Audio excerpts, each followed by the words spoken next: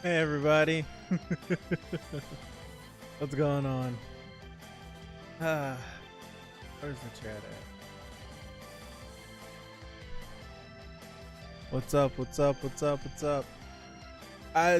The thumbnail for this stream is the worst thumbnail I've ever made ever.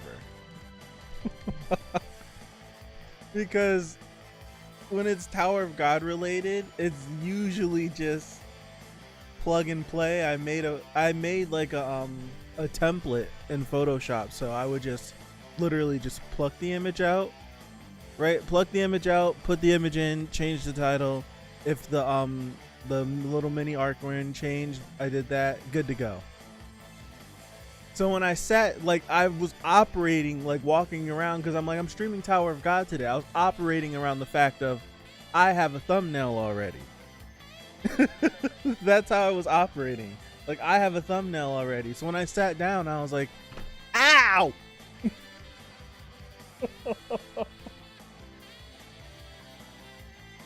Ah!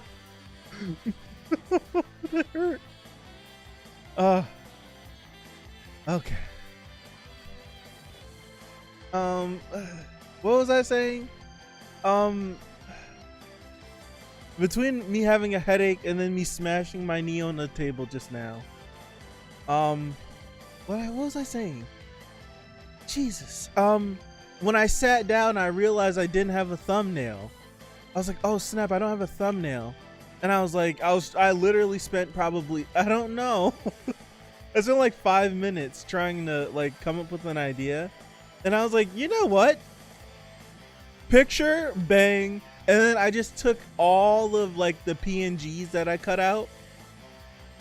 I cut out like all the PNGs I've used since I've started. Like, you can see some look better than the others because some were from when I didn't know how to use Photoshop, and I kind of know how to use Photoshop just a little bit now. So some look better.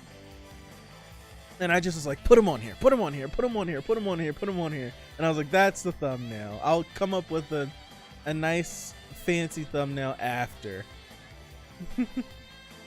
What's up, Urine? What's up, Udine? I said Urine, Jesus forgive me. NW, Pipe, Matthias, Dexter. Flawless, Faithless. Hey everybody. Yeah, there was like 90 people. There's like 90 people in that What Me a stream. I know, it's crazy, right? At 9:05 to be exact. Not even last week. I want to say Thursday. I never clipped them out. This is all the images on the thumbnail is stuff that we accumulated throughout the months. I made that right now. I just was throwing stuff. You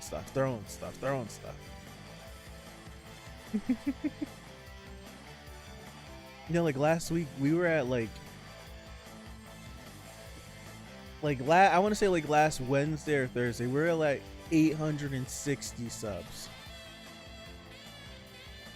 It's crazy how one show, like 50 subs in a weekend. That's nuts.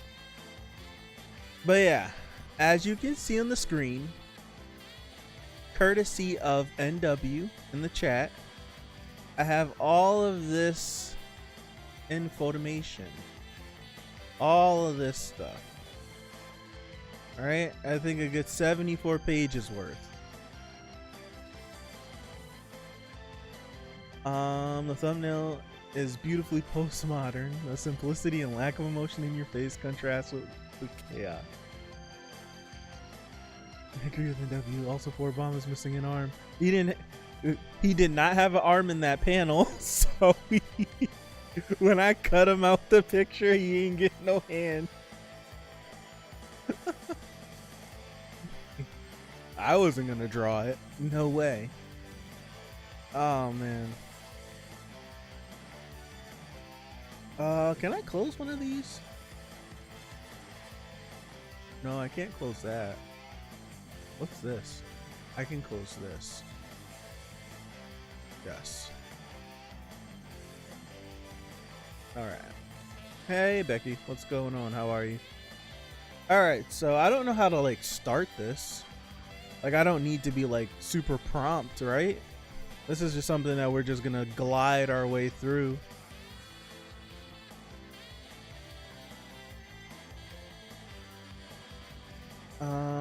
Very casual. I'm gonna be very casual today and just try to be casual. I don't know.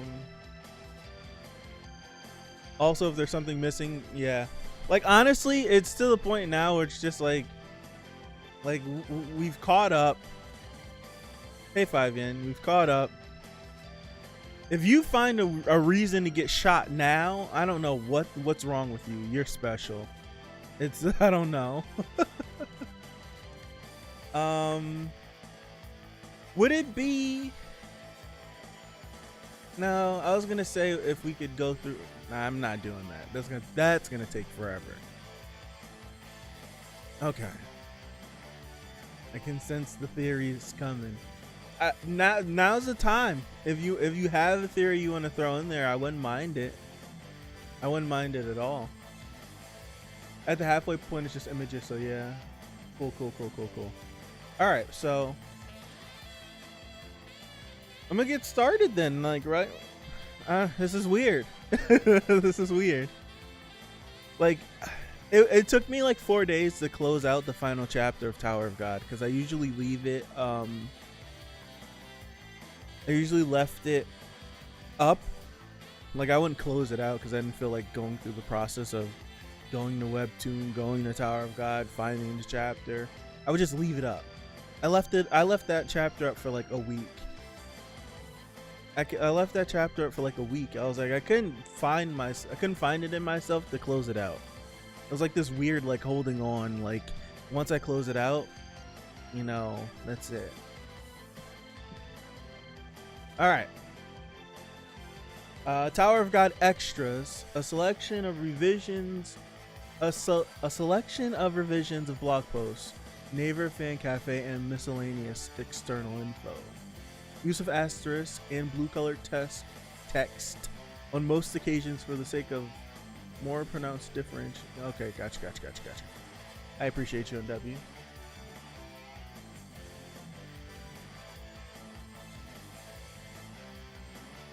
Introduction.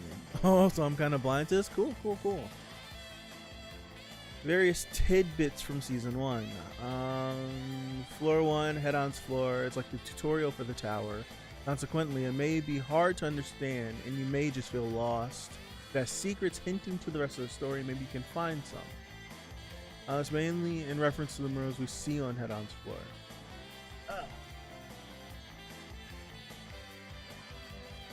That looks like a king with a sword. This kind of looks like a king with a sword. I could kind of zoom in. I don't know how it's gonna like adjust itself for you guys, but yeah. Looks like someone with a crown with a sword. There's some stuff around it. That is a butterfly. Yeah. Looks like some kind of beast with a horn.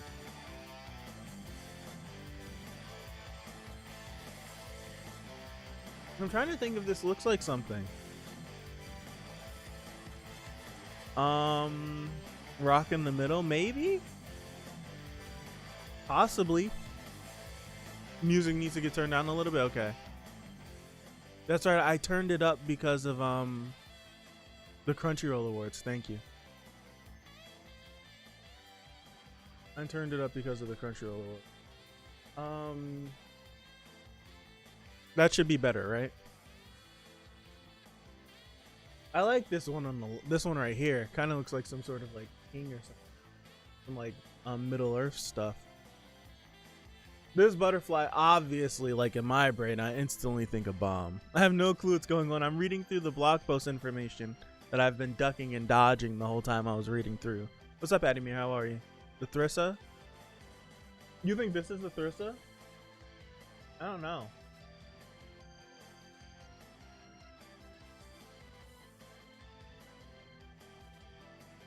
Wang sword? You think so? I don't know. Maybe. Possibly. Wasn't there like some image of looks more like a moth? A little bit, yeah.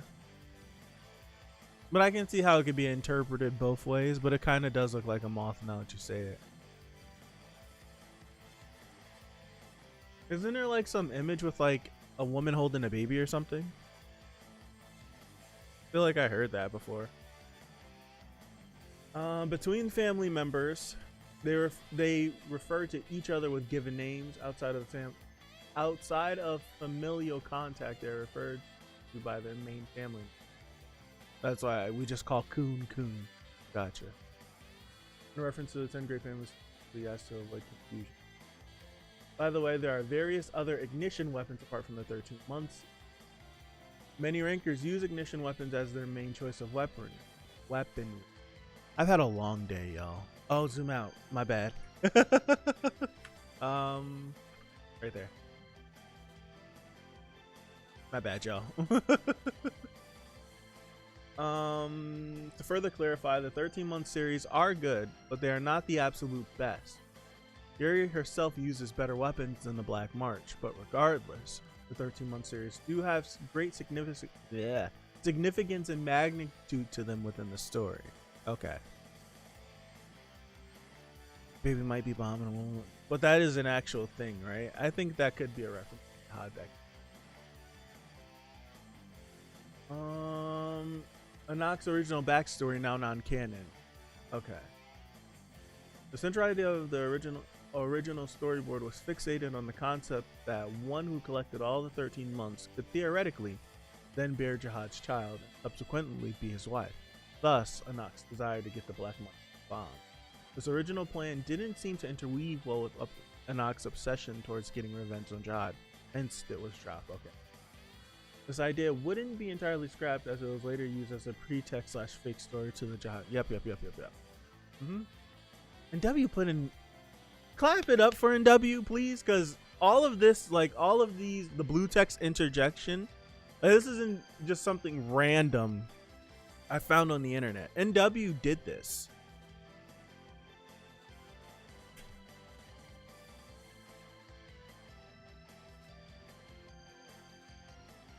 Right here. In the tower, age is a meaningless concept actually. Years lived are considered less important than the body's age and its racial trait. Power and position come before age in most cases. Yuri, Koon, and Endorsi talk informally to most people since they are from the great families, while Anak speaks in a formal tone to most people. Sometimes learning to use Shinsu stops the body from aging. This sometimes. And W, I do not know. I don't know what this word. And it dates. Antedates.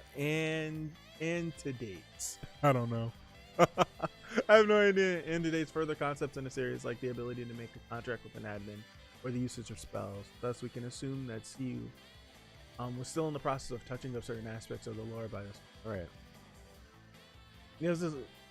Yeah, all of this is from the beginning of the series, so you could definitely pull that he was still like solidifying everything.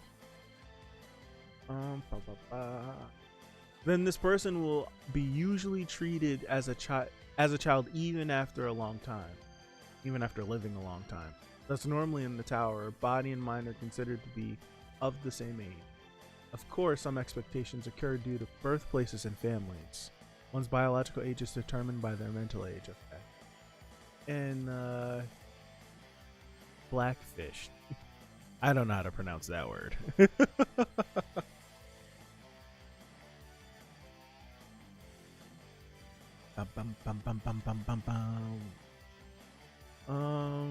Comes before basically. Gotcha. I think I just don't know how to. I knew what the word meant. I don't know how to pronounce that name. Did someone make this blog post? Yeah, NW did. What's up, Jimbo Jet? And W probably has a word of the day calendar. I would not put it past them. I lost my Hukurin translation name Blackfish. Technique was revealed in chapter 37. It's a Shinsu technique that the scouts use to block lighthouses' lights. Loosely a waving black feather that blocks out light. Using Shinsu manipulation, the light is temporarily blocked. It is an advantage for scouts because of their fondness for darkness. Of course, the light bearers can use a reversal technique to block the blocking spell. This is where, like, this is the stuff where you're in, like, when you have a great idea. Like, I'm not giving out specifics, but I'm in the process of, like, this, like, figuring out your power system. I'm in the process of doing this. I totally am, and it's tough. It actually is tough. It just doesn't come like that. It just doesn't come like that. I kind of want to do this now. Hold on. 37. I just want to pull it up so we can look at it.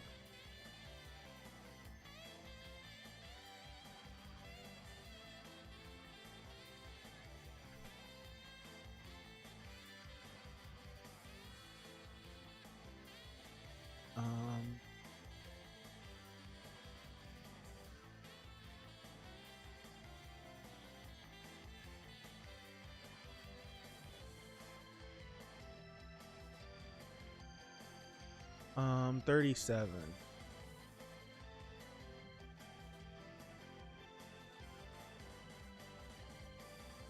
$34.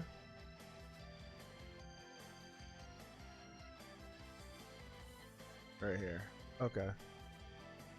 I haven't looked at season 1 in like a couple weeks.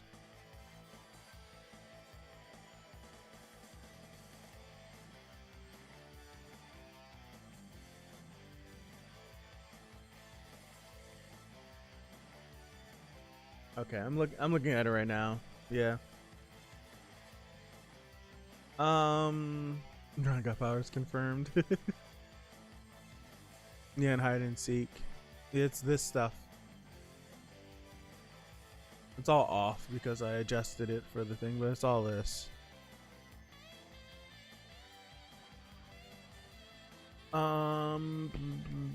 Of course, librarians can use a reversal technique to block the blocking spell. A-rank items are extremely rare in the tower. Rankers usually don't have any.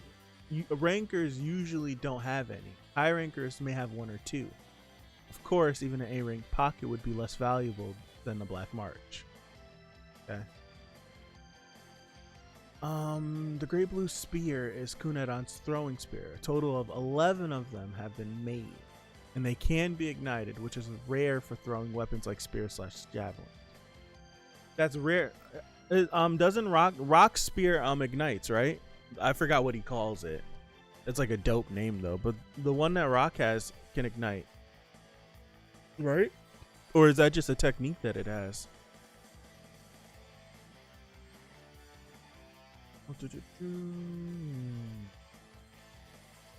When ignited, instead of flying to the target, it supposedly destroys everything in front of its immediate path. This is yet to be confirmed since Enon has not thrown it yet. When ignited, it is comparable to a B-rank weapon. Mago is another one of Enon's spears.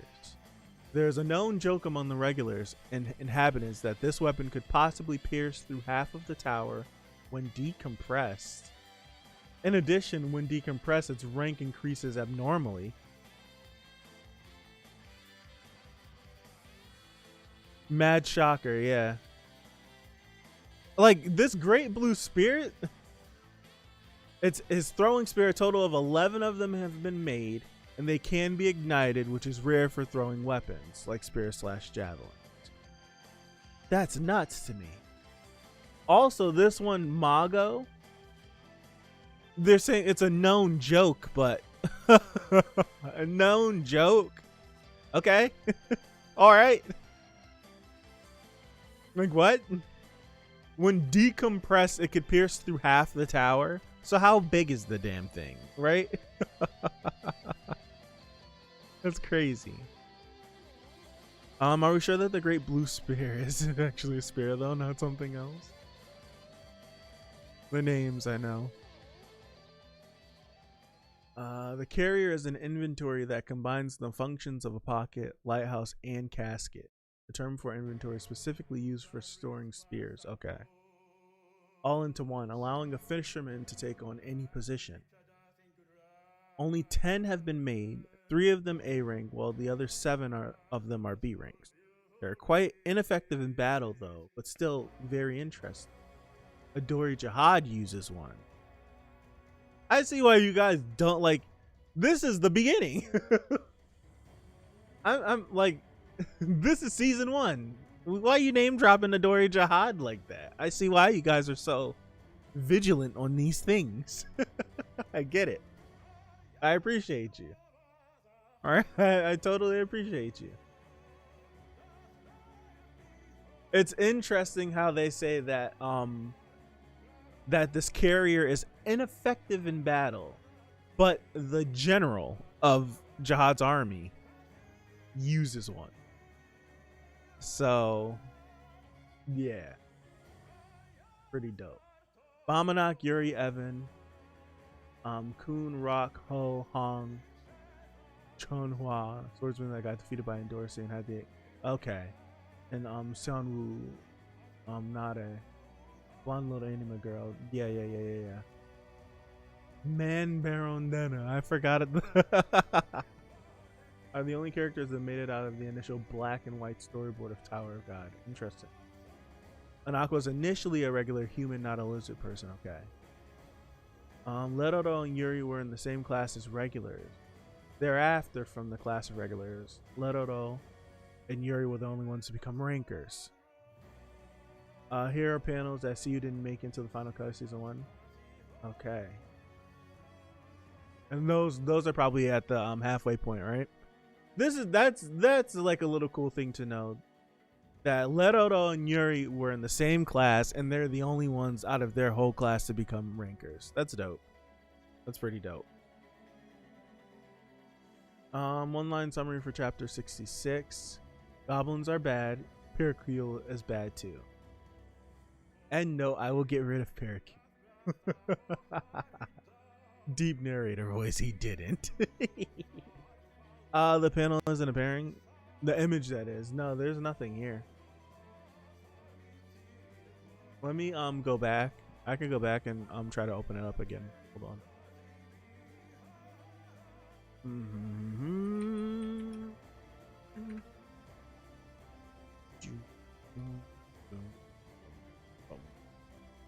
Oop, wrong email.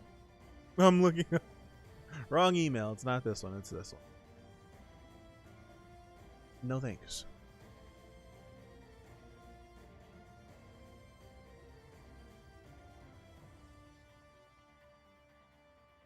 Let me open it up again. Oh no, it's right here, but for some reason it's not here. I'll open it up again. Hold on. Let's see if this shows up.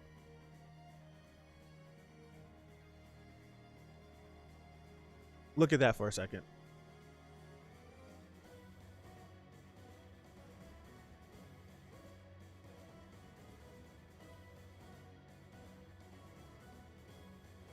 No, it doesn't show up for some reason when I open it up. When I open it up, it's not here, but like when I open it up in my email, boom shakalaka, I see it. So weird. It's weird. All right. Yeah, one a doc file and one a PDF. Let me open up the PDF version. Yes. This one. Oh, wow. Jesus. Come on.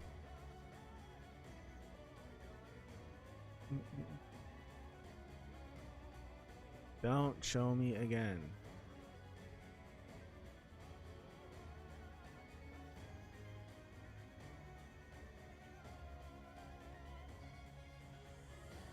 It's currently loading. I don't know why it's loading, but it's currently doing something. It's currently doing... Oh, accept. I'm an idiot.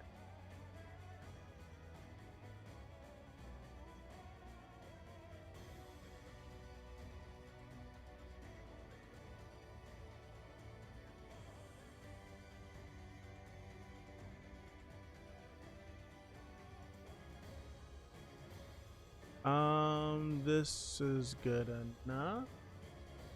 Do this. Took you forever, but there we go.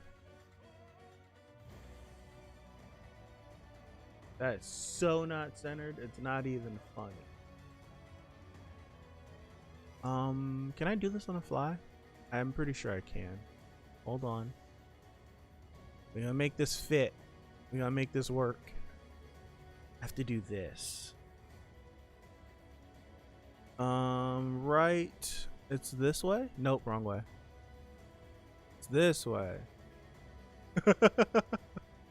Technical issues are fun.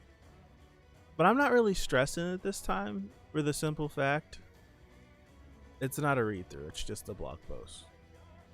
If this was a read through, I'd be going crazy.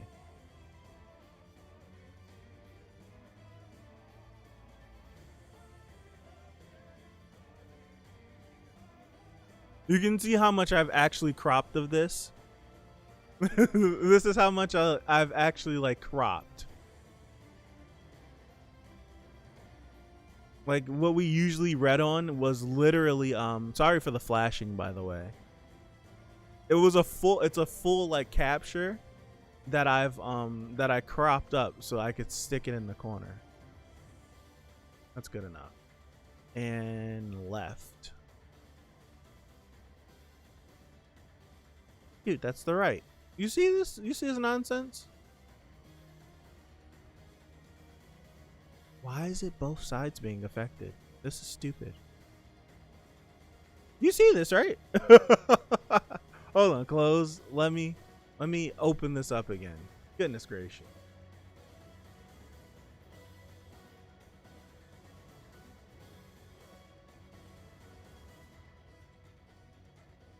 I don't understand.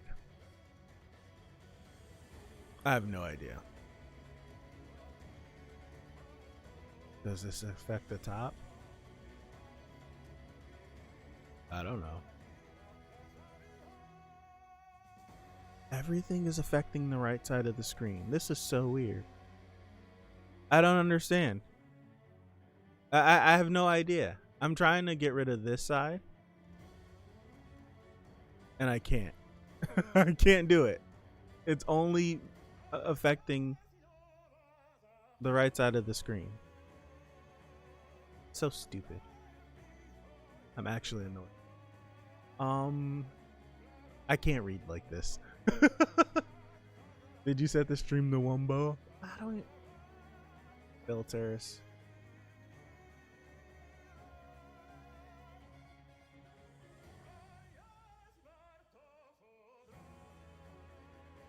Whatever. We're gonna make this work. We're gonna make this work.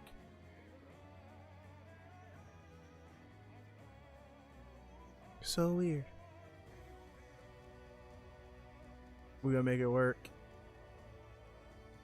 We're gonna make it work. Good enough. Right? Good enough.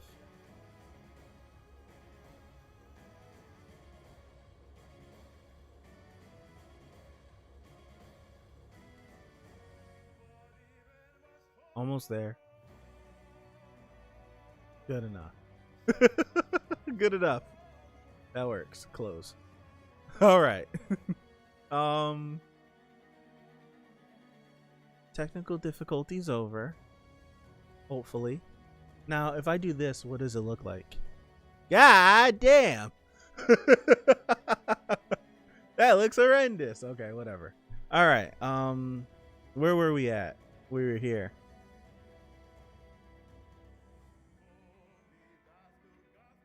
All right. Some links at the end of the document I added. Gotcha. It's not gonna have me. All right, cool. Here we go.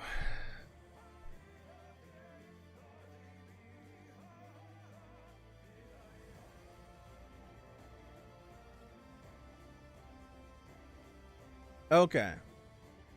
In regards to Red, who are infamous even within the Zahard family. The enemies they face are all people who were once in the Zahard family. So even though the criminals they encounter are all ex-Zahard family members, they don't feel too good about them. It's kind of like the feelings between the military police and an official. Furthermore, the enforcement division has independent ranks and command hierarchies. The only person the enforcement division serves is Zahard. However, it isn't like the division is loyal or anything, because most of the members come in to fill their needs of murder and wow. Wow. He didn't have the dots on his face when he was little, huh? He didn't, huh? I didn't even pay attention to that. Doesn't seem like it. Add the links under the Discord and spoiler channel. Cool. Yuri with pigtails, right? This is interesting about the Royal Enforcement Division. That's pretty interesting. There are a lot of disparities, among the individuals loyal to Zahard within the division. The only thing that they have in common is that they are all in awe of the power of Zahard. The ones with the highest loyalty are the Royal Guards and the Bodyguards. Ren was a part of the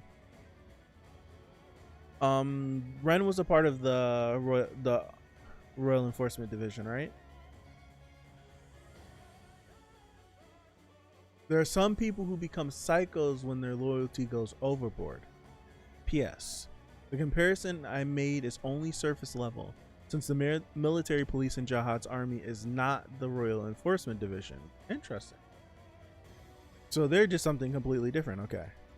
Yuri has very strong physical strength even among rankers. The Ha family is very strong genetically, and because of their specific contract with the Guardian, they are the family with the strongest body strengthening ability. Shinsu reinforcement, okay. Leroto's dots are based off of the design of Pikachu. Golly, I can't say it. It is not a dot/mole though, but a drawing. It symbolizes that a special test has been conducted by the user. Okay. Regulars who fail to pass the floor of tests are stripped of their rights and returned to the outer tower, not to be confused with the outside space independent. Okay. So it's like it's the inner tower, there's the outer tower, and then there's outside of the tower. They just return to where they came from, essentially. After the third floor, they have the right to retake the test. They say that most people who pass the floor of test will also pass the rest because the difficulty is not that high. If they give up in the middle, they are stripped of their rights and are sent to the middle area of the tower. From the 20th floor, the right to live in the middle area is granted. Many take the test after entering the inner tower, but a test requires a lot of points, money, and because of the increase in difficulty, they say there are a lot of regulars who give up on the 20th floor. It is said that even after they give up, their premium status as former regulars helps out a lot in malts in their daily needs.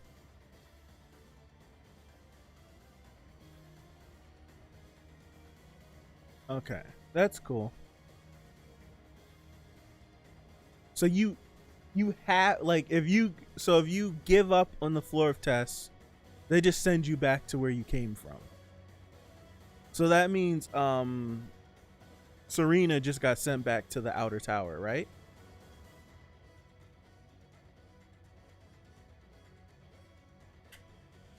That means she got sent back to the outer tower.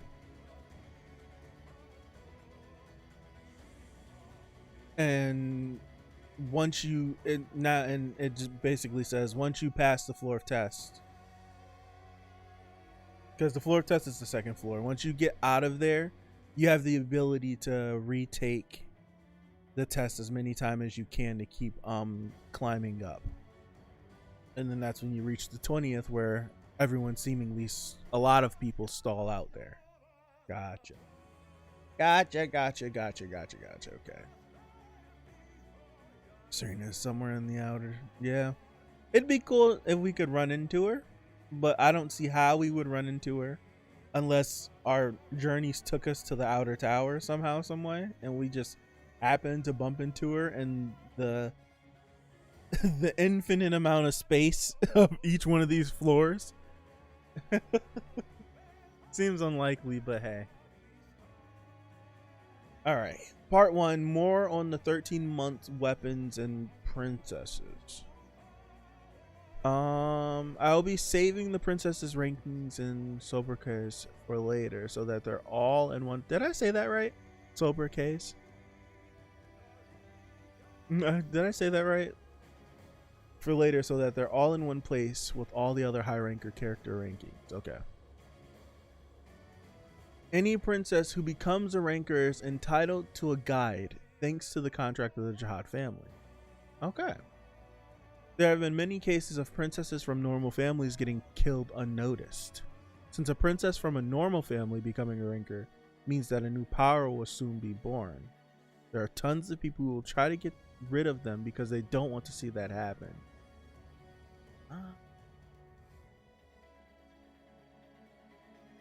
What does that mean, a new power will be born?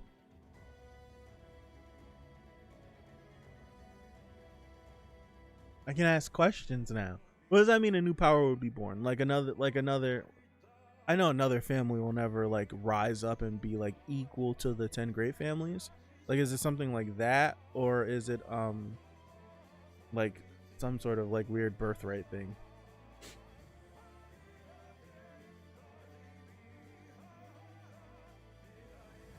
Okay, cool. A new powerful family, someone equal in influence to the 10 great families. Gotcha.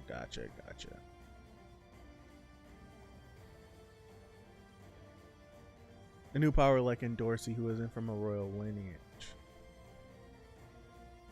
Thank you. Okay. Gotcha. Makes sense. It makes sense. They wanna keep that power within the 10 families. They don't want that power spreading out. I totally get it. So you had also prepared a Zahard princess arc, however, it might run a little later than expected. Names of all the princesses with underlined links to their wiki pages for the sake of brevity are Adori Zahard, Alfred Zahard, Alfid, camera, oh, thank you. Alfid Zahard missing, Ari Zahard, no, and Jesus, I need to get closer.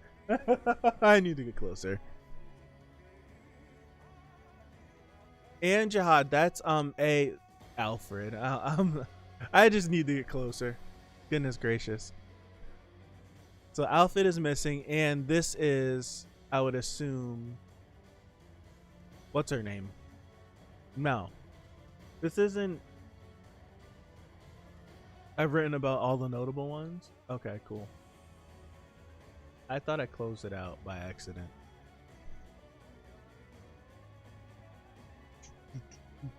Anak Zahard, original deceased. Anak Zahard, a legitimate princess. And Dorsey Zahard. Ari, I'm not saying that. Ari Horn Zahard, she's the first princess. Ari Rose Zahard. Eurasia.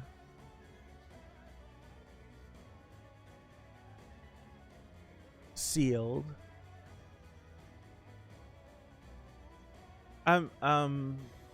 Okay. Okay, you guys. I was confused because I'm like, that's not Anne, is it? Right? I was like, that's not Anne. I was like, that's not Anne, is it? And it's like, no, because there's different ways of how you actually spell the name. For me, it's A-N-N-E when I think of it, but it's E-N-N. Okay. Gotcha. That's this one.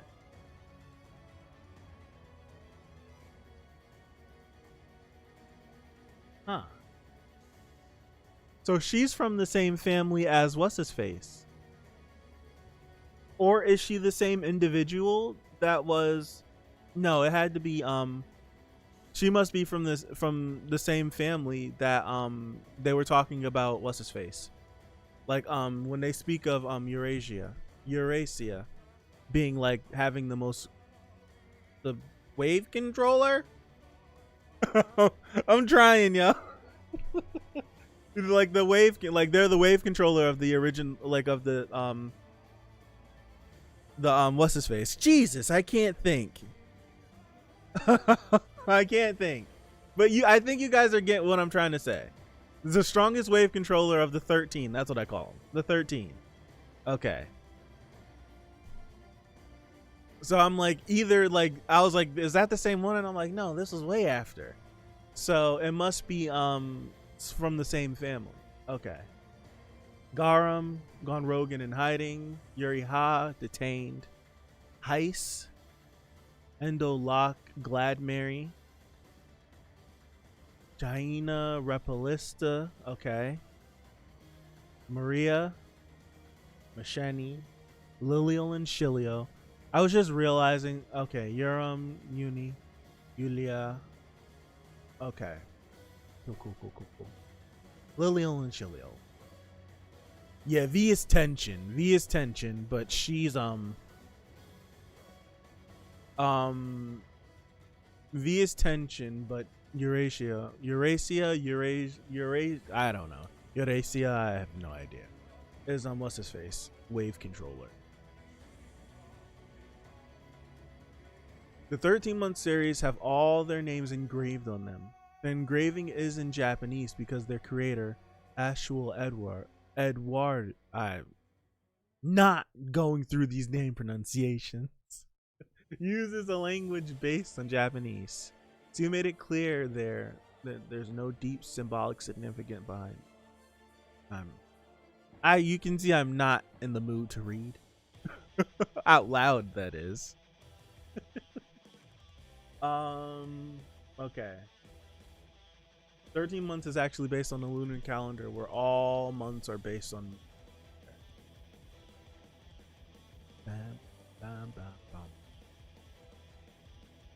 When an official princess accepts one of the series, she must abide by a set of rules. She may not give or even lend a 13-month series to another person, otherwise they may be viable for execution by Zahard's administration. Yuridom broke that one. A princess may own more than one weapon from the 13-month series, such as Yuri Zahard or Garam Zahard. A princess can refuse a weapon from the 13-month series. Ice Zahard, upon becoming a ranker, was presented with the 13-month series, but she turned it down for unknown reasons. Okay. Notable blog post / outside info on certain princesses. Most of them have almost next to no info, so I'm only focusing on a select few.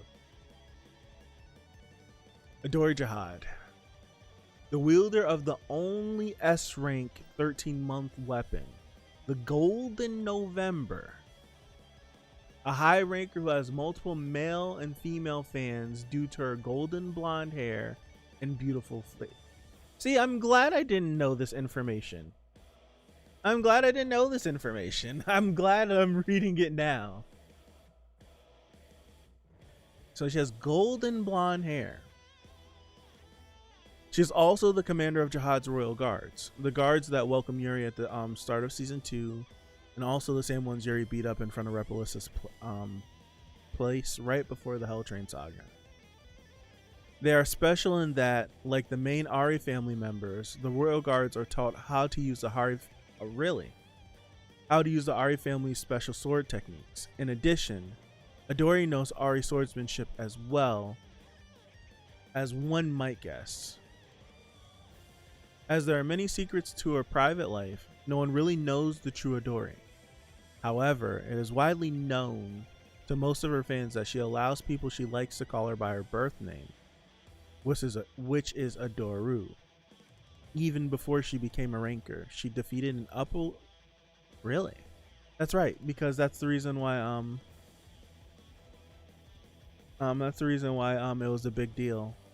for Bomb to do all that stuff with passing the ranker test.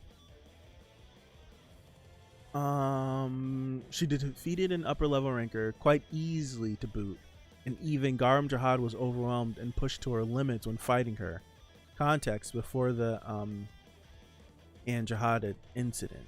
Garam and Adori fought once, okay.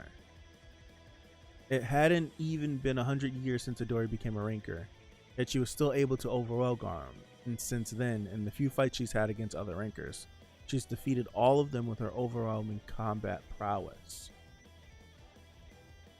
It's probably disgusting to listen to me read right now. I'm sorry.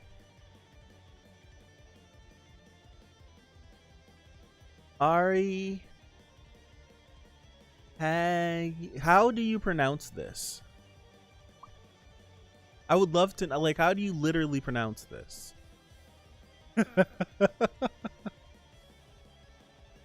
Haggy? Is it Haggai, number 1, or is it Haggy, number 2? Haggy Ferion. Haggy Ferion? Or is it Haggai Ferion?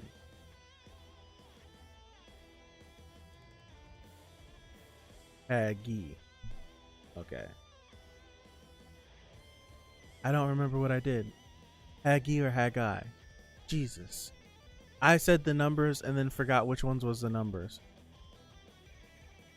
The wielder of the Red October. Nice Tom Clancy reference, yeah. She is a high ranker and one of only 2 people to have passed Ari Han's special test on the 100th floor. More on that later. Her reward was said to be very personal and childish. The other known person to pass this test is Urek Mazino. It is speculated that she is likely the one who defeated the FUG Slayer White and thus precipitated his exile inside the Hell Train, since White was supposedly defeated by a member of... Okay. Okay. Haggy. Okay. Oh, gotcha. I appreciate you all. I appreciate you all. Interesting, though. She's the wielder of the Red October. The fact that she's passed this test that only Urek has passed. Well, the only known person to pass it is Urek. That's saying something. The other 2 known Ari princesses are Ari Horn Jahad, the very first princess of Jahad who is currently missing, and Ari Rose Jahad, a regular princess who is said to have an antagonistic rivalry with Princess Hendo Lock Gladmary Jahad. I'm including Horn and Rose here because there's not much extensive information for them to have their own sections. Cool.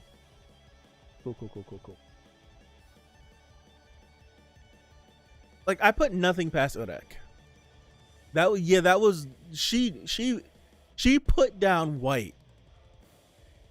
She put down White, and that was full power White, and all of his cockiness, and all of his glory, full power White, and she put him down.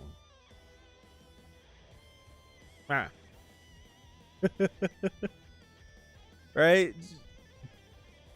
Allegedly, but not confirmed. You shouldn't have let me read these things. This is facts now. They're facts now. But yeah, rumors. Take it all with a grain of salt. Eurasia and Yeon. The wielder of the colorless December, who at some point also took the White February after killing the original unknown owner. Excuse me. No. It's how do we not know the owner of this? It must have been a princess, right? Like if it's the owner of what's this? Run us back.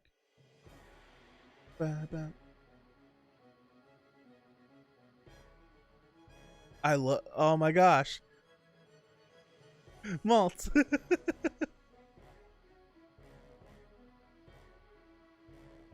But so far we know.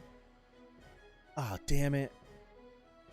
Well, so far we know the White February, the Black March, the Green April, the Yellow May, Colorless December. What was what was the other one?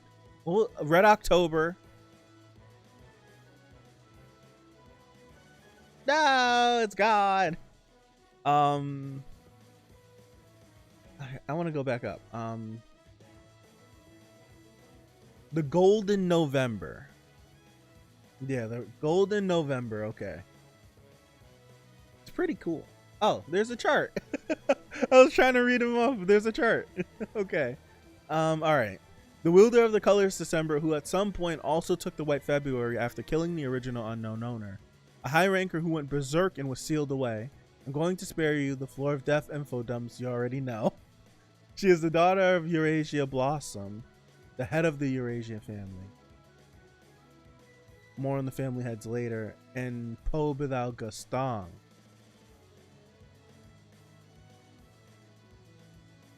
Ah. Oh no, we're dropping frames. That's interesting. Her mother was supposedly opposed to her becoming a princess. Citations on the wiki are missing for this. Okay. Uni Zahard and Rebecca Pon Zahard were killed by her. And Koon Masheni Zahard and Pondo Zahard helped in catching her.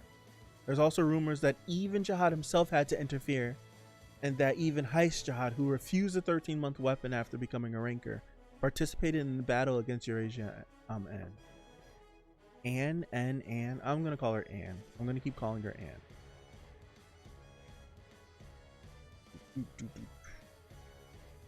Damn it, I lost my place. It's widely known that her father, Gaston, was both Blossom's greatest fan and critic. There are many stories floating around about the romantic union of the two. However, most are fake. However, it is a fact that a certain legal document exists in the possession of Anne that contains a notable secret about the two. After Anne was sealed away, her parents split up and forbade marriages between their families. The main Eurasia family is now opposed to the selection of Zahard's princesses. Ooh, that's juicy. That's juicy. Wow. That's why is she's I'm like her, like when she gets introduced into the story, it's still like rock solid my favorite part of the story so far. Interesting. So that's interesting that she's the daughter of two of the family leaders.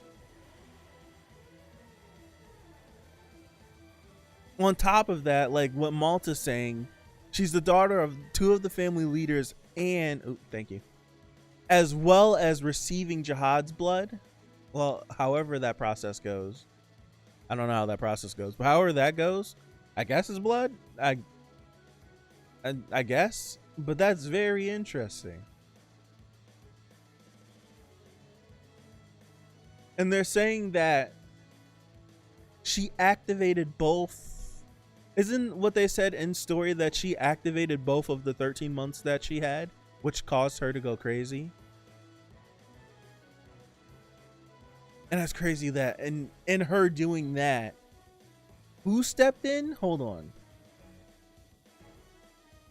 So Masheni, Pondo, rumors that Zahard had to interfere, Hayes had to step in. That's crazy. Like, that's crazy.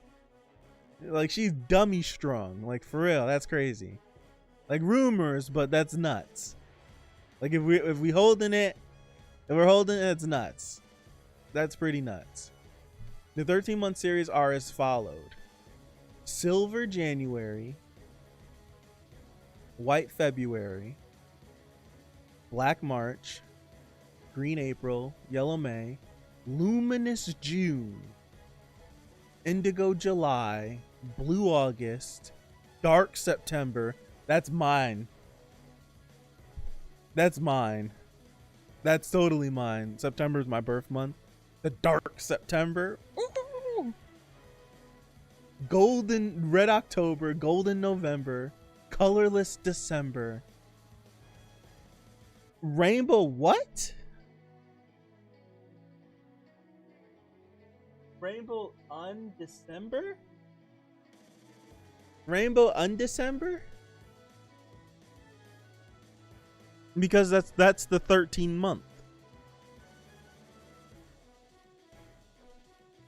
Like the Undecember. That's I was like that's the 13th month. Huh. Interesting. White February, interesting, yes. Arms inventory. It is said that the 13-month series were made from materials provided by Zahard.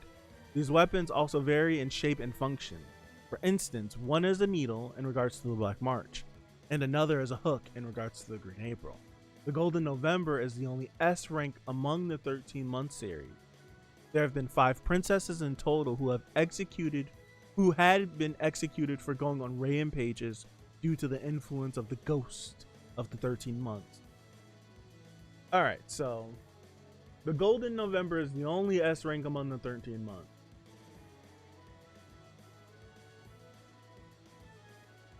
And it's interesting that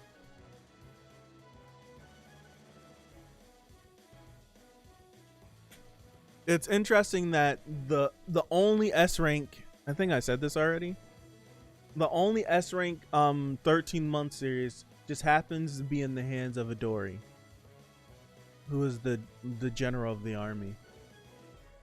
Right? It's an actual month on December on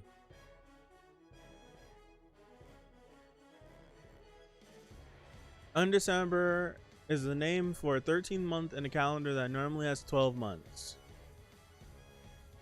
Duo December is similarly a 14th month. The word Undecember is based on the Latin word undecim, meaning 11. This formally and it's formed in analogy with December, which, though the 12th month in the Gregorian calendar, derives from decim, meaning 10. The word Undecember, abbreviated, is recorded from a Roman inscription according to the Oxford Latin Dictionary, which defines it as a humorous name given to the month following December. Okay. I didn't know that.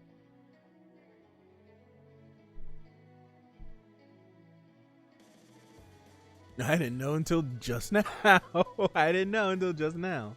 Wow. Okay. Part 2. Ashul Edwaru. Ashul Edwaru is the famed blacksmith who created the 13-month series and is one of the master artisans of the tower. Is it artisan or artisan? I worked at McDonald's for way too many years, so people pronounce this word as artisan, but I've always heard it as artisan.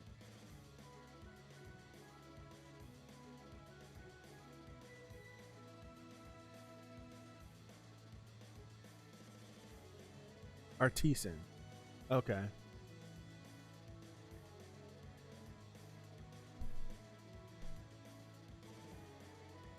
Dum dum dum. Yeah, Pipe, you did change your profile picture back. I think it can be either. Same way. I want to theorize who is going to keep which month. Ooh, I would like to do that. Well, it's hard to do that because we don't. Well, I don't know. Artisan refers to food. Artisan is for crafts. Okay.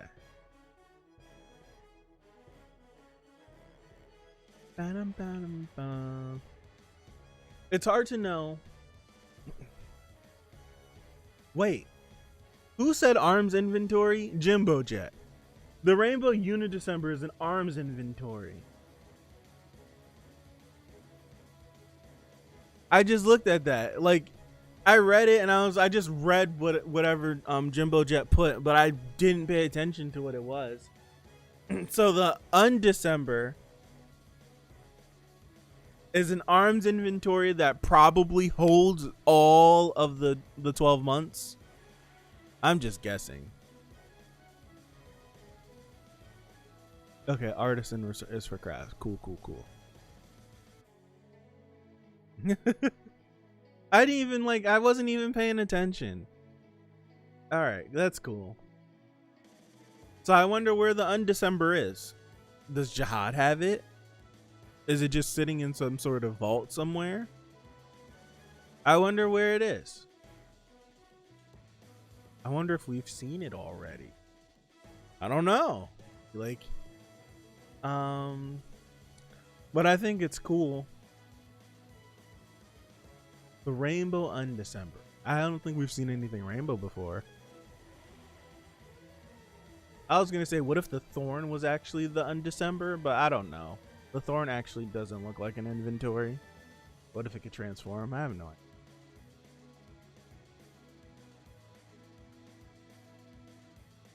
I have to go. Okay, I'm down here. Artisans of the tower. In terms of his position in the Gong Bang, the other name for the workshop, okay, he would be similar to a high ranker. He also happens to be the author of the book of the tower's weapons, for which only the introductory segment has been preserved.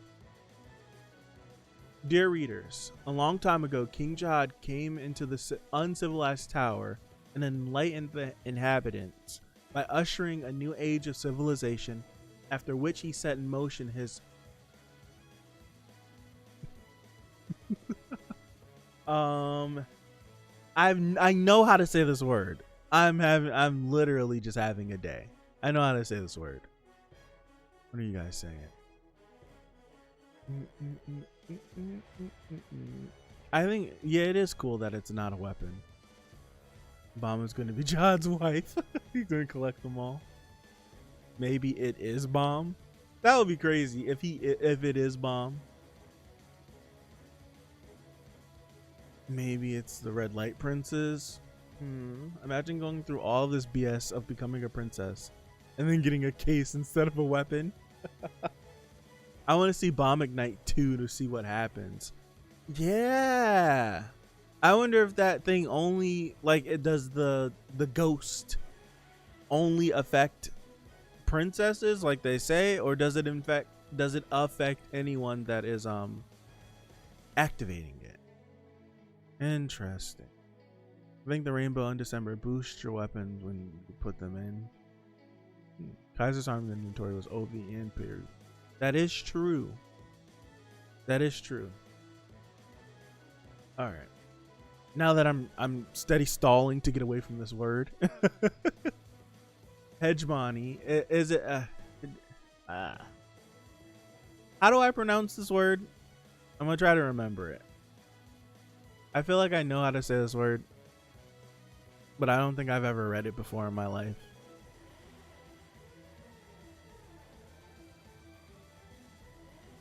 Just Google the pronunciation. That takes too much work.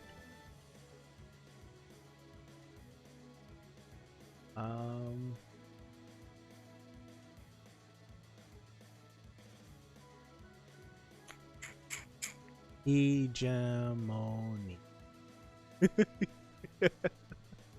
Hegemony. Hegemony. I know what the word means. Alright.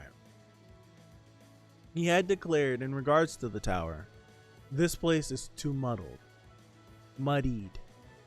For us who were born and raised inside the tower, it is a statement that makes no sense. But for the people outside the tower, the irregulars, it is a concept that they are all too familiar with. Surprisingly, there is no Shinsu in their world. and something called air fills their world instead. They have stated that the tower filled with Shinsu is too boggy and uncomfortable for them. I thought they said there was Shinsu outside of it. I thought that, I don't know. Now I'm freestyling that. I thought there was some. I thought they said Shinsu was outside of the tower too. I'm keeping that Google tab open. Like, what the fuck is air? Yeah, I would imagine you can't use the. That's a good, cool thing to point out, Dexter. Imagine breathing air. All right. I've never seen air, but I have found out some commonalities and differences between air and Shinsu by interviewing the irregulars. First, the common point is that they both let beings breathe, and they both flow constantly. Another shared aspect is that they are both powerful enough to threaten others when they flow harshly. Right. Then the biggest difference is, indeed, the characteristics they exemplify whilst displaying various fluctuations in their levels of concentration. In Shinsu's case, it's more like a gas when it's in low concentration, and more like a liquid when it's in high concentration. But it seems air is not liquefied even in high concentrations. The second difference is the respective dissimilitude in manner of circulation. The circulation of Shinsu is very fluid, but there is no common laws of physics being followed. Oh, page break. There's no common law of physics being followed. In addition to which, we must consider the fact that the movements are all different depending on the floors of the tower. On the flip side, it is said that there are set laws in the circulation of air. I want to dip my toes a bit more with the laws, but research is slow because none of the irregulars that I have met are knowledgeable enough about the laws of air. That has to be frustrating, right? I don't know what that is. That would have to be frustrating, being so intrigued by something, trying to figure out like what air is, and it's just like they can't explain it to you. It's funny. It's funny. The third difference is consumption. Like they don't know. It's like we don't know physics. Like if you were to ask me like to break down what air is, it's just like, I don't know, dude. It blows sometimes. I breathe it out. I can give a little bit more than that, but I can't. You wouldn't be able to satiate his desire for wanting to know. The third difference is consumption. Shinsu exists everywhere inside the tower. As a result, Shinsu exists even in a room that is completely sealed. Shinsu does not flow in from somewhere, but it is rather created from the tower. Subsequently, we can live in sealed off places. Air is not created from within space itself inside of sealed places, and if a being is locked inside a sealed room, the being will consume all of the air and die. This seems like an uncomfortable death by all accounts. Not wrong. Your readers may not understand why I, a being who is not even a wave controller, am writing about Shinsu on the front pages of a book about weaponry. I dare say it is because you, my dear readers, are ignorant of the weapons of the tower. Shinsu and the weapons of the tower are interrelated. Jesus, excuse me. You cannot fully understand the weapons unless you understand Shinsu. All of the weapons we inhabitants use are modeled after the weapons from the outside of the tower. Ooh. All of the weapons we inhabitants use are modeled after the weapons from the outside of the tower, which Zahard and the 10 family heads brought in with them when they came inside the tower. Their weapons here, of course, all made to suit air, not Shinsu, even though some were supposedly used in a vacuum. What could you use in a vacuum?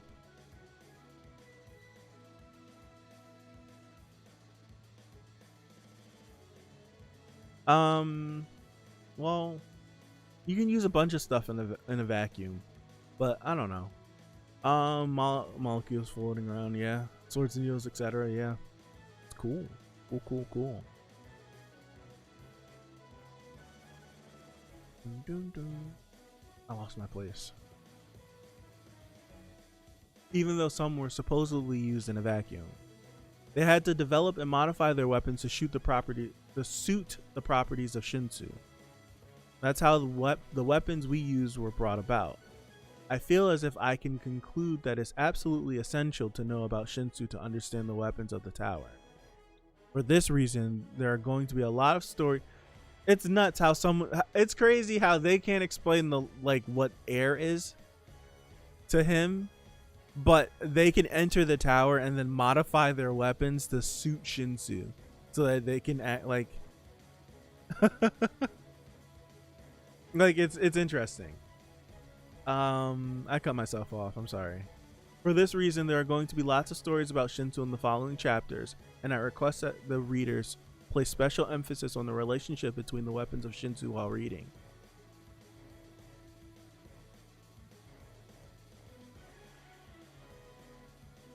The vacuum part is so mysterious, right? I think this whole vacuum part, I don't think he's not speaking of the tower. He's speaking of them using weapons like us. Like, what could we use as a weapon inside of something like a vacuum, like a sealed place? Like, no air. You can't use non-melee weapons in a vacuum, so guns, explosives, etc. would be no good, right? Because there's no oxygen to essentially fuel the fire, to give birth to the explosion. So that's interesting. So that makes me wonder, no, how they seem. I don't think they had guns.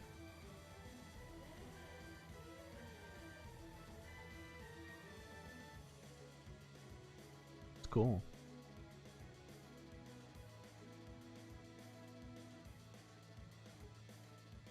Yeah, it does make sense why they have swords, even though they're useless.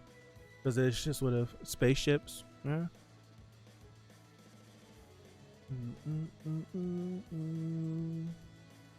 Right.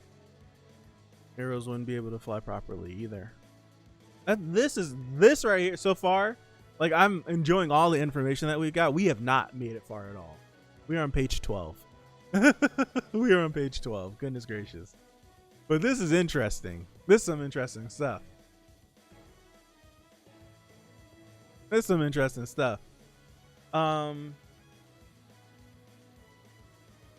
Of course, it would be unwise to mention Edwaru without also introducing Maxeth.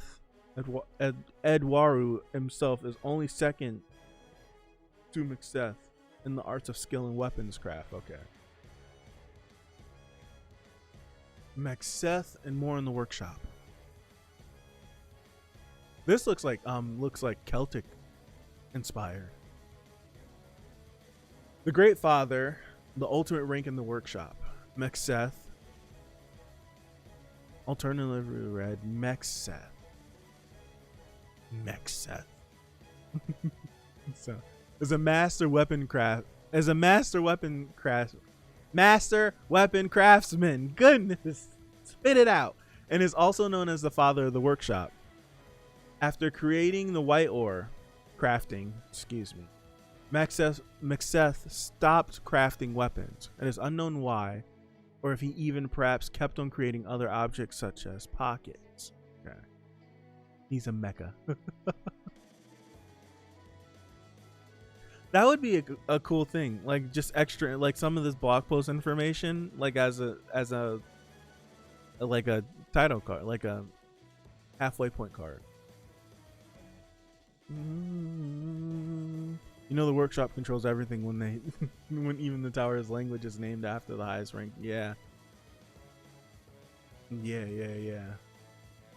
right. The white ore is the only sword made by Maxeth and is currently owned by Ari Han. The white ore is known as the only S+ rank weapon inside the tower. Warriors in the tower say the well-edged weapon is like an oarfish because of this.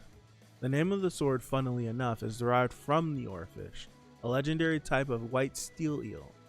At this current point in the story, the white ore is the tower's most powerful weapon that we know of. How many people had to die to make that one? Mexeth was indigenous/native to the tower before Zahard and the great warriors, family heads, entered it. He was also a major factor in helping them climb the tower. It can be insinuated that almost everything that can be and is called science in the tower originates from him. All pocket models translate the various languages of the tower to Mexeth's native language. Oh, okay, that's interesting. Wow. That's what Pipe was just saying. Pipe is reading ahead because I'm taking too damn long. He has 4 artificially created children by the name of Max, Mai, Mad, and May, and each of them hold the title of Great Teacher within the Gong, the workshop. His most notable creation in the realms of artificial life forms is Flux, who holds the title of Father, 1 rank below Mexeth, one of the 3 lords of Zahard, who we will take a look at in the next segment after this. Okay. The workshop, pronounced the Gong Bang, literally meaning workshop, is also referred to as the creation room, the blacksmiths, the factory, or the Gong Bang. Is an organization founded within the tower by the Great Father Mexeth. According to Mexeth, it also exists outside the tower, and no one knows its origin.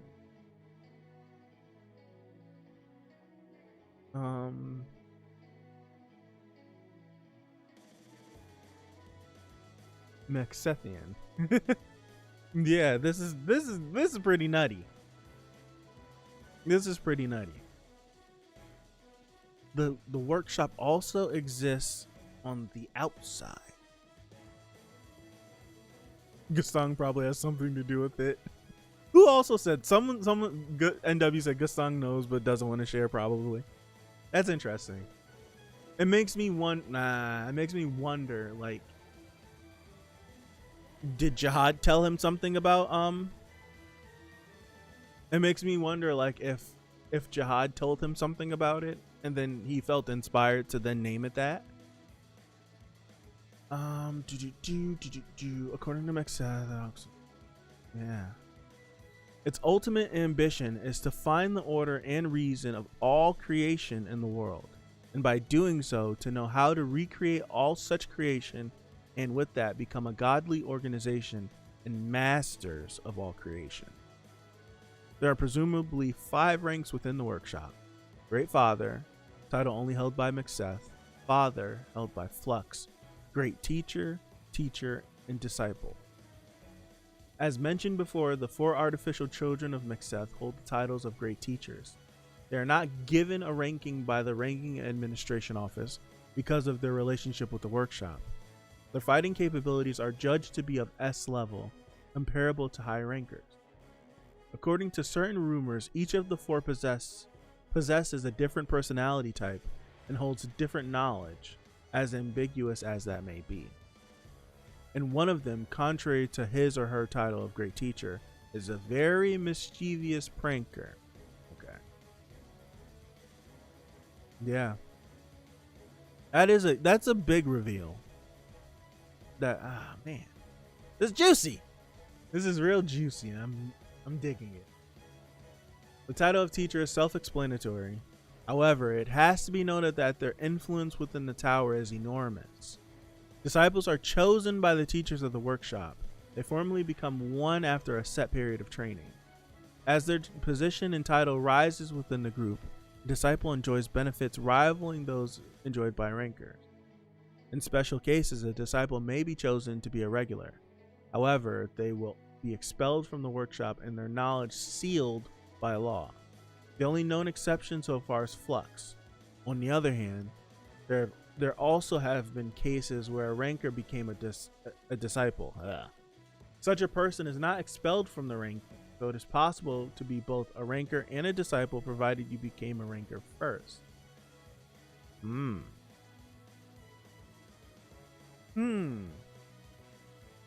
Ew. That's interesting.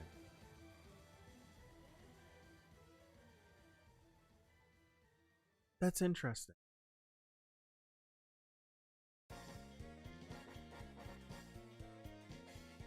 So, like, you could be a ranker and then be chosen to become a disciple. And then upon that, you're already enjoying your benefits as a ranker, and then you have like your disciple privileges as well. But then if you're in the workshop then can choose you to be brought up to the level of a teacher, which would have even more influence, right? That's crazy. That's pretty crazy. The amount of influence you can have if you are chosen.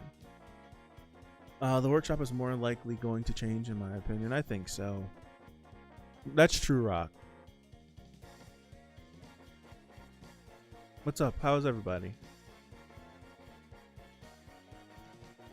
Yeah, like if you really like, that's a good point. Epic Games, the workshop knows almost everything.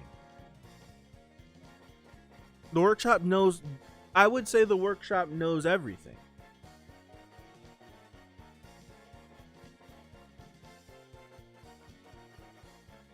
Wow.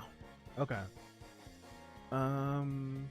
Due to their unparalleled mystery of science and weapon engineering, the workshop, if not for their independence and complete disinterest in the tower's power struggles and politics, is strong enough to be a threat to Zahard's empire, as further stated by Koon and Luch. When an unnamed test administrator of a floor created a commotion with the workshop, an attending teacher completely humiliated him. The ruler of the floor himself came to ask for forgiveness from the teacher after the news reached him. A teacher did that. A teacher did that. A teacher did that. Not a great teacher. Not father. Not a great father. A teacher did that. Okay. Okay. All right. Teacher Shibisu. Too powerful of a group not to have that much exploration and story, especially after 10 years. It just makes me feel like, how far are you gonna go? Like, how far does this series go? That it's one of those, like, how far does this series go? It's nuts. It's pretty nutty. It's pretty nutty. I'm kind of like having my mind blown by all this information. Like, a teacher went to a test, like, that's crazy. An attending team, he just had it right. This is crazy. This is crazy. Part 4, the Three Lords. The Three Lords are a trio of regents that take turns ruling every 1,000 years over the Zahard Empire. The Three Lords system is actually an old tradition that has existed since Zahard first established the empire and the tower, and stems from the crest of... So that's the three eyes? Need some water.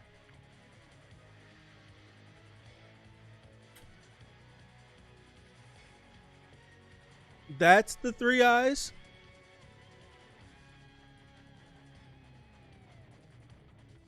Huh. I mean, the Three Lords are a trio of regents that take turns ruling every 1,000 years over the Zahard Empire. The Three Lords system is actually an old tradition that has existed since Zahard first established the empire in the tower, and stems from the crest of the Crimson Three Eyes of the Zahard family. Well, I think that's what that's not what the three eyes are. He took the symbology of the three and then created these three rulers upon him becoming king. Okay. Right? It's pretty crazy. Flux. This lord is also known as the Magician. So he must be the one, well, Flux is the one that's the trickster, right? That they just mentioned a little earlier up here. Well, no, he's the great teacher. They said that one of the teachers were what's his face? I mean, like, so he must be the trickster if he's the magician, but I don't think so. The lords have the highest authority. I skipped that whole part, didn't I? The Three Lords have the highest authority in all the politics of the tower, and have the final say on all matters submitted by the rulers' conference.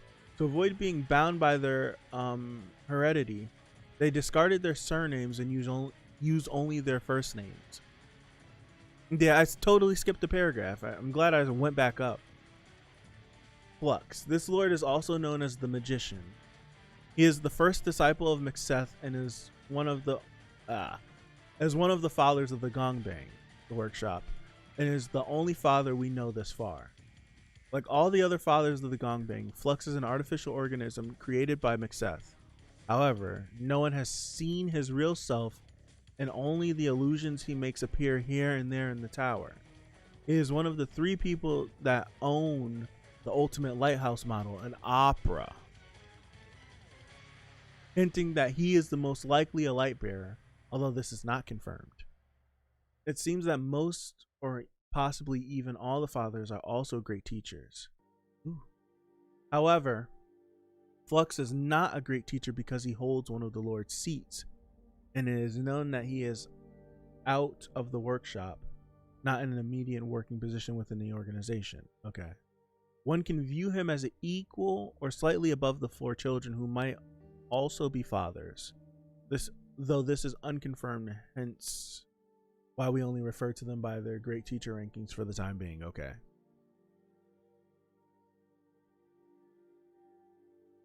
So this all right, so hold on. I gotta change the music. I gotta remove this out of the playlist. I didn't realize it. All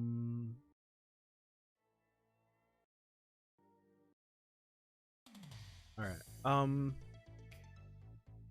Flux equals Loki. Yeah. Yeah, he's the only. Yeah, that's true. They said he's the only one that has an exception to have his knowledge sealed. Repalista has one opera. She does. There's 3 operas. I think what pops in my brain when I think of opera is the fact of Urek said that, like, they I think was it whoever, I forgot who it was. I don't want to say Koon, but it was something about like trying to stop him with the lighthouse, and he was like, dude, and like if you wanted to stop me, you would need an opera, and then an opera wouldn't stop me that long.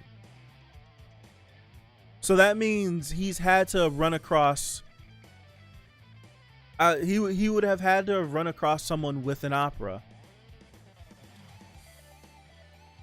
And if Flux has an opera, Repalista is the one that has an opera, right?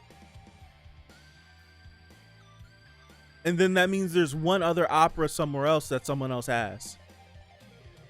Urek, yeah, only for like a millisecond or so. Okay. I guess Zahard has the 3rd opera, but who knows? It was Prince that tried to stop him. Okay, thank you. I couldn't even remember that far. I remember Urek having that conversation though. I agree, 5 Yen. I totally agree that it probably would be better as a what's his face? A novel? That's what you just said. Did I finish reading this paragraph?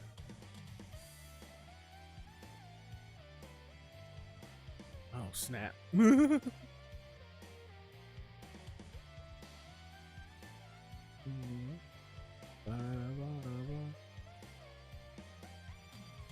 timeout though? Golly.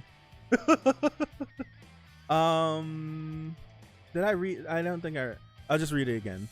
The Lord is known as the Magician. He is the first disciple of Mixeth and is one of. I did read this. I'm not reading it again. I just remembered. Jo Chun, one of the three,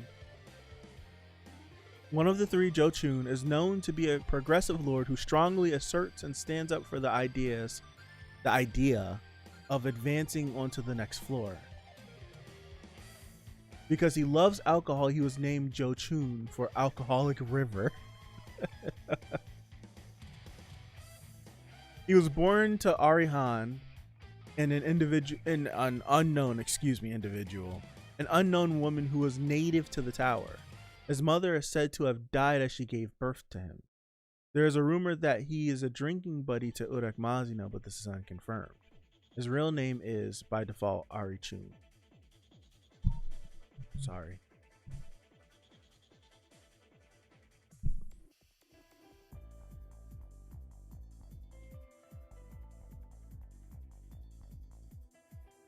This is interesting how this is interesting to me that Jo Chun would be one of the 3 leaders that cycles every 1,000 years, but his like he strongly asserts and stands up for the idea of advancing onto the next floor. But Zahard literally is in the way of stopping them from climbing any more floors. Like, it's interesting that he would be one of the 3. It makes me feel that if, like, we go through this cycle of one of these leaders are in charge every 1,000 years, right?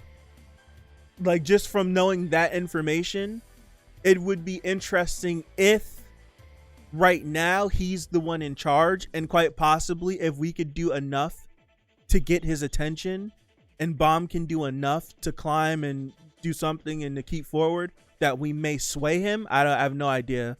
These 3 must be some of the most loyal people to Zahard. But you would think that if someone was like, main goal is to dethrone the king and to keep climbing, and then this guy, like, he's a progressive lord who wants to strongly, like, he stands up to keep climbing. Like, that's his main goal. I wonder if we're going to see a change.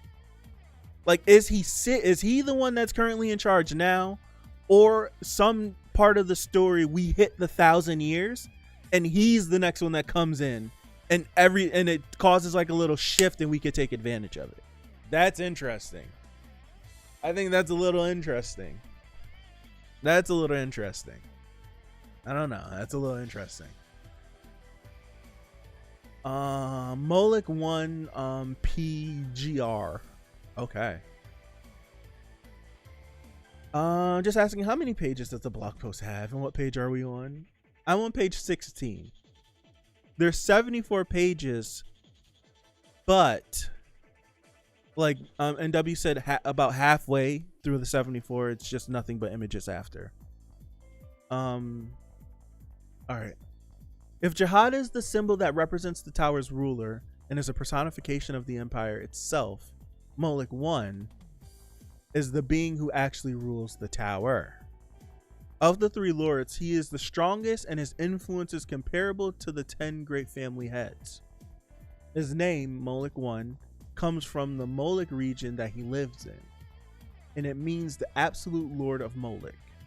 As his name implies, he quite obviously was once the absolute ruler of the Moloch region of the tower, and under a settlement with Zahard became one of the 3 lords. So he settled and then got power. That's interesting. After he became, I've said interesting so many times, I'm kind of sick of myself. After he became a lord, Moloch faithfully performed the duties of a lord, and unlike in his old days, he carried on the image of a benign and generous ruler.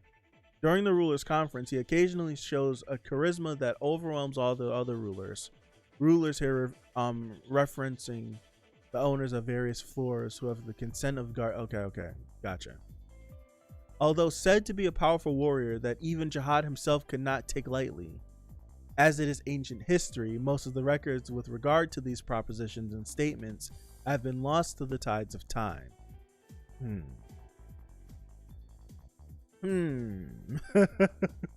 Lost to the tides of time, huh? You sure they haven't been purposefully misplaced? We don't want any stories of Zahard having a struggle with someone in the tower, huh? Wielding his giant halberd, it is said he was able to fulfill the role of all positions. However, to say it was However, to say it was not that he performed the role of every position, but rather that he fought without any regards to what a position was, seems to be the more accurate statement. Okay. More Woolhike Song and FUG tidbits and some info on the ranking administration office. This whole 3 ruler system is interesting. Damn it, I said it again. Next. Part 5. Woolhike Song. Co-founded by the famed high ranker Urek Mazino, the famed high rankers Urek Mazino and I've always struggled with the pronunciation of A and E next to each other, even though I struggle with a lot of other words too. Baek Ryun, one of the most outstanding wave controllers in history. Isn't there a Tekken character that has that same name? I've never known how to say that name since I was a child. It's Bake. Okay. Bake. I never knew how to pronounce that name since like Tekken 2 or Tekken 3. I'm pretty sure there's a character named that, right? Am I freestyling that? I thought there was a Tekken character with the same name. Co-founded by the famed high rankers Urek Mazino and Baek Ryun. Bake. One of the most outstanding wave controllers in history. The influence and power of this organization is so big that the 10 great families fear it. Note how this contradicts Gaston's statement towards yeah, that does kind of it does contradict it, because Gaston basically was like, come join it. Well, does it contradict it, or can it kind of reinforce it? Maybe Gaston was speaking from personal experiences, but what if it does? What if he can't? What if he does? What if they do strike fear in some of the other leaders? Maybe not Gaston, because Gaston is just like big ball energy, like he has big balls. Maybe like not him, but maybe everyone else. I don't know.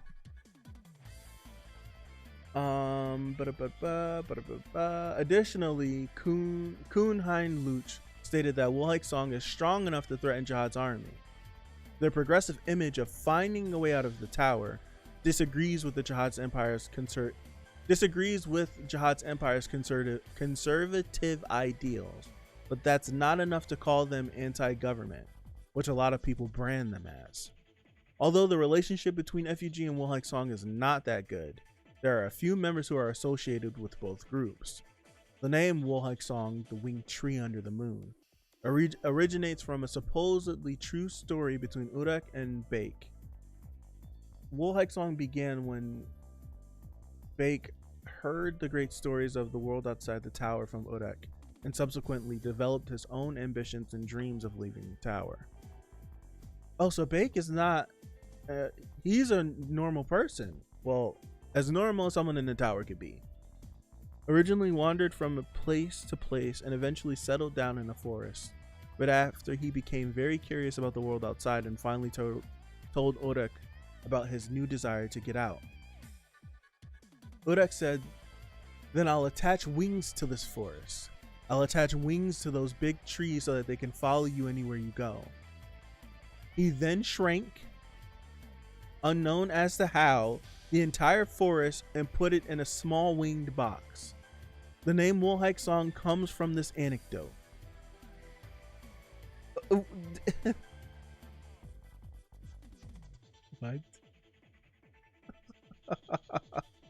Like what? He shrunk the forest?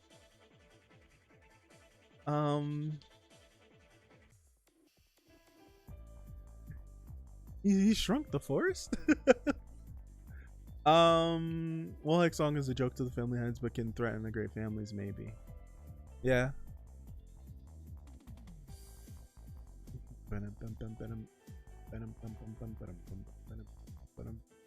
The song said they considered it as child's play. He basically said they were playing a children's game in comparison. That's right. He is his own person. It's possibly.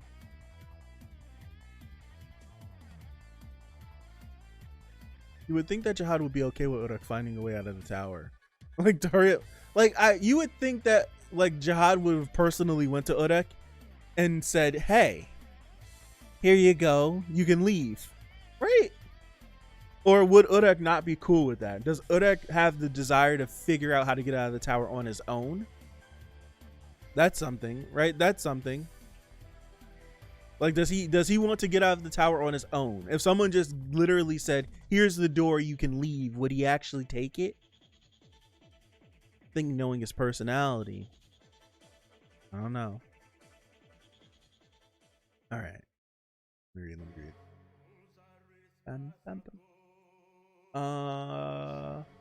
I stopped right here. He then shrank, unknown as to how, the entire forest and put it in a small winged box. The name Mohawk song comes from this anecdote. Afterwards, the forest was moved to the 77th floor and expanded back to normal size. Rankers who had heard stories of Urek and Bake gathered one by one, forming Mohawk song. Quant Blitz once said that their headquarters are located in a hellish place. Deep narrator voice returns. As it turns out, Quant might not be the most reliable source of info. That's true. Shinsu probably.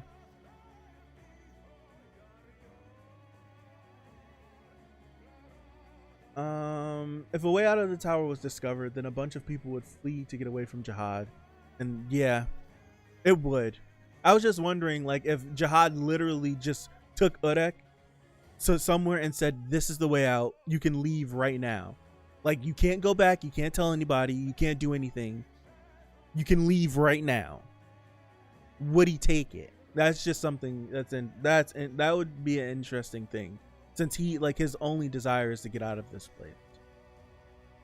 Like, I wonder if he would walk or would he go back to the tower to actually find his own way out. Interesting. I'm hungry. I have not eaten food. All right. Bonus info on Urek Mazino. An amazing high ranker who set the record for climbing the tower in the shortest time using normal methods. A total 50 years.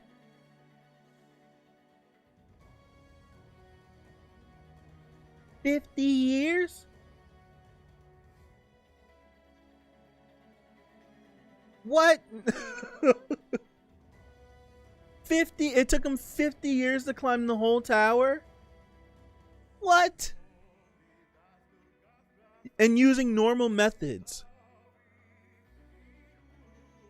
So we know he took the Hell Train. Like, you know he took the Hell Train, but what the hell? That's crazy.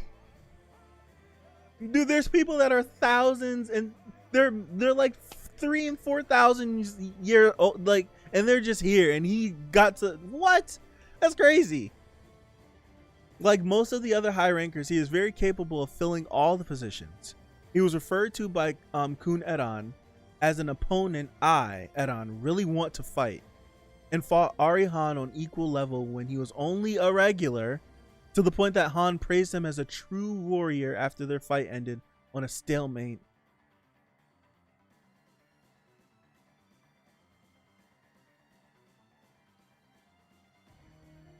Dude, he fought Ari Han to a stalemate as a regular. He's an irregular, but as a regular.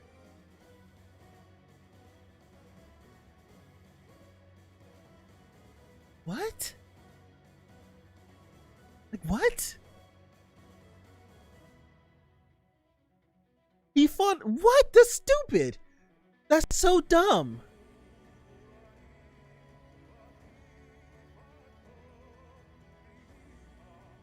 He even admitted Urek was far better. That's stupid. The task of Han's test was for Urek to endure his attacks for 10 minutes, and his prize was choice. And his prize of choice was ownership over the 77th floor. That's stupid. That's so dumb. That's so stupid. Oh my gosh. Irregular, right? How long have we been in the tower? 11. That's right. Bomb is on the 52nd floor. Like we cannot overlook that. Bomb is he's on the 52nd floor and he's 11 years in. We know there's 134 floors.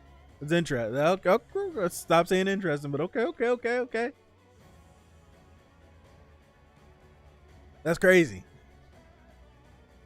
I choose the different word. The fact that he passed his test and was like, I want an entire floor. Like, that's oh my gosh. Urek's humorous backstory with Phantaminum. This is who I want to get to. Isn't this the guy that stormed Zahard's castle and damn near won? Isn't that him? Isn't that him? Right? That's him.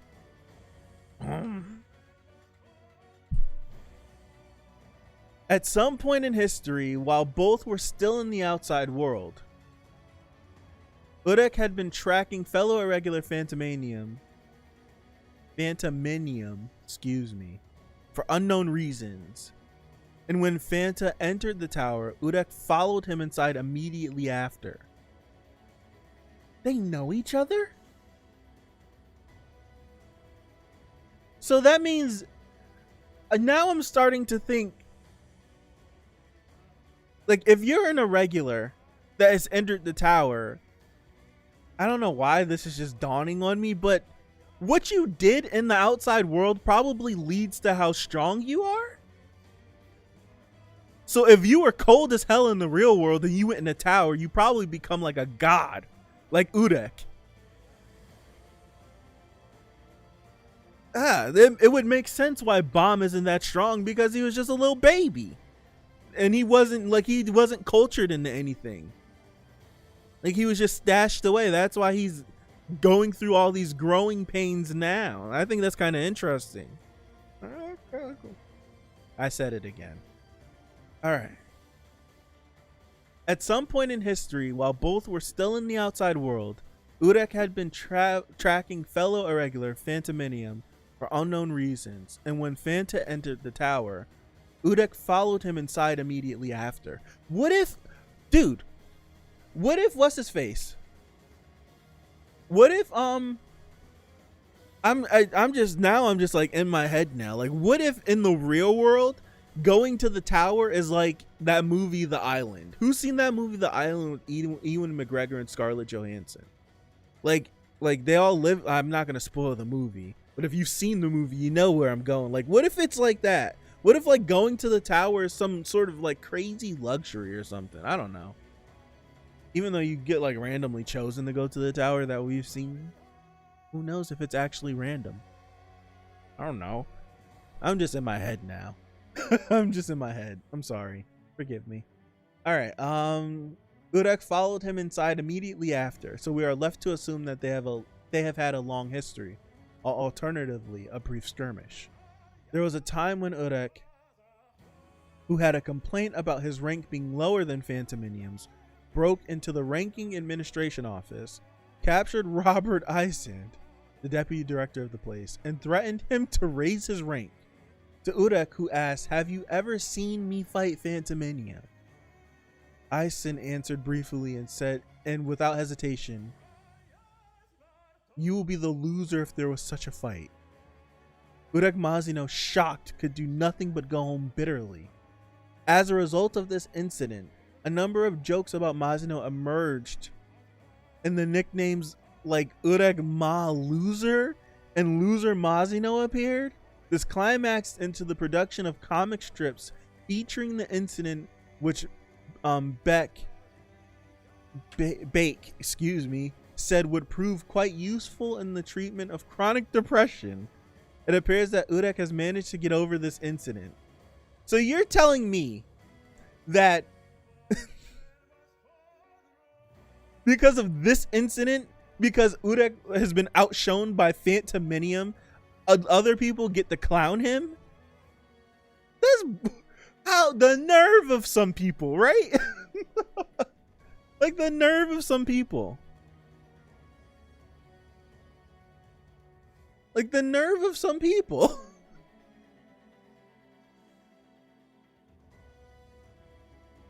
Like that, it's crazy. Now, for the, I'm not overlooking this, but we already know that Urek is just absolutely stupid. He climbed the tower in 50 years. But the dude said if Urek were to fight Phantaminum, it wouldn't be a fight. Where is Phantaminum now? These are questions I need. Phantom went into the tower, caused a bunch of chaos, and left Urek in there. Where is Phantom? Where is he now? Like what? Ranking Administration Offense, logo above. Members Tommy and Robert Eisen. Tommy is the director of the Ranking Administration Office, one of the most influential groups in the tower. He was chosen by Zahard to create the administrative office of ranks. He hired Robert Eisen as his assistant director, and he as his first employee of the administration office. Tommy calls him by the nickname Eisen. I think I'm saying that right?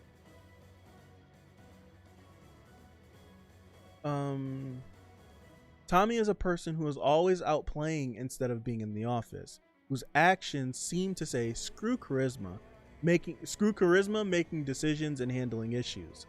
Because of the great and comedic wickedness that Tommy possesses, he has included Robert Eisen in the rankings, despite Eisen not being a ranker. Oh, that's crazy. No, that's sick.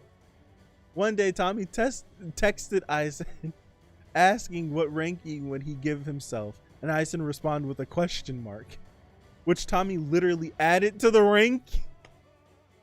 What? Oh man, Tommy is not included in the rankings as he has not climbed the tower. Meanwhile, Robert Eisen is a man hidden behind veils, so unknown that even Zahard does not know any. What? That's crazy. So unknown that even Zahard does not know any of the details of his birth. Thanks to his outstanding and precise ability to handle matters and his silent personality, he is also known by the nickname of Robot Eisen. At some point, there was a widespread rumor that he was an office-use cyborg created by the workshop, but this was later officially denied by the workshop. As the very first person to put into the position by Tommy after Zahard chose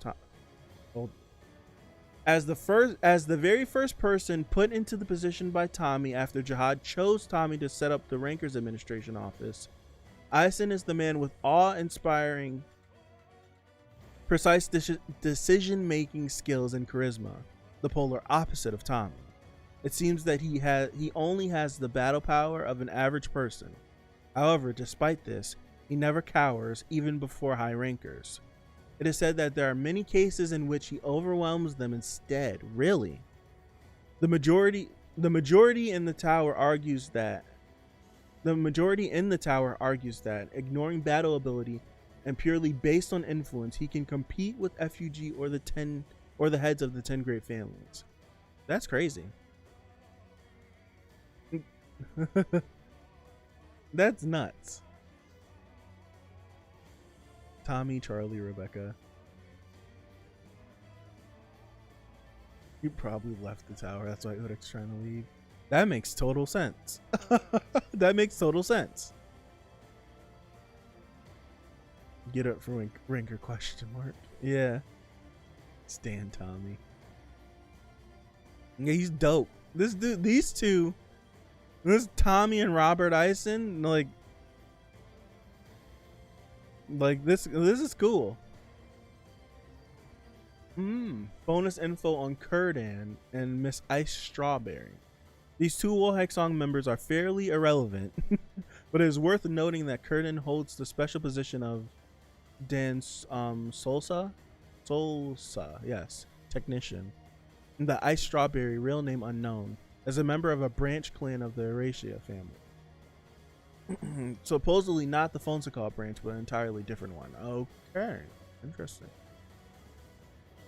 This is okay. FUG has a total of 11 Slayer positions. And among the 7 living Slayers, 5 are missing. Vague wording sometimes replaced with sleeping or possibly inactive. While the other 2, Karaka and Luslek, are reigning as devils. The statement was made before the Joaquin White story arcs and the Yama backstory rewrite. So only 3 are missing now. Okay. With this also being likely subject to change. 4 seats are currently empty.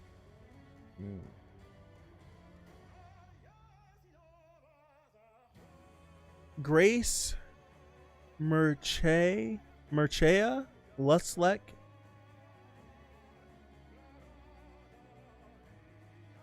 His name is Grace. Is that where they got the Juviho Grace from? They took the Grace from Luslek's name? They took the Grace from Luslek's name and threw it on the end?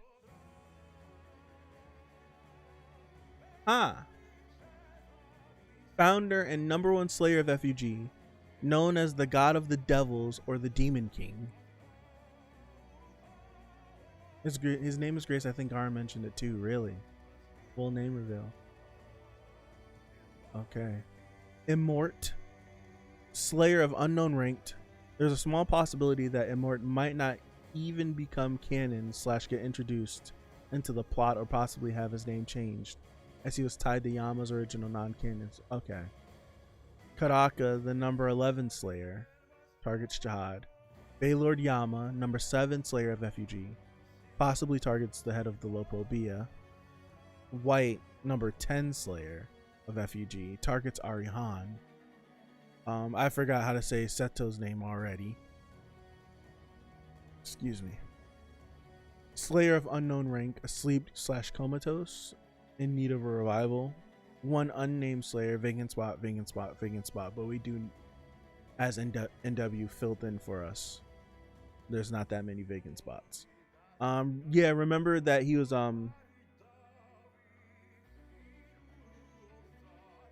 remember that Leslie, that's true. He probably picked it up from Arlen. That's right. Phew. Thank you. While the proper name of the organization is unknown, some readers believe it to be forgiven or forgotten under grace. Oh my gosh. Titular to its founder, Grace Merchea Luslek, or for unforgettable grace. So you confirm that the G in FUG does stand for grace. For unforgettable grace. Did I say unforgivable? I just realized that's why there's 11 seats.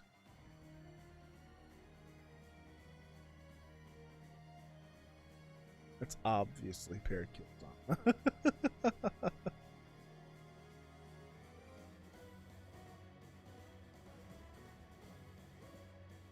Oh yeah, that is why there's 11 seats. Wow. Interesting. Freedom under grace. That's a cool one.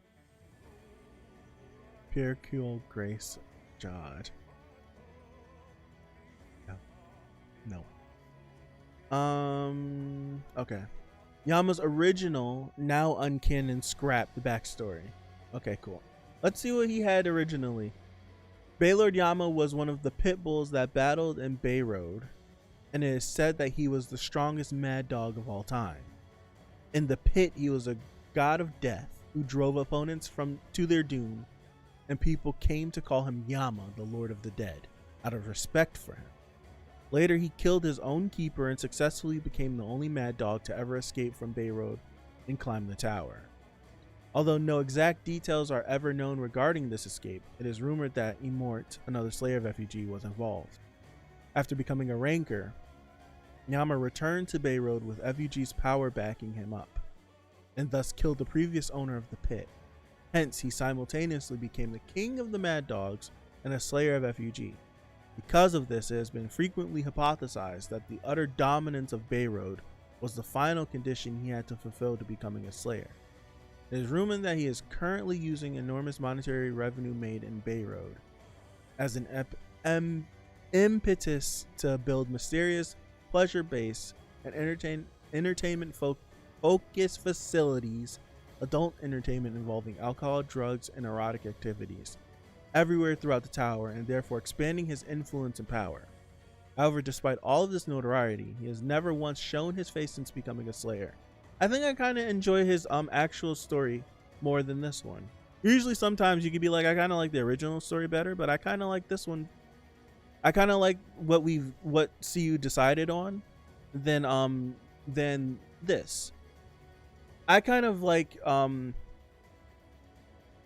what would have been cool if like this whole Yama, like if I can see, because it's weird hearing about Yama, like seeing where Yama is now and then thinking back to because if you it's easy to spot, and like now that I have this information, when you're looking back to the workshop battle arc, when like you're being introduced to Vadagarv and all of the Mad Dogs and all that stuff, and they mention Yama, it you can just feel like reading this, when he was writing the workshop battle, it feels like they're referencing this Yama, not the Yama that we end up meeting in season 3.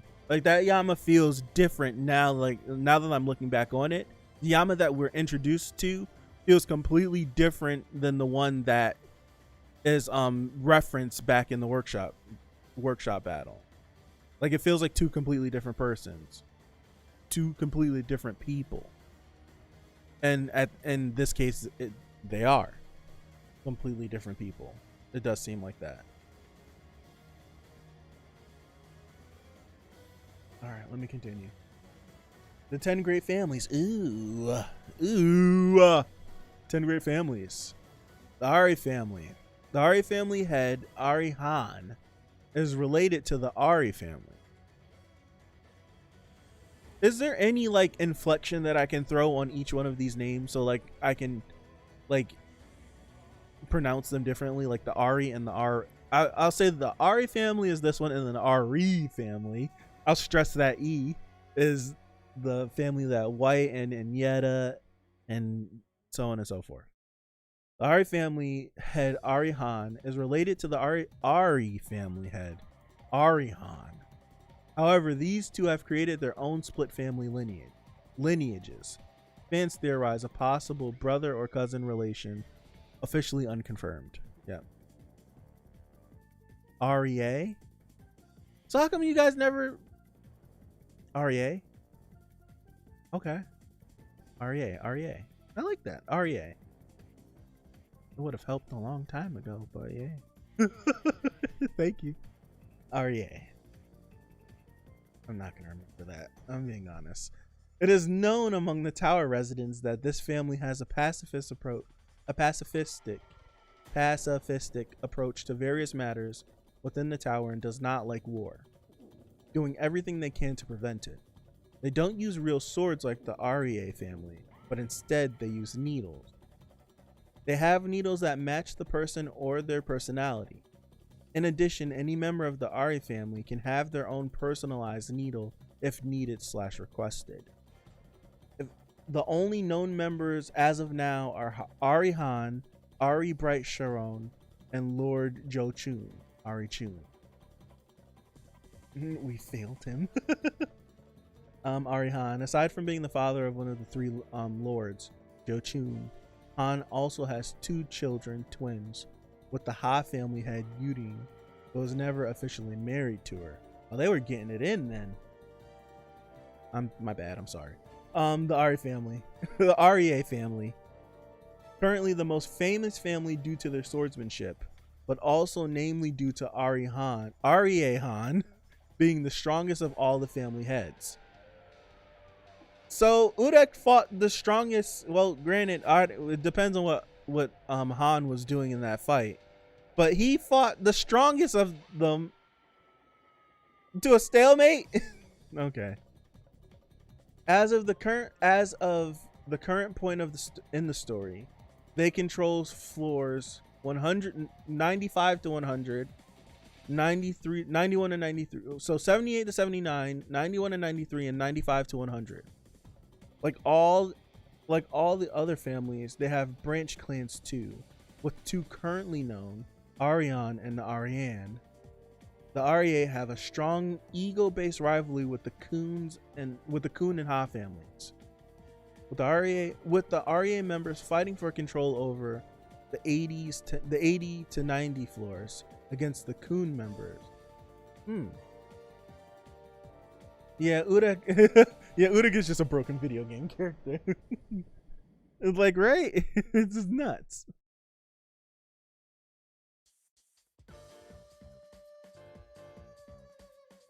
Hearing this music makes me want to go dust off my 360. Where I leave off, I left off with like fighting for floors right here. The direct / non-branch descendants of the Arie family are quite a few, so having a chance to meet face to face with them is fairly small. All known members thus far are Joaquin, Albelda, Anna, David, Vicente, subsequently White, Arie Han, Arie Hagi, you see, I forgot already. I forgot how to say it.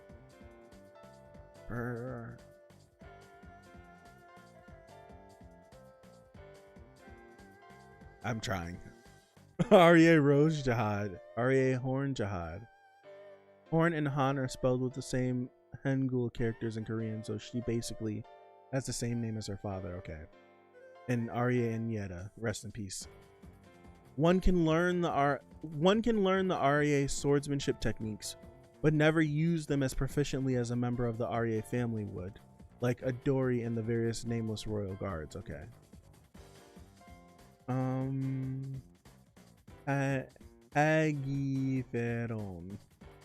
Agiferion. I'm not gonna remember that. Thank you, Dexter, but I'm not gonna remember it. I'm trying, but it's not sticking. It's not sticking. Where we at? Arie Han. Arie Han is known for giving special tests on his personal floor 100. And at some point after entering, Urek Mazino challenged the test as mentioned above. Han's fight with Mazino is his most recent one, as he has not battled anyone after him up to this point. It is said that before entering the tower with the rest, he challenged Zahard 10 times and lost all 10 times. Thus, he became Zahard's servant. So Zahard is cold.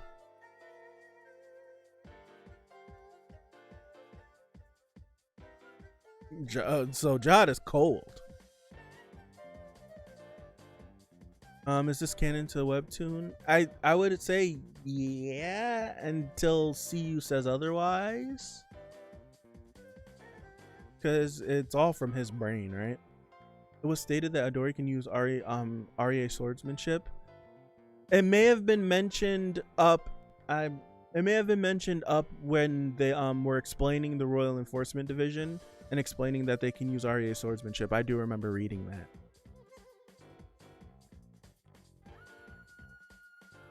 I do remember that. That's interesting though. Damn it.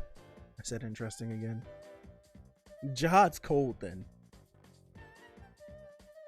Zahard's cold then. Han fought him 10 times and lost 10 times. Yeesh. The Eurasia family. Led by Eurasia Blossom, known fairly well in the story thanks to its branch clan members' numerous appearances. The Phantaminum branch. It is said that all Eurasia members are adept at controlling Shinsu, natural-born wave controllers, and all of them love to sleep. Not exclusive to the Phantaminum branch. Its currently known members are Phantaminum Drak, yeah, Urude, I say Lotto, but it's really pronounced something different. I say Lotto, but it's Urude, Larue. I don't know. and Eurasia blossom. Okay. We're past the names. We're past the names. We're past the names. The Pobedao and Eurasia families have had hostile relations ever since the Zahard incident and the forbidding of marriages between the two families. Okay. Eurasia blossom. Blossom has the appearance of a young child. Wow, Gaston. So she's a loli. She's a loli. Oh, that's weird. Because we know that they don't age. Well, it depends on when they had their kids. No, we can't do that. We can't do that. We can't do that. We can't do that. We can't do that. Did they have their kids post them becoming immortal? Did they have kids post before or after they became immortal? Or were they always immortal? No, because Zahard looks like a kid on the floor and in the hidden floor, and he looks a little bit older when we see him. It depends. That depends because he still could have been growing. Right? He still could have been growing. He could not have been like, if they had kids before they got to the point, he could have grown a little bit and she didn't. You never know. I'm not about to put that on him. I'm not going to put that on him. I'm not going to put that on him. Blossom has the appearance of a young child and loves flamboyant clothes, in addition to having the laziest personality of all the heads. Although Blossom other family heads in terms of talent and skills, she hasn't involved herself in the politics of the tower since the great journey, their climb. Because of her lazy personality, she does not take care of either the floors she rules or her family, and has thus received a lot of criticisms from the other family heads because of this.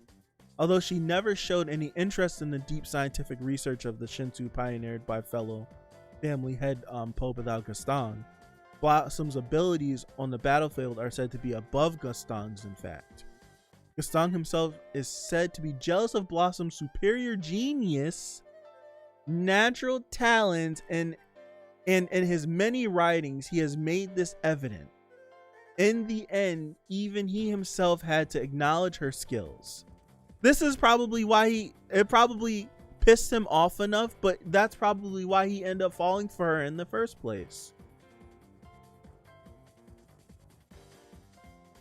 Right? That's interesting.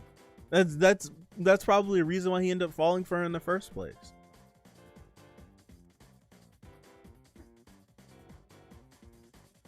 After and was not the damn it, you're right. She was not the first Zahard princess. He's a lolicon. Oh no, it's not a good look. Damn.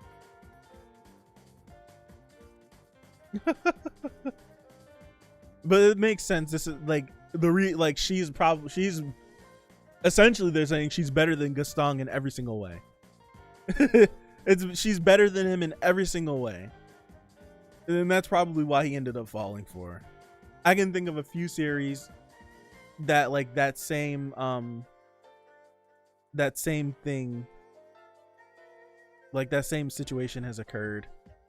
Gucci Gaston not so Gucci no more. No.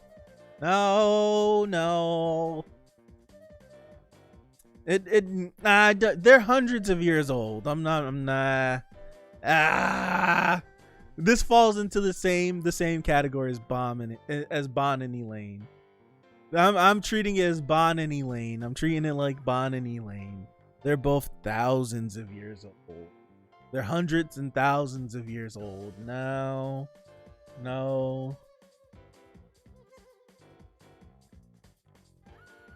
The fact that I have to cap this hard for him just is telling. The fact that I have to cap for him this hard is just telling. But no, man. Oh man. All right.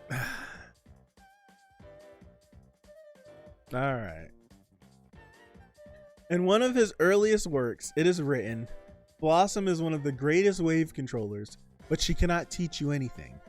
This is evidently because she herself does not know how she controls Shinsu. This superiority complex was so famous that the idiom Gaston looking at Blossom was formed and used constantly to describe situations whenever a genius is jealous of an even greater genius, and eventually evolved into another idiomatic phrase to describe it. Did I skip a bunch? No. Yes. No. I didn't. I feel like I skipped a bunch, but I didn't. Okay. It eventually evolved into another idiomatic phrase to describe a man and a woman in a bad relationship. Her ability to control Shinsu even allows her to instantly kill 99% of the population by just accelerating the Shinsu around her.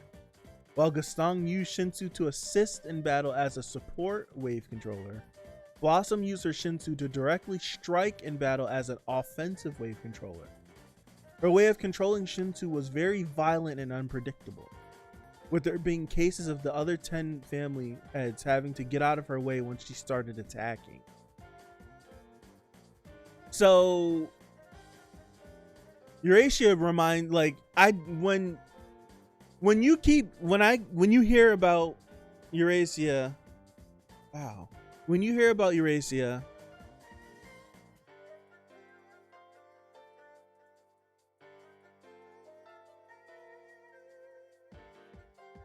I see what you said, Jerome. Stop me in my tracks.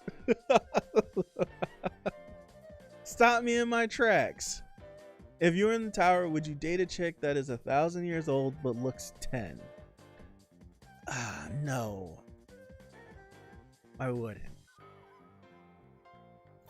I read that junk stopped me dead in my tracks.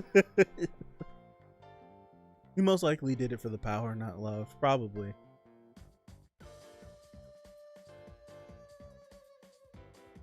I just noticed Yuri's edited face in the thumbnail. It's Dio's face on Yuri. I was gonna say Eurasia, she reminds me of Kenpachi. Bleach fans, right? Doesn't it remind you of first getting introduced to Kenpachi? A little bit. A little bit. She's just a monster. That's what she reminds me of. All right. Ha family, led by Ha Yeon, was only given birth once to the previously mentioned twins she had from Ari Han. Thus, any and all Ha branches, of which there are fewer compared to the other families, can be traced back to the split. Okay. It is also subsequently a fact that all children of the Ha family have Ari blood within them too. Since the family is centered around the two twins, the duo do not have a friendly relationship since each one of the two claims to be the rightful heir to the family. Ow! Oh gosh.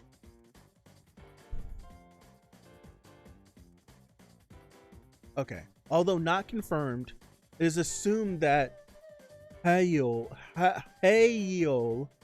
may be the branch family that Navik originates from. That name sounds familiar.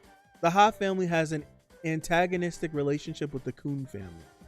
The current known members of the family are Yeri Ha, Yurin Ha, Jinsung Ha, Cheon-hee Ha, Ruda Ha, Yoda Ha, and Yoda Ha's mom, Chai Ha, and Navik, and the unnamed twins that started the split lineage.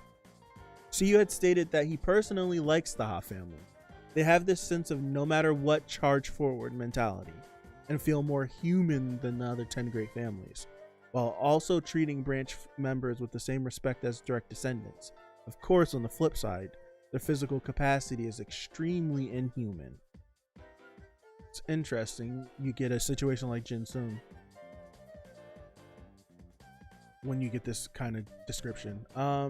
There's some conflicting info on the genders of the Ha twins, which are shown as female on the wiki, but stated as male by the original fan translator on Vetoto? Jeez, that's a weird name to say. Which is why I would take everything in this file with a grain of salt, as many things can be subject not to just... I love that NW can be meta while being meta. And like, NW can be in the chat and then be on this page as well. A double dose. Alright, Yurin Ha. Yurin was the first person to hold the scout position in the tower. She has no interest in family politics, and lately, she has even ceased all her other activities and is dedicated to enjoying herself in her main house. Although she had many other relationships since Arihan, she never gave birth again. She possesses a very aggressive and bold personality. Amongst the 10 great warriors, she would often be the first one to engage in combat. Her style of fighting is very rough, yet intelligent, and she possessed a strong enough physique to perform the duties of both a fisherman and a scout. With grace and flexibility, she weaved through the battlefield, and it is said that she is the first to use Shinsu to strengthen one's body. Shinsu reinforcement. After she became a family leader, she had not participated in a battle since. Within the Ha family, her presence as the head is more symbolic, and she rarely governs the clan herself. That's interesting. That's interesting. My spirit is in that file. Petition for you to edit this and count the amount of times you say interesting. I don't want to do that. Jeez, that's gonna be forever. You had kids one time and said that's all you're getting out of me. Yep. We should be used to the gender confusion at this point. It always happens with the translations. Are you guys actually keeping count? Wait, Becky, are you keeping count how many times I say interesting? Or did you just pull? No way.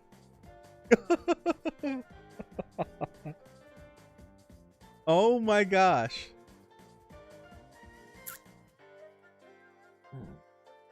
Hendo Lock family. This family is led by Hendo Lock Blood Matter. What a name. It is the great family with the least influence in the tower and also has the smallest amount of rankers. This is due to a pact that Blood Matter made with the 100th floor guardian in exchange for eternal life. What? So he got okay, hold on. Okay. This family is led by Hendo Lock Blood Matter. It is the great family with the least influence in the tower and also has the smallest amount of rankers. This is due to a pact that Blood Matter made with the 100th floor guardian in exchange for eternal life, which curses all of Hendo's children to have short lifespans. Oh, so this dude was an idiot. He sounds like an idiot. I don't know. He sounds like someone that couldn't wait. He sounds like someone that couldn't wait until we got to the top of the tower. So he achieved he achieved immortality on his own and basically cursed his entire lineage. Gotcha. Okay. As a result, I'm just guessing right now. As a result, Blood Matter chooses to adopt his family members. Its members still uphold an ironclad set of rules, and the Blood Matter's position within the clan is absolute. The rankers that uphold the Hendo family are all of Hendo's adopted sons and daughters. The Hendo family are famous for having the strongest defensive power of all the 10 great families. As such, those that possess Hendo's blood usually have high Shinsu resistance. The only known members of the Hendo Lock Blood Matter. The only known members are Hendo Lock Blood Matter, Hendo Lock Glad Mary Zahard, and a weak regular by the name of Berhino, who appeared in the webcomic for a brief test before the gang boarded the Hell Train. Okay. Okay, gotcha. One of the few to specialize in a unique position of defender, a position that protects spear bearers and light bearers. The only other one we know of is Aka Williams. Okay. It is said that when he teamed up with the once great spear, it is said that when he teamed up with the once greatest spear bearer in the tower, Koon, they were unstoppable. Wow. As a reward for passing the test, the guardian of the 100th floor offered Zahard and the great warriors the gift of immortality. Blood matter was excluded from this gift. However, the exact reason for his exclusion is not unknown. Oh, wait. However, blood matter begged the guardian for a way to receive eternal life, and the guardian decided to offer it under one condition. If you give your children and your children's children's the curse of a short life, you alone will be able to live an eternal life through the life you've taken from them. What the heck? Although conflicted, Hendo could not overcome his fear of death and accepted the guardian's conditional immortality. All those born under blood matter are cursed with a short life in the tower being roughly 100 years. And while it may be slightly longer for rankers of a... that's crazy. I kind of want to meet this guy. So the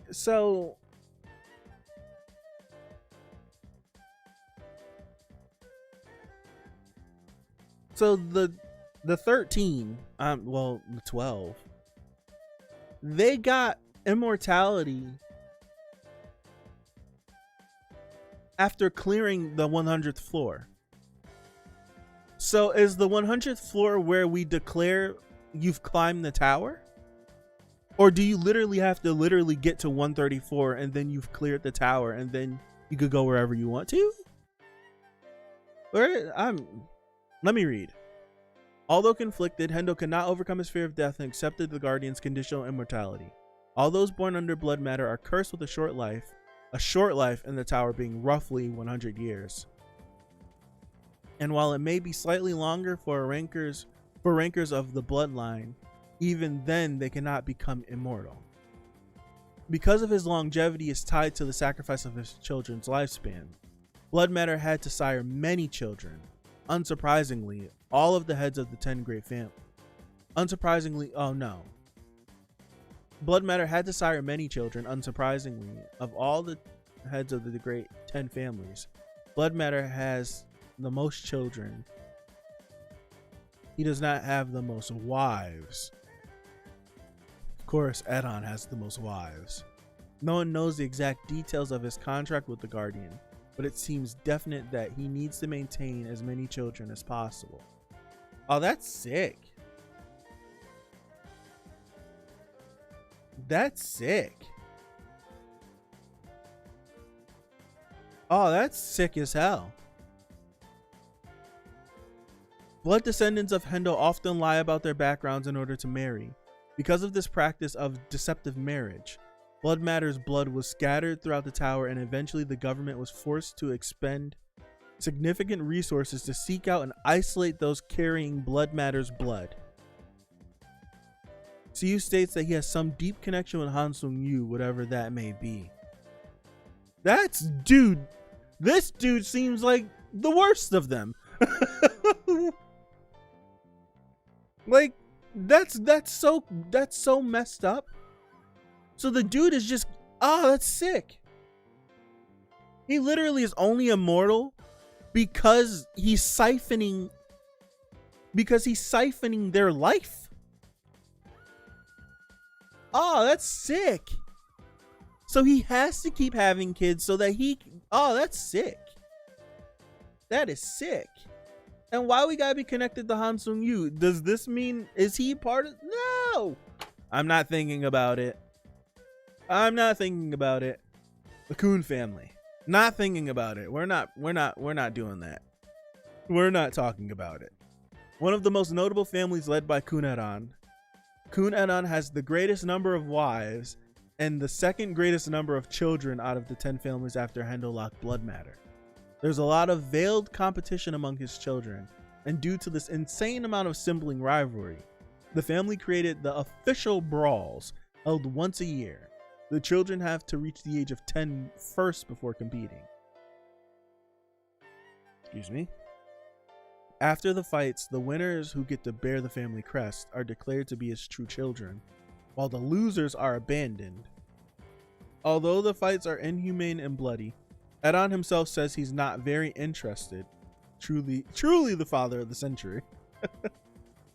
Along with Ari and Hendo.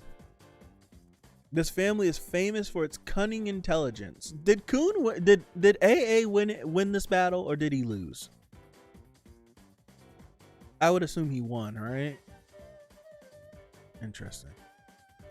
Damn it, I said it again. This family is famous for its cunning intelligence. Additionally, there is likely a lot of competition among Edon's wives as they seek to gain favor and power from their husband. It was vaguely mentioned that the powers have shifted. And Koon Aguero Agnes's mother said she had lost her fight for power. The house head that was mentioned to be the person who was responsible for casting aside Koon Aguero Agnes is likely a person who holds a higher position within the family and could even be the wife of the main branch. The current known members of the family are... I probably asked a stupid question. I think that should be like knowledge that Koon probably got the short end of the stick. Ooh, I copied pipe.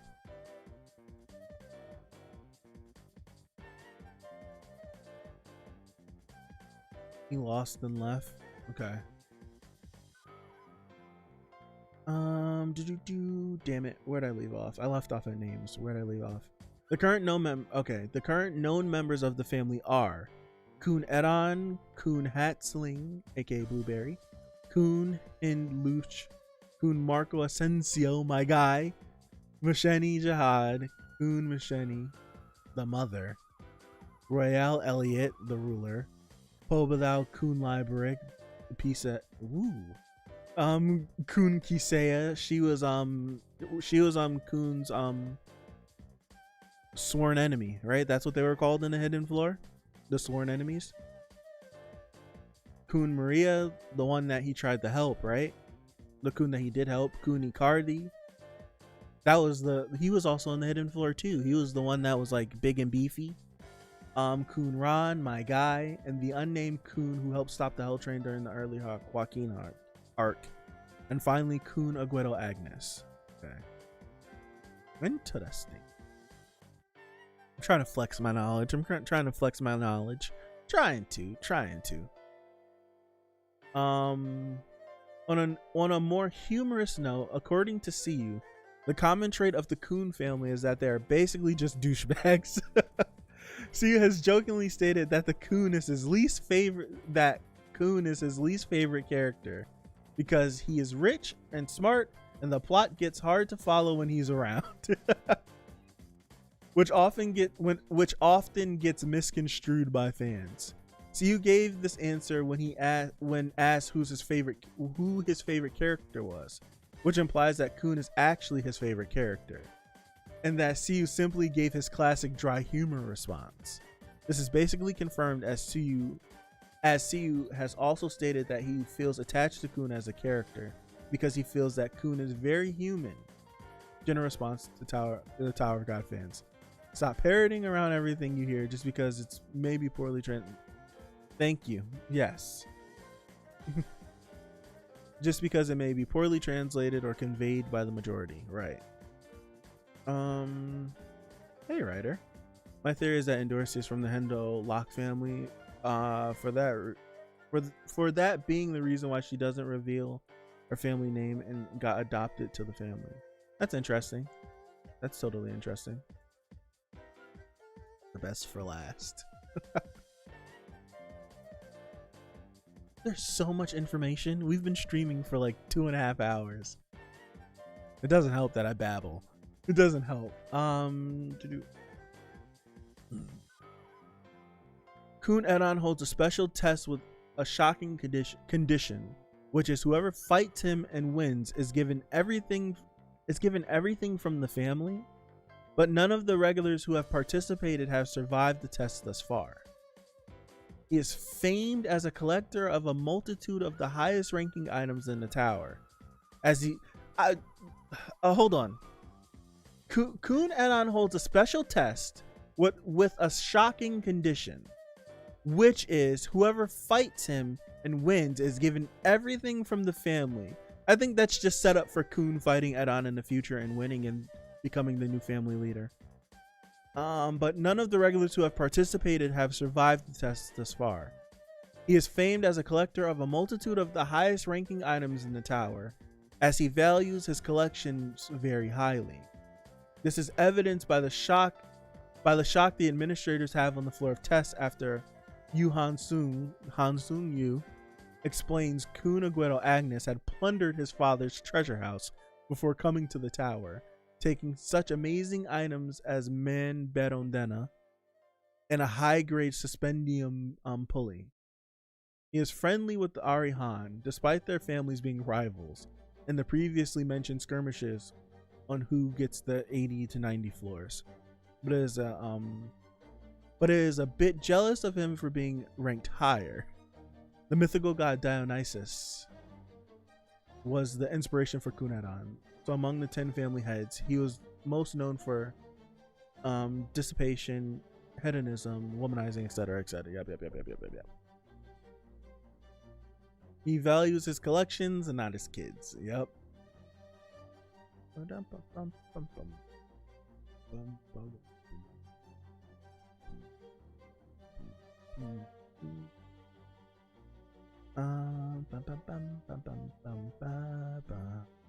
Yeah, make okay, cool. Yeah, I can see an okay.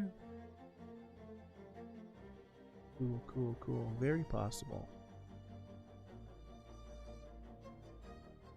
So you said that Edon knew that Koon broke into his treasure house. I think Pipe told me that months ago when I was kind of I think I was like trying to theorize on that, like when it was first explained when we were reading through again, and I'm just like sticking to Pipe because I know Pipe was there. It probably wasn't Pipe, but I feel like someone told me that that Edon knew. He let Koon do it. He let AA do it, I should say. He let AA do it just to see what he would do.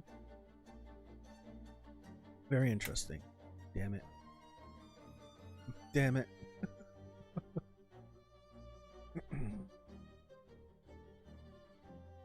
I probably just figured he knew. It probably wasn't you. I'm probably just sticking it because you were. I just know you were there, so I probably just said it. I kind of have like a mental image of like him watching Koon do it, but I think that's just something I just came up with. I think that's just something I came up with. All right, the Lopobia family. Not much outside / external info besides what is already offered in the webcomic. The Lopobia family head is the only one of the greats whose personal name we don't know. Current known members of the family are Unnamed Head, Lopobia Dokoko, Lopobia Didiano, Lopobia Usil, Lopobia Hadarach. Oh. I'm not. I know it. I'm not struggling. I'm struggling. Lopobia Lefav, Lopobia Porb, Ren, Yasracha, Elaine, Alphine, Lilial, and Shilial. It's Haracha. I'm glad this is all we get on the Lopobia family because I don't like them. I don't like that family whatsoever. I only like Elaine and Alphine or Alphine, and the only two people in the whole family I like. Pobadao family. All right. The males of Gaston's family are selected to work in a research group called the Research Association. If they do not make it as members, they are eventually kicked out of the family. Sheesh. Because it is a very powerful and exclusive group, the members enjoy high reputation and fame, matched only by the chosen children of Koon. The requirements for becoming a member of the association are unknown. So that means Liberic must be. So that must mean that That must mean that Librick is, well, I'm just guessing him, like I'm guessing right now, but Librick is probably a child of the Research Association and one of the chosen children of Koon, which is why he would get that position so high in the military. That's just a guess. The requirement for becoming a member of the association are unknown. It is unknown if the females of the Pobedao family, well, it depends. We don't know like who's his mom and who's his dad, right? We don't know which one is which. I'm sorry.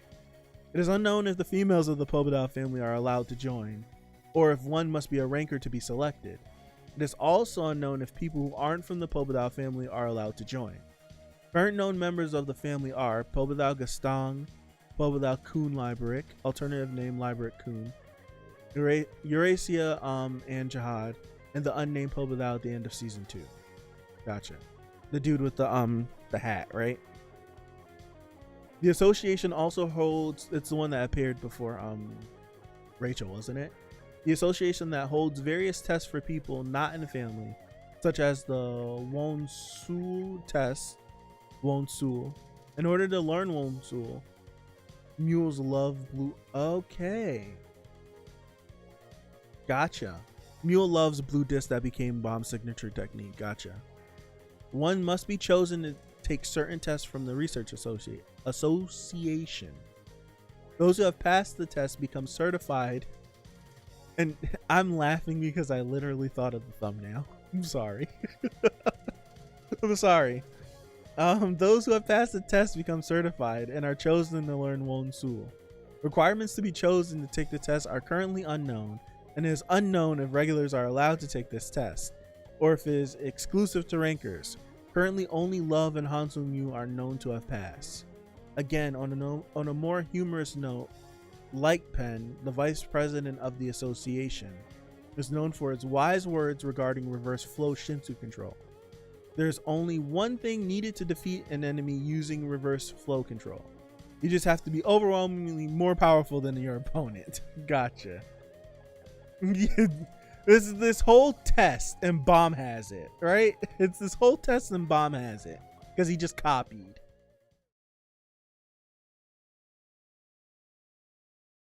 Oh wow. Two Perry is how do I say this? Perrier? Perry? Perry? Purry? Purry? Purry? Purry? I think Purry. Purry? I don't know.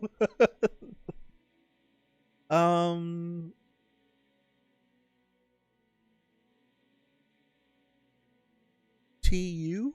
Yeah. So it's not, I said two like this is Spanish. It's TU? TU Perry. Okay. To Perry, T Perry. The Perry?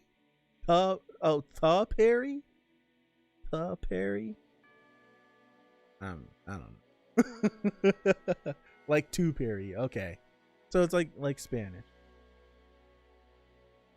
Literally no info on these people besides that they are leading in the art and skill of light bearing. So let's talk about the family head. To Perry to Perry. What a name. To Perry to Perry. That's what Dexter was saying. To Perry to Perry. Wow. To Perry to Perry is the first light bearer in the tower's history, but how they came to be in that position is unknown. Whether they reminisce about the time they became a light bearer, they're known to say, "The heavens gave me the eyes of God." However, it could be that people choose to believe a romanticized story rather than the exact truth. I lost my monitor. It's back. Where am I at? To Perry became one of the most active family heads and is known to have created many items along with the blacksmiths of the workshop. They're also crucial in the pioneering of the system which light bearers act as the intermediary for all communications within a team. The most famous of To Perry's creations is the 3 opera lighthouses. So that means Teperi must have the 3rd lighthouse. I'm guessing now. Among the greatest lighthouses of the tower, Teperi does not use the one they still possess, however, preferring to use the Eyes of God instead. Not much info on the Eyes of Gods besides that they're a lighthouse supposedly 1 notch above the operas. Okay. So now we have the confirmation of the three operas, right? I asked this earlier and then I never looked back in the chat to see if it was right. Does Repalista have an opera, or am I wrong in thinking that? I asked like probably an hour ago and I never like checked to see if you guys said yes.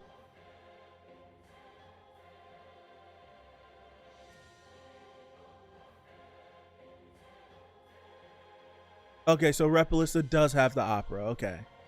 So Repalista has the opera, Teperi has the opera, and Flux has an opera. But I do like, oh, that's a good point, Jerome. If they ever get to that'll be interesting if they ever get to a point where Koon will pass a test and can get something like as a reward, he would get an opera. That would be cool. That would be cool. That would be cool. All right. In theory, the opera extends the user's Shinsu field to infinity, beyond all reason and boundaries, making it the ultimate dream of all Lightbearers. It also contains defensive measures that put even armor inventories to shame. We got an example of armor inventories from. Excuse me. We got a glimpse of that from Elaine. She had an armor inventory. So that means Urek probably fought. I think so. He either fought Teperi or Flux at some point. But it would be weird. Well, would it be weird if Teperi used an opera if he prefers to use the Eyes of God? I wonder. I wonder. That'll be interesting. Maybe he used the opera because he thought less of, or like Teperi is a man, right? Or a woman? He. No, they. It says they. We don't know. He? No, it's they. It's they. Okay. We don't know. But but what's his face? Maybe Teperi used an opera because they're looking down on Mazino and got shown up, possibly. I don't know. All right. Where'd I leave off? It also contains defensive measures that put even armor inventories to shame. Through the use of Shinsu controlled interlocking lighthouses, it has no weak spots. Okay, because the man, if I read it just a little bit further, Teperi is supposedly a man, but it's not entirely clear. Because the man who developed the system where the Lightbearer acts as the center of all the other positions also created an item that turns the Lightbearer into a one-man show. Many complain that while the Opera Lighthouse is the ultimate evolution of the Lighthouse, it is at the same time an item that makes the basic purpose of the Lightbearer moot. Of course, there are the complaints of those who cannot comprehend the powers of those above. See, wasn't clear. It is basically saying that the man who created the Lightbearer position also made an item that made the Lightbearer position basically unnecessary. Also, the communication function of the opera and any other device connected to it cannot be stopped or jammed by other devices such as the Hell Train. Lord Flux and Princess Jaina, I should know how to say that name because I've Repalista are the only 2 owners of operas. Someone did tell me to keep reading. It is theorized by fans that Repalista is from a branch clan of Teperi. But this is unconfirmed. Gotcha. Oh, we're blurry. What's up, Mikkel? I'm late. What's new? How's everybody? I'm good. We've been here for 3 hours, but I'm good. We've been here for 3 hours, but I'm good. Dude, there's so much information left. So, hold on. This is page 31.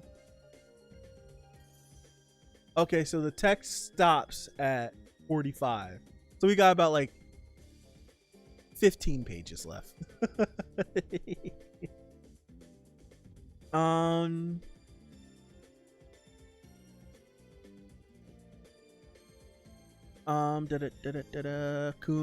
with Opera Lighthouse and a core. Ice and Neon Flames, he's busted. Add a spirit to that. Add plot armor too. Still needs beta. I think he needs beta now, but I think Koon could get to the point of not needing beta, because Koon essentially is cheating to get his Enocore. Basically, the opera is an OP Swiss Army. Yeah, it does seem like it. That does seem like it. All right. Should an opera ever appear on the market, there is talk that the price would be immeasurable. But looking at the 3 current wielders, it is unlikely that it will ever appear on the market. Gotcha. Yeon family, led by Yeon Hana. Interestingly enough, members of the family do not carry her blood, as all of them are born from Iarde? Iarde? The godmother of the clan. Like the Ha family, the Yeon family is a thoroughly matriarchal family to an even larger degree, so males cannot take central role in either the main house or the branch house of the family. Okay. Thanks to this, the females of the Yeon family, especially those of the main house, have a tendency to look down on men. Daughters of the Yeon family line are born around once every 100 years. Oh, okay. Among the several branches of the Yeon family, Yeon Yiwa comes from a very rare family gifted with amazing flame manipulation abilities, which can develop abilities that would even put members from the Koon family to shame. There are also rulers of the 21st floor. Current known members are Yeon Hana, Yeon Woon, Yeon Yarde, and Yeon Yiwa. Although Hana is the family head, there is not a single child in the official Yeon family, or in general, who has received her blood. In other words, Hana has never had sexual relations with anyone. That's interesting. That's very interesting. Yarde gives birth to and raises Hana's children, quote unquote, in her stead. So the children of the Yeon family all call her godmother. Once every 5 years, Yarde selects a man to sleep with her, and it is said that the rankers from all over the tower gather for a chance to become that man. However, Yarde's eyes for choosing men are very cold. So unless one is a decent male ranker, it is difficult to even get past the paper document interview. Selected males live in the palace for 5 years, and only one of these men will receive the right to sleep with Yarde. And if a child is born, they attain the glory of being accepted into the family. That's like the ultimate version of The Bachelor. That's the Bachelorette, I should say. That's like the ultimate version of The Bachelorette. Men are oppressed. Yet Yiwa has been irrelevant for 60% of the story. Oof, right? Hey, Anne. How are you? Select me, please.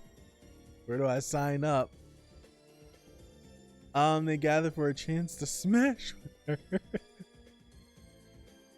I bet she'll choose Bomb at some point. I literally was thinking that. Like, how does Bomb measure up in this? Would she look at Bomb and be like, yes, you're perfect?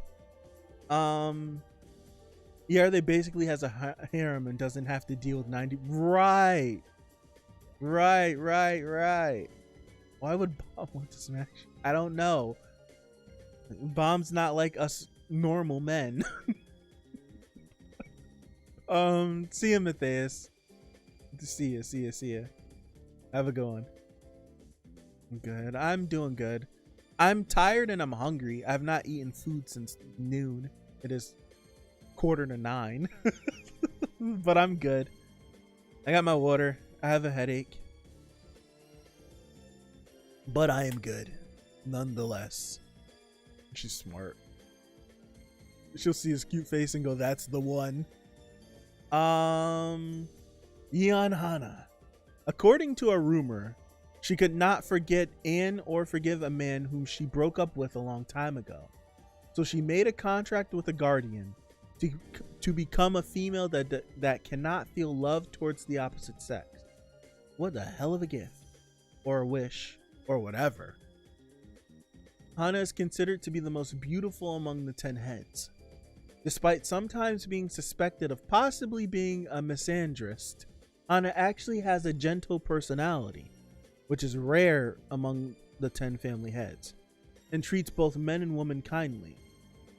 Though she has a gentle personality, Yeon Hana is the scariest woman when angry, according to the 10 family heads. It is said that when she got angered once, she surpassed Yurin Ha, who is famous for having a terrible personality.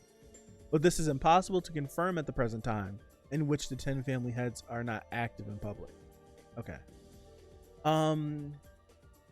It is stated that Yarde is an old fellow family member and a main member of the Yeon family. So this wording implies that she either entered into the tower with the family leaders, Zahard, V, and Arlen, which gives us an entirely new take on the story. Yeah.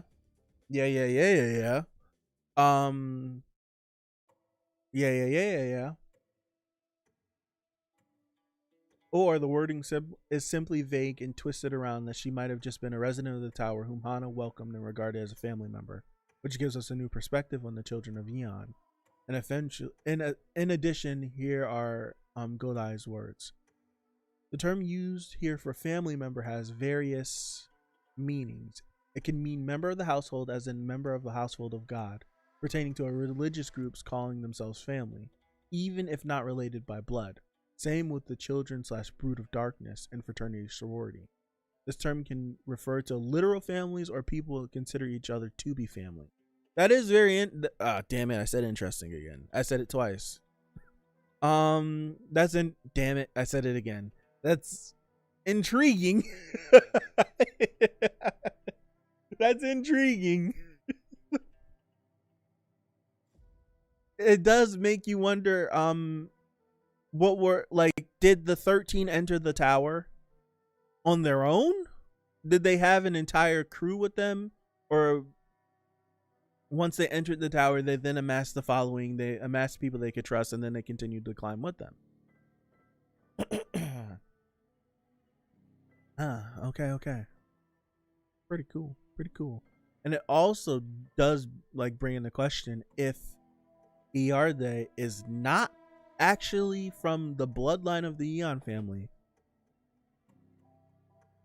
does that mean she has a completely different power base than the rest of them? It's hard to know because we don't know anything about Hana, right? Because if the Yeon family is known for their flames, and if Iarde, oh gosh, I've said it too many times, I don't know how to say it anymore. If they're not from the same family lineage, like is being said right here, then that means, what is Hana's, like, skill set? But if they are just from the same family, but when they entered the tower together, I don't know. It's interesting. Godai is a fan translator and the main source for a sizable portion of this translated info. Okay. Blood infuse. Okay, cool. Infused blood. Yeah, blood infusion. Other words for interesting, compelling, fascinating, engaging, riveting, intriguing, thought-provoking. You think I'm gonna remember any of those? I'm just gonna say interesting. The workshop. Oh, true, Dexter. Yeah, the workshop could have did something. You know, they got all this crazy stuff. Who is this?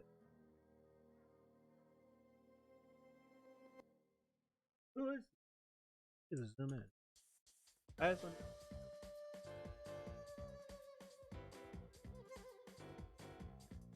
Did I say? I'm sorry, y'all. This is just a high ranker. That kind of looks like what's his face. Doesn't this blade doesn't this this right here, doesn't that kind of look like Bomb's level 1 transformation or level 2 transformation? It literally says who under the photo. That's why I zoomed in. Oh, a generic unnamed high ranker drawn by Siu shown above. Sorry. I do that. Just a little bit, it kind of looks like his what's his face? Like his level, it's either level 1 or level 2. Whichever one it was, his transformation. Part 7.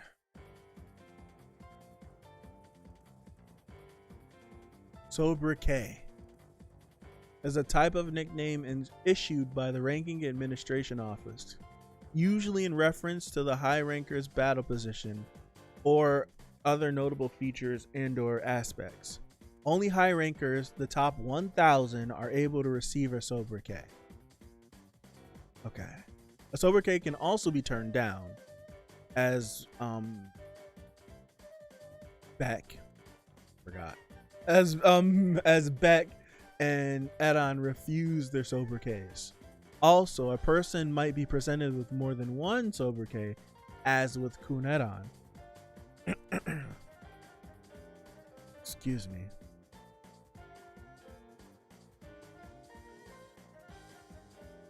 This was ages ago, so you could have taken that inspiration. When I saw that, I thought that was the guy who killed oh, really? I don't remember that guy. Interesting though. Our friends did get done. Did disgustingly. Wait. Phantaminum is hold on. Fishermen are usually given the names of the Shinhu. Guides are usually given the names of boats. Wave controllers are usually given the name of various winds and waves. Okay. Phantaminum. Rank 1. The riddle. Age unknown. Height unknown. Birthplace unknown. Position unknown. Shinwei. Okay, Shinwei. Alright.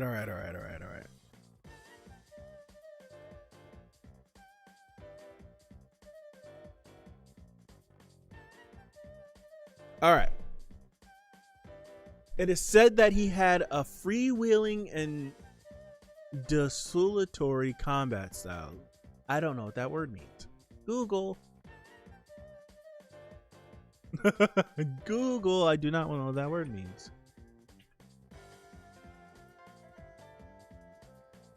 Lacking a plan or purpose. Okay, thank you. Thank you, Google. So he just fought. Huh. Freewheeling and desultory combat style. And he had used the weapon that was never seen anywhere inside the tower. The negative views towards the irregular have grown because of him, and it had a big impact on Urek when he climbed the tower. When Phantaminum broke into the palace, it is said he met Yuri Zahard in the inner palace, and there are a great diversity of opinion as to why he didn't kill her. Yuri didn't say anything about the matter except that he was messy / nasty.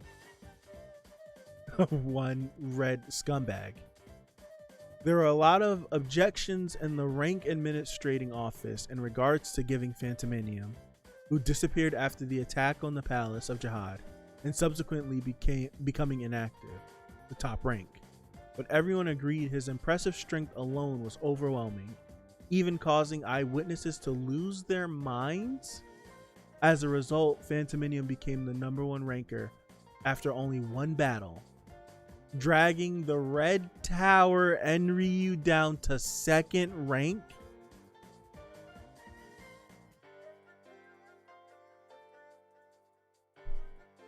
This is what I've been waiting for. I've been waiting to learn about him.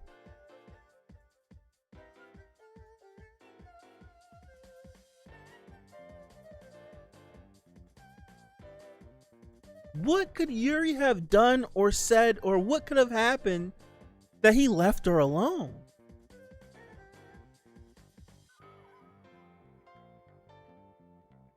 Dude, he had the fact.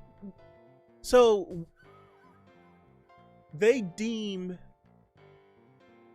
So Phantaminum stormed Zahard's palace, and that action was deemed more egregious than Enryu completely annihilating an administrator.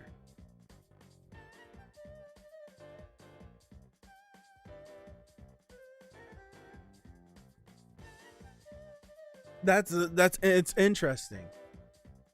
You could tag that one. And why scumbag? Yeah, why would you use scumbag too?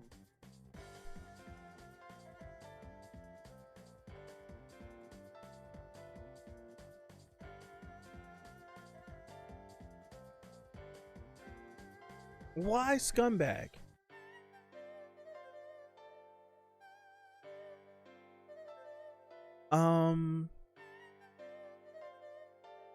Well, probably because he probably has a similar personality to Urek. I don't know. Phantaminum was in the inner palace, so everyone, yeah, that is true.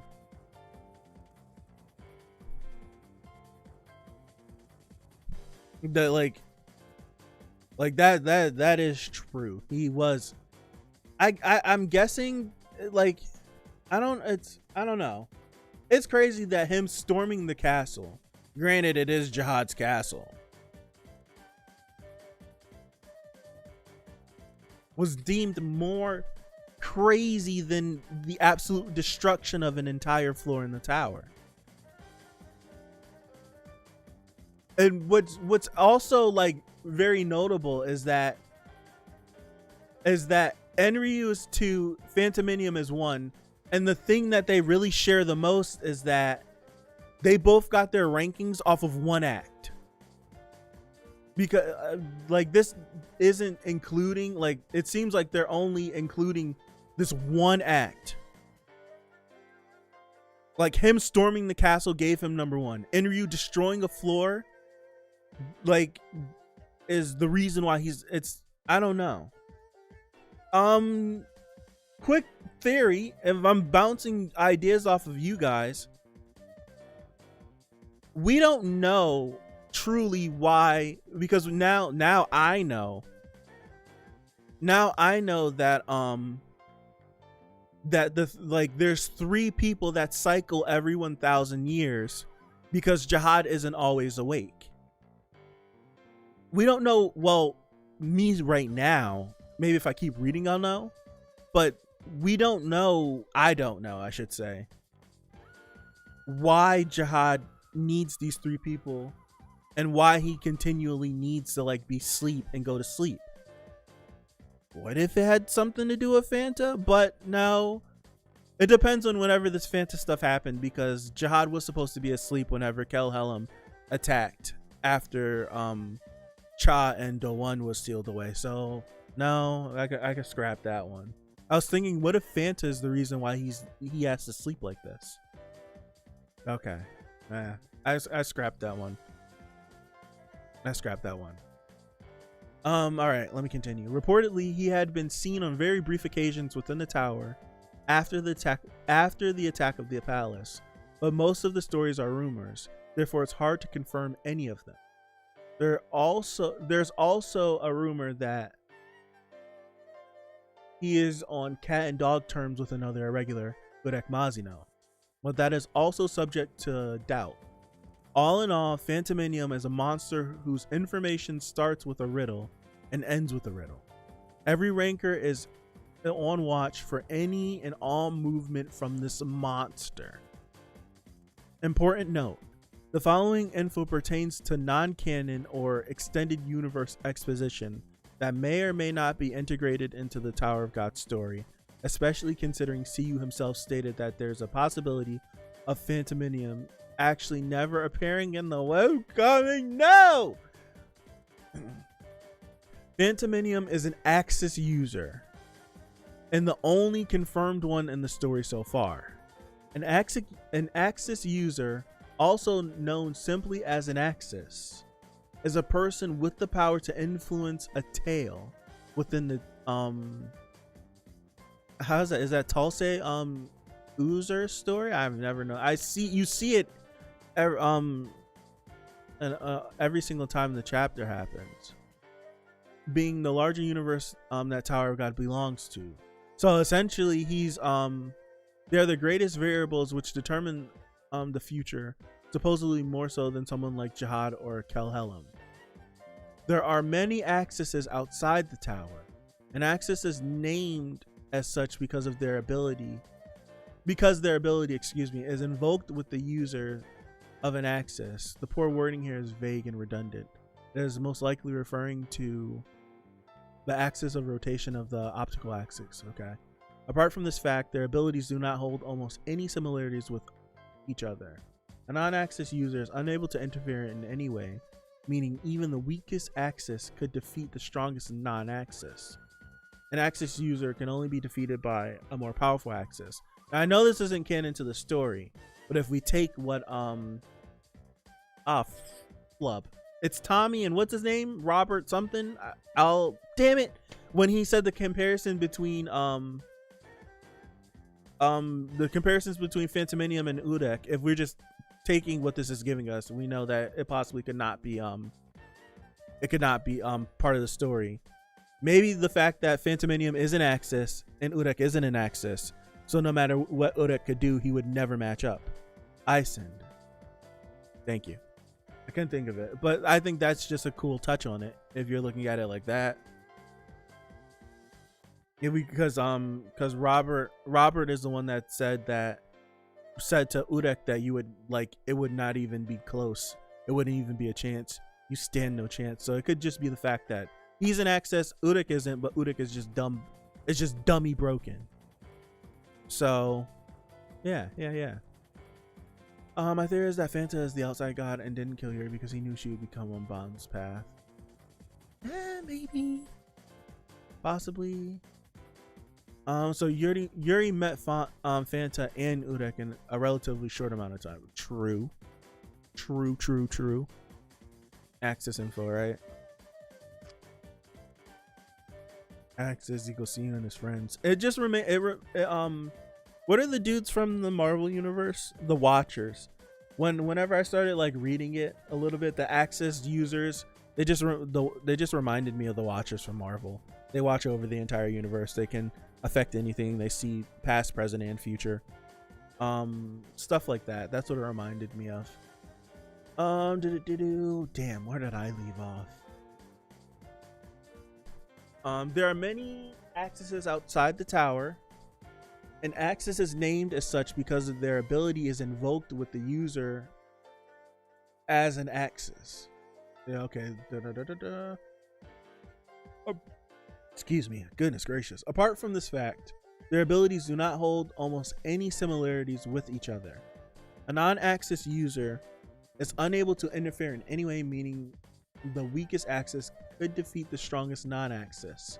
An Axis user can only be defeated by a more powerful Axis. In the Tower of God universe, Phantaminum is the author or god of one story in the universe. In exchange for taking on the responsibility of managing this story, he is given powerful authority over the events that occur in the story. He is able to write records that cannot be erased or changed. Every Axis has the power to generate a space around them in which they can use a unique power that cannot be denied or negated. Under the specifications of this ability, an Axis can control some aspect of reality within their own field. Axes primarily have the ability to control the reality of of a finite amount of space around them. Okay. Tales user. The larger universe of the larger universe that CU stories belong to. This Tales user story is a universe that works under the premise that the world comprises several tales as its center, with these tales persisting as unchangeable records. In other words, in Tales user stories, the past cannot change and the future is already set. Once written, a tale from the Tales user universe cannot be set back or restored to a previous state. Hence, the past becomes permanently fixed, which in turn restricts future events. It is a universe that rejects the existing hypothesis that the world holds infinite possibilities. Tower of God is one of several stories in Tales users, but these stories do not have much connection to each other. According to CU, there are no reasons to understand / analyze Tales users. You can still enjoy Tower of God even if you ignore other Tales users' stories entirely. Okay. Up to this point, Tower of God is the only official Tales user story in Tales user, but CU has published previous works that are currently up in the air in terms of their canon status. Most of them have been preserved by various people and can be read online with the translator notes under them. Okay. That's a mouthful, but it's very interesting. It's a mouthful, but it's very interesting. We can consider Phanta a bigger threat to Zahard's empire since he directly breaks into his castle. That may be why he's ranked higher than Enryu. Yeah, that makes sense. That does make sense. Yes.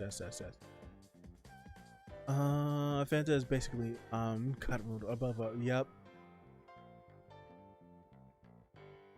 What if Urek is an Axis user? He's just a lesser Axis user, just following Phanta around from story to story. Phanta is the writer of Urek's series and threw him in Tower of God just to troll the Axis of the tower. If Yuri wasn't there, then who would have given the Black March to the bomb? If Bomb hadn't had the Black March, Koon wouldn't have helped him in the beginning since he took an interest in Bomb when he saw it.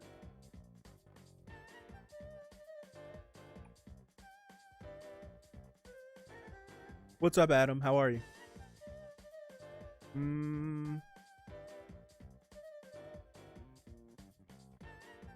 I'm not. Your mind is too small to comprehend the 39D chest that the Axis are thinking. So time travel is impossible in Tower of God. Essentially, it's impossible. Well, it's not impossible. You just can't change anything when you go. Like, you going back doesn't change anything. Like, if you were to time travel, you wouldn't cause a butterfly effect. You would just go back in time, and you would just, like, nothing you did. It's kind of like if you did something, like, course would just rewrite itself. So, like, if you did something and it messed something up, it would just, like, push it around and make it come back to get back in line. Stuff like that, I guess. I don't know. I have no idea. I have no idea. Oh gosh. Yeah, he just says he controls the story within it. Yeah. All right, let me go. Enryu, rank 2, Sobriquet, the Red Tower. Unofficial nicknames include the Guardian / Administration Murderer. Age unknown. Height 1 meter. I see. Google. I live in America. 1 meter 84 centimeters in feet.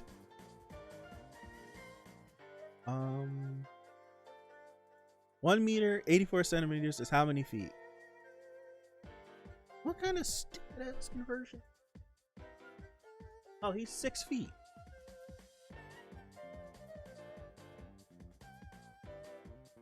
Like, he's a little bit over 6 feet. He's just a little bit over 6 feet. Like he's in between 6 feet and 6'1", essentially. Well, that's what the internet's telling me. That's what the internet's telling me. He's a little bit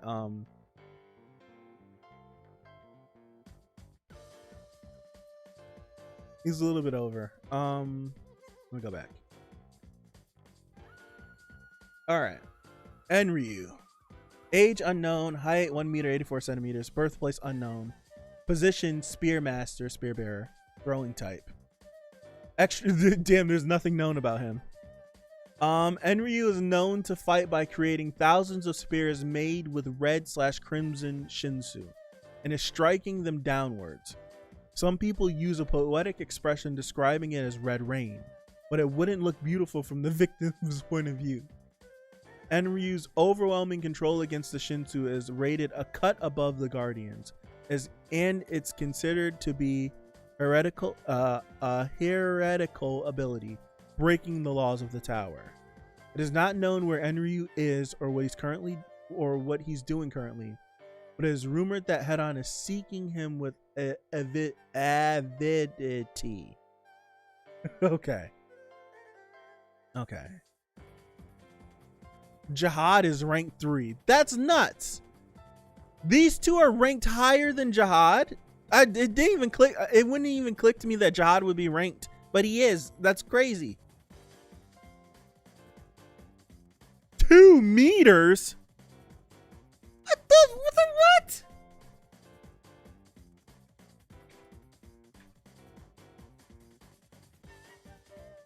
2 meters in feet is 6'5". Plus 40 centimeters. 2 meters, 40 centimeters. I think it's like 7 feet. What? Intermediate. I don't want a table. Just tell me. Damn it. How tall is he? 2 meters is 6'5". I just Googled that. He's 2 meters and 40. So Head-On wants to smoke, right? Yeah.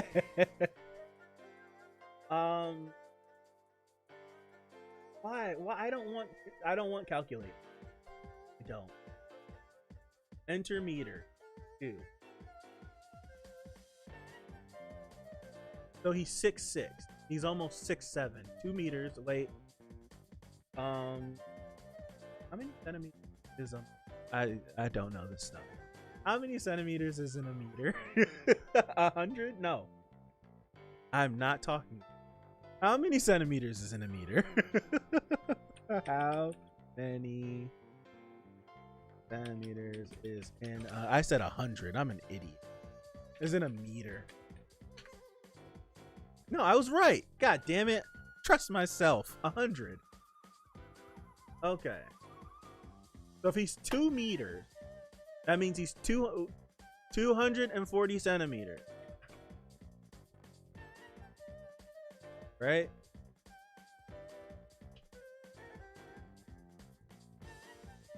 This nigga's like...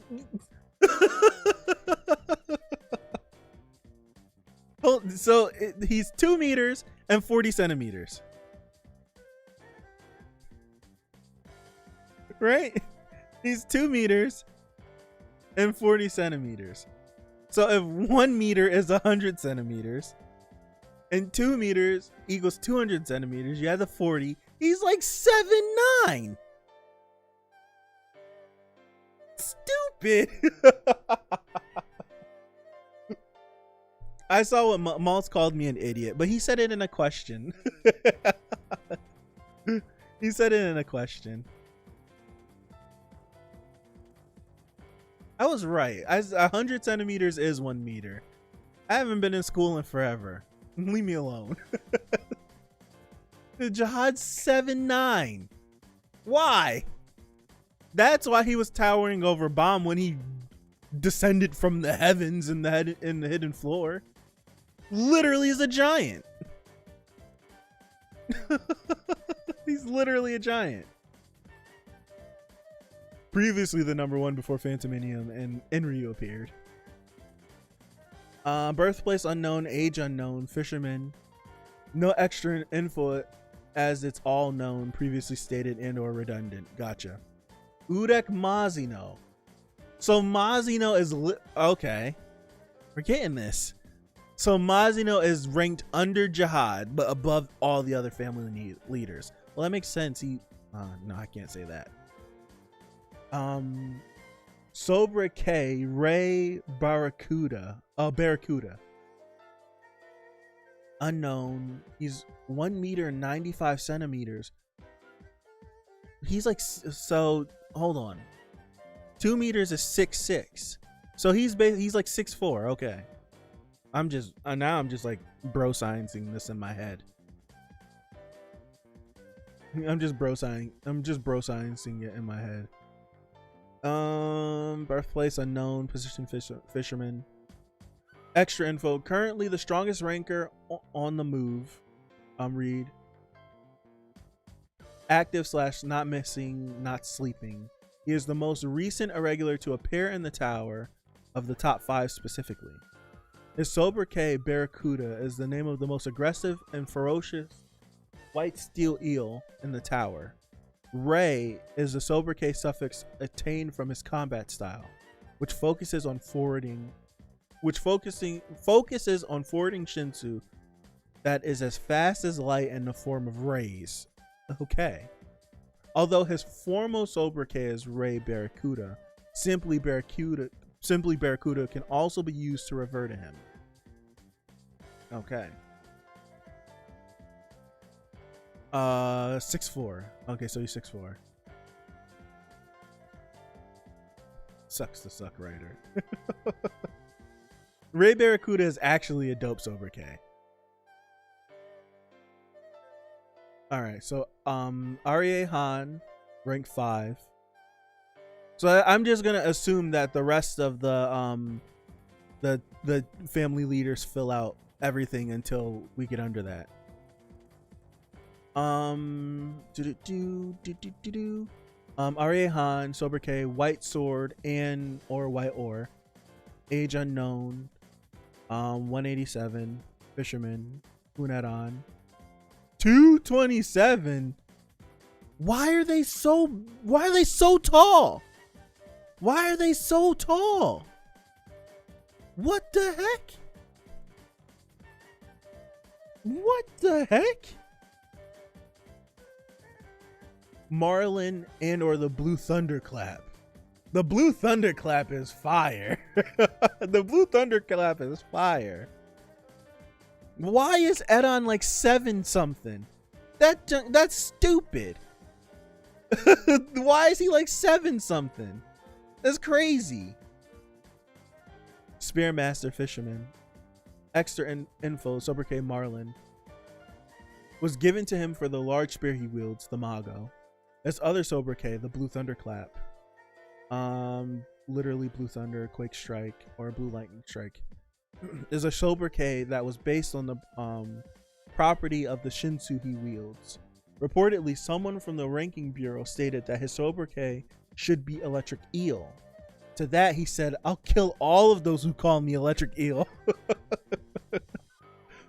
Boldly, and this became a fun anecdote that he tells us how he came to be known as a Marlin. Although for the ranking bureau, it's actually a problematic event in which their lives were at stake. That grape juice is something else. Eurasia and Yeon.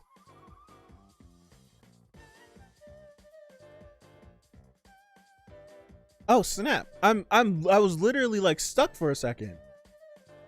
Anne is ranked 7. Whoa! Ranked alongside. Also, they share rank. Because of notoriety, not just power. Okay.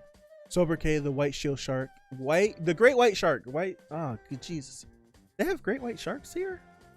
Okay. Age 482. Recorded age before she was sealed. Now it is unknown. She's tall too. Why? Goodness gracious.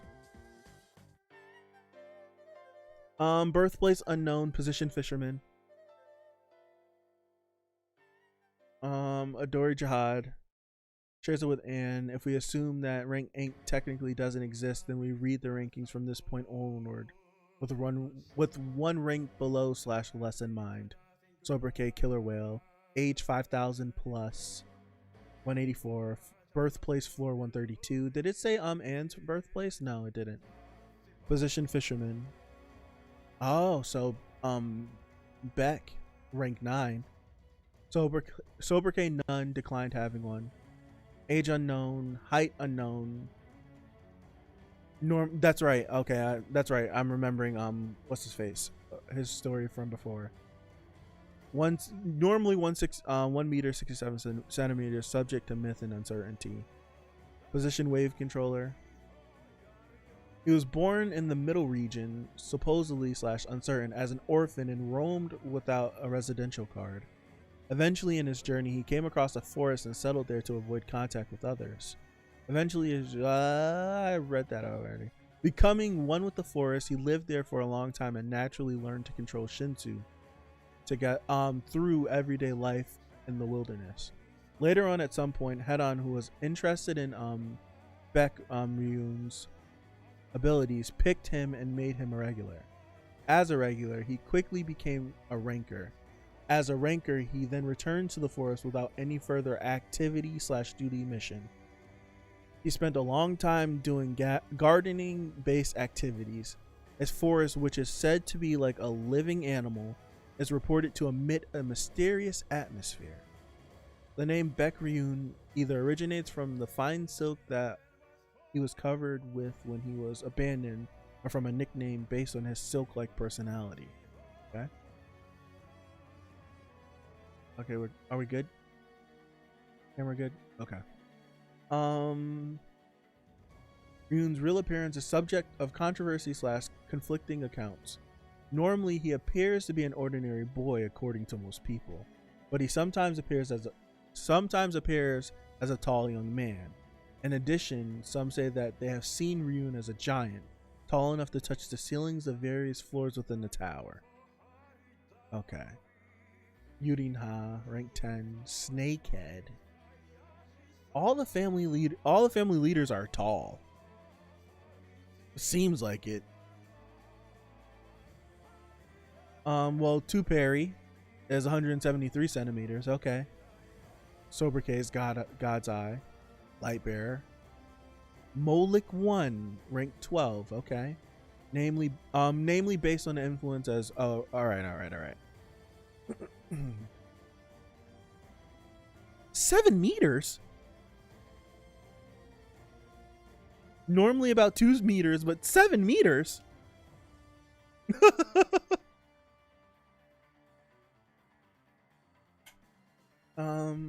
It is said that Molik means absolute aside from being name of the area he comes from. He's 7 meters? Okay. Oh my gosh. Yeah. 22 feet. He's a giant. Namely around 2 meters. Okay. No specific position. Almost like everyone here, he can he can and actively does cover all. Eurasia Blossom. Flower shrimp because of her fashion choice and young appearance. Excuse me. How can she have a young appearance and be 1 meter and 55 centimeters?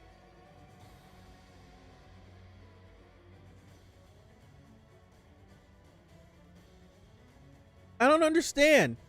She's not a loli then, right?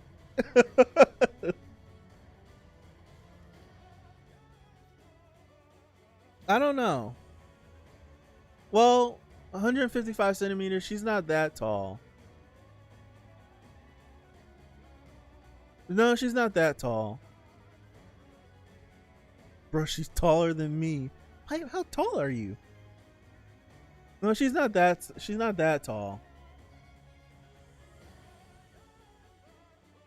They made her all right. They made her seem like she was like childlike. 5'1" is not childlike.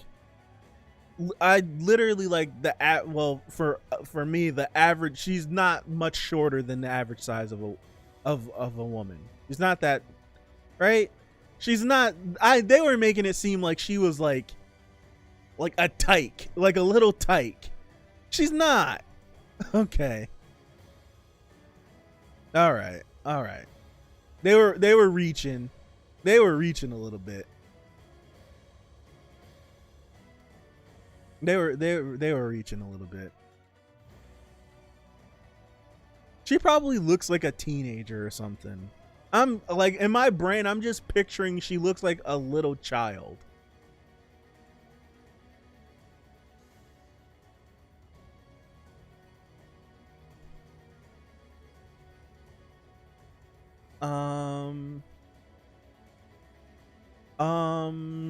You said, dude, she's like 5 feet. Like, my sister is 5'1", and she's older than me. Like she I don't know many tall women. I don't think he's a lolicon. It depends on how young she looks. We're leaving it in the air. We're leaving it in the air. We're leaving it in the air. We're leaving it in the air. We're leaving it in the air. How tall am I in centimeters? I wonder.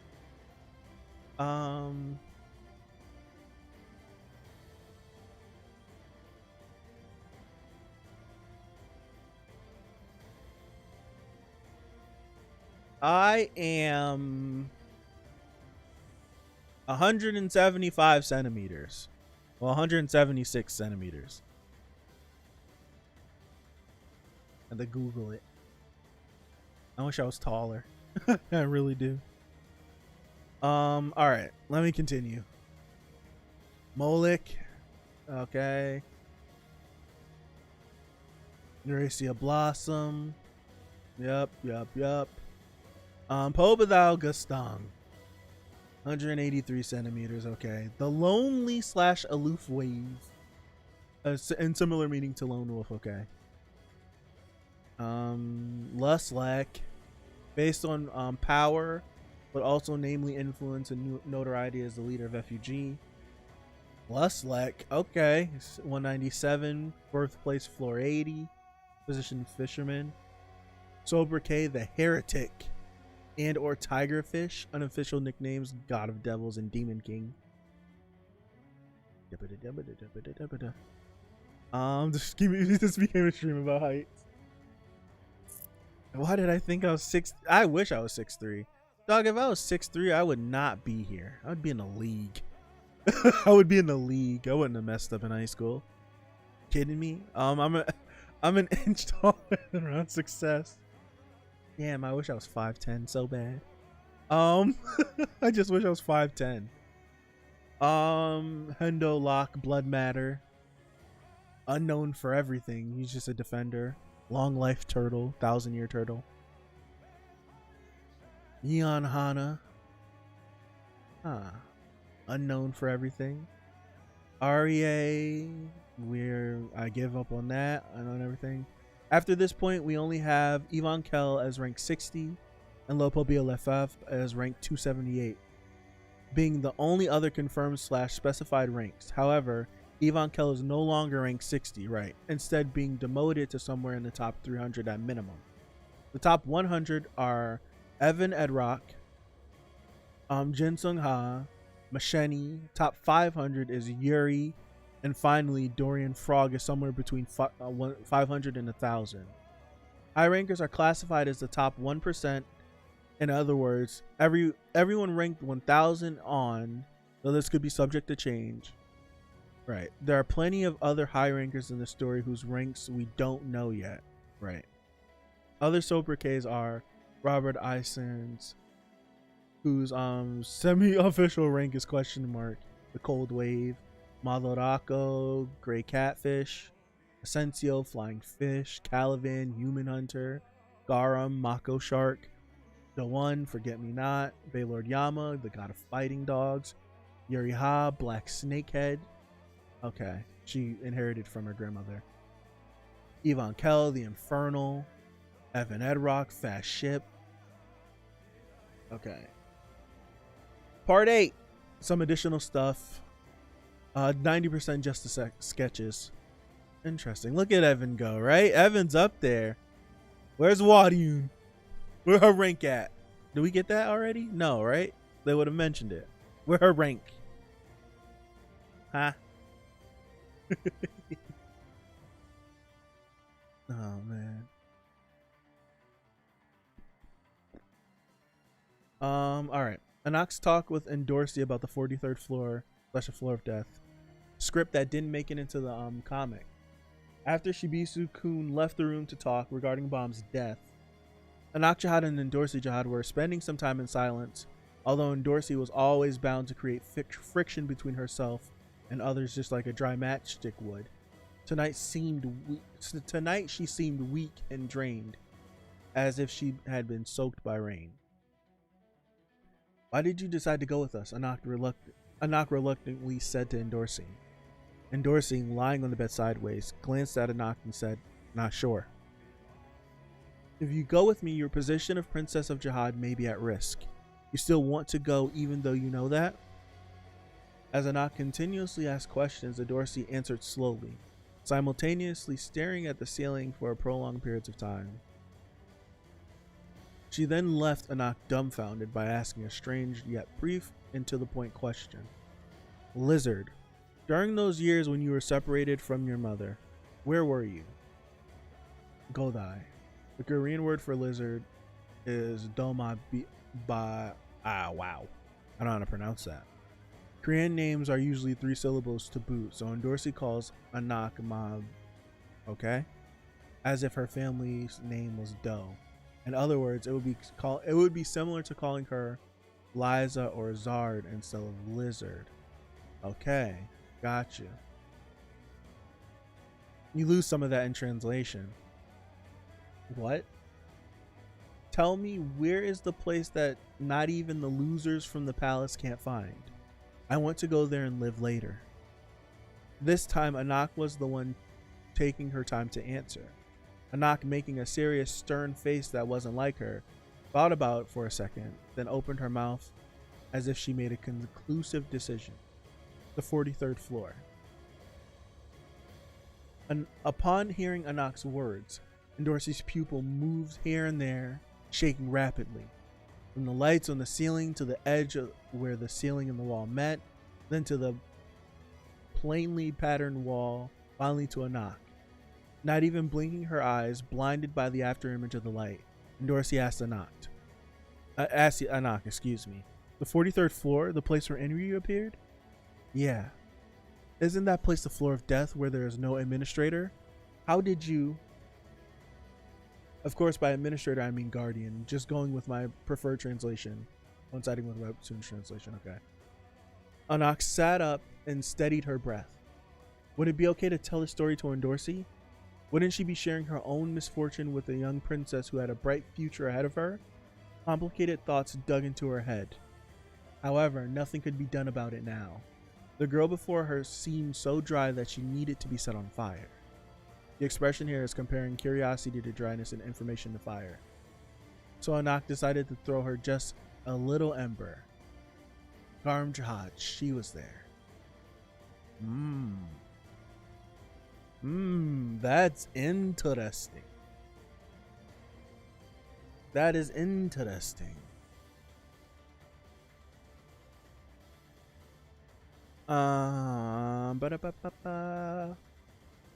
Can't even throw. Evan can throw hands, right?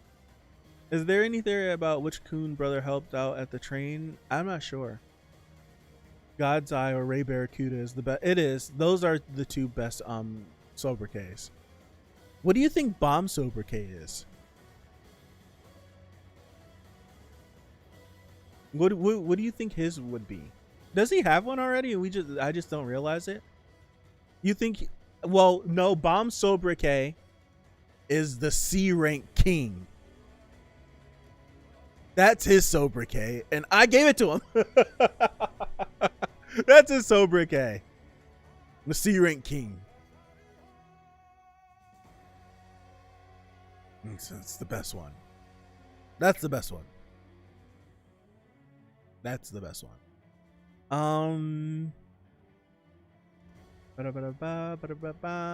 She failed the test floor. That is true. She did fail the test floor.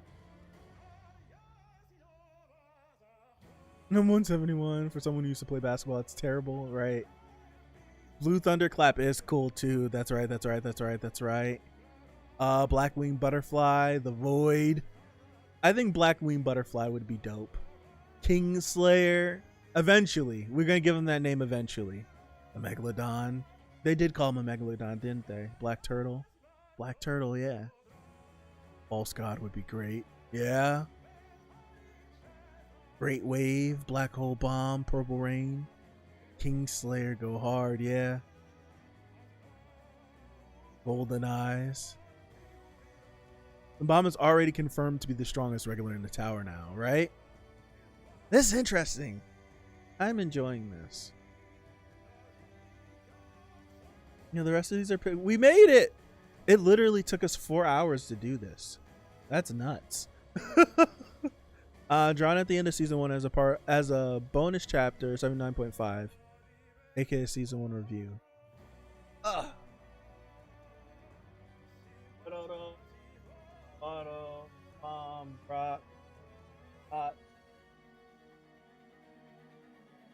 2012. Wow. It took us 4 hours to do this. Since there's a user in the comment section who has already covered half of the season 2 blog posts. That's true. Including plenty of non-lore related info that pertains to CU's life and writing process. Up to season 2 chapter 176 will be picking up from there, with the following exceptions simply because they were accompanied by images. Season 2 chapter 256 workshop battle, not that important. The traveler has finally made an appearance. You could say he's the character who holds the key to this arc. I checked on the comments and saw people mentioning Bleach, but I have said before, I don't read Bleach. Traveler's sword is a nipper.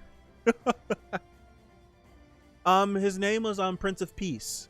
If you go under a lot of the season 2 streams, a lot of the beginning up to a certain point, NW notes it here, but Prince of Peace would comment under each stream like the a lot of the blog post information, and I think it was up to a certain point and then he stopped doing it. That was like around the time where I started to go back and retroactively pin like the start times of when I started reading, because I just babbled a lot in front of the streams. And I was like, I wish I could I was like, I wish I could pin multiple comments, because I would have loved to pin Prince of Peace's comments under each one that he was doing, because I really appreciated it. Mytha, Ass NW. Ass NW. NW is the creator of this sheet. Ass NW. Maybe if you nah. Rather than piercing, it is used to grab a target and shock it using Shinsu. That's why the top and bottom colors are different. In the Tower of God setting, there aren't many characters carrying around gigantic swords. I searched up some stuff about Bleach, but I don't think there's many similarities besides the color. I guess they look similar from a distance, but please don't be mistaken. Chapter 190 post hiatus. Gossips, not important either, but might as well include it. Ron is picky about his meals. He prefers yogurt over any other food. He dislikes the ones with syrup. Really? Koon told Bomb that he had collected and threw away all the rings that Yuhan Soon gave to their friends, so his friends do not have the rings with them right now. Only Koon knows where they are. That's interesting. Shasha hated Ron the moment she saw him. She's good with spicy food. Hwaryun wants to train Bomb to become strong. It seems that she has stated that Bomb needs a different type of training to learn to control the thorn. She thinks that asking for Urek's aid would be a nice idea if necessary. Iwa has gained confidence in manipulating her frames. Iwa still thinks Rock is a dinosaur. Misang asserts that she is older than Prince, but Prince refuses to tell her his age. Koon has decided that other ability of Koon has decided that the other ability of the White Heavenly Mirror is extremely dangerous, so he decided not to use it.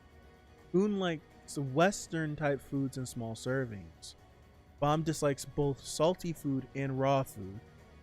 Gator loves meat, as well as banana and anything sweet, like the sweet tooth of a kid opposed to Koon. Bonus, Yu's favorite male character is Bomb, and favorite female character is Yuri. Dude, that's my favorite characters! That's my favorite characters! I'm still finishing the outfit tier list. Bombing Yuri ship confirmed. Wow, what is he gonna say? The other function of the Heavenly Mirror is to stab and kill people.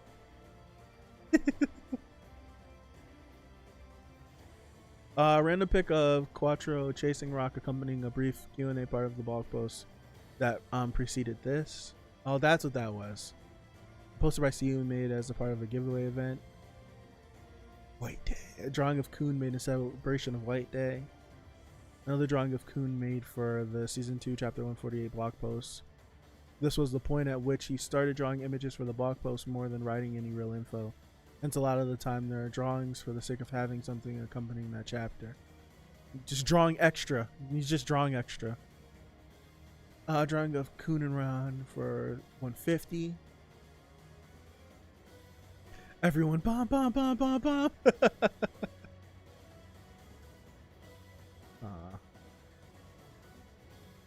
Bomb is worried. His popularity seems to have dropped. Daniel, Koon, and Hots. There's so many handsome guys. He wonders was cutting the hair a wrong choice. Why did I cut it? But Bomb gotta climb on the tower. You go, Bomb. MC shall grow up. Tower of God returns next week. Short comic after the 152 hiatus. From now on, I'll be the main character. Who's Joaquin? He's strong. Rock didn't eat eel and rice.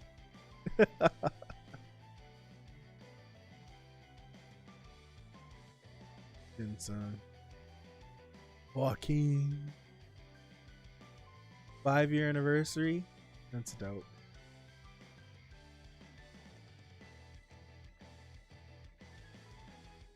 That's it. Oh, this way. Want to go on vacation? It's talking a pipe right here. Character overlap. Is he on the blue disc? What is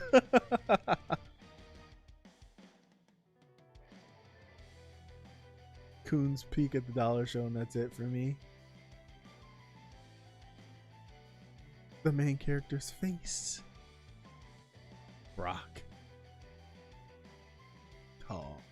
Okay.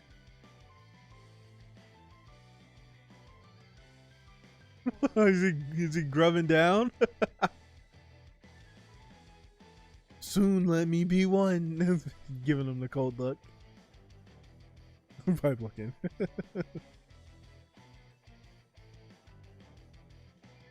Oh wow, look at that one. Translated by Zahard. After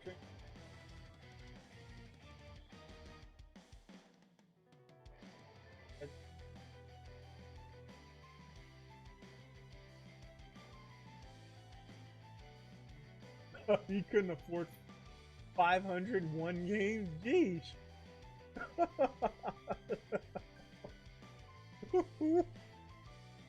That's crazy. Final boss's test site. Come on. What? I don't think he said that. That's crazy. Come on, Koon. What? Why are there only these kinds of guys in the background?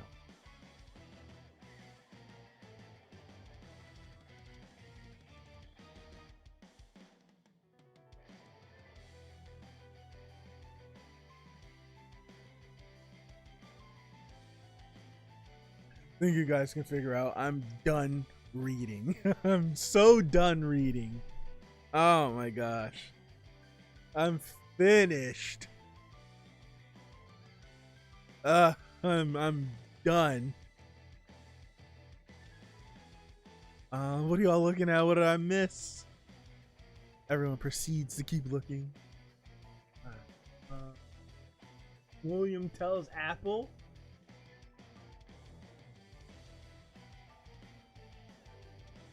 Most people try to hit the apple, but that's not the answer. In this test, you must hit the human. Can you complete the task of not hitting the apple, but the poor pitiful ranker?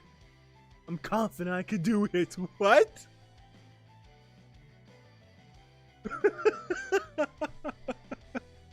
Like what?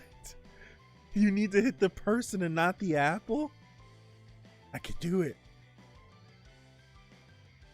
Oh man.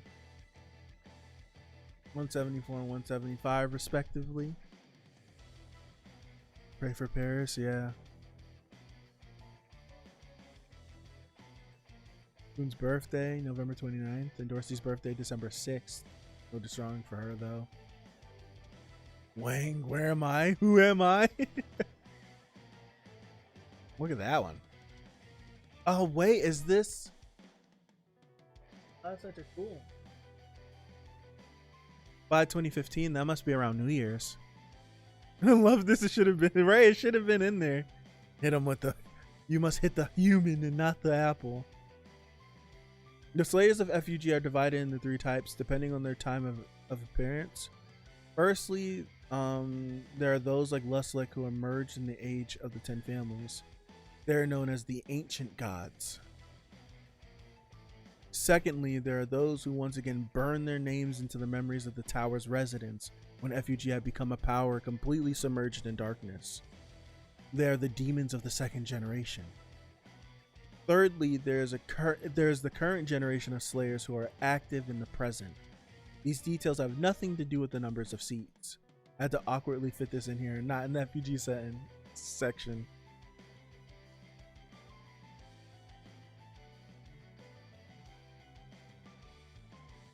Pervert? What? Another white turtle. Is that Albelda?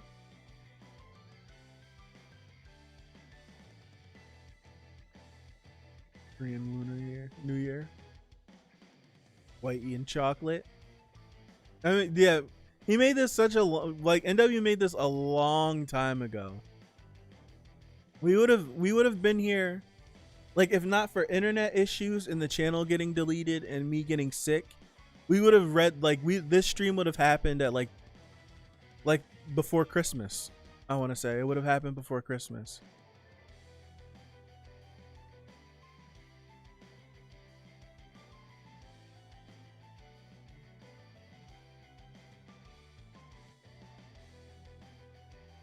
I made this, he stole it.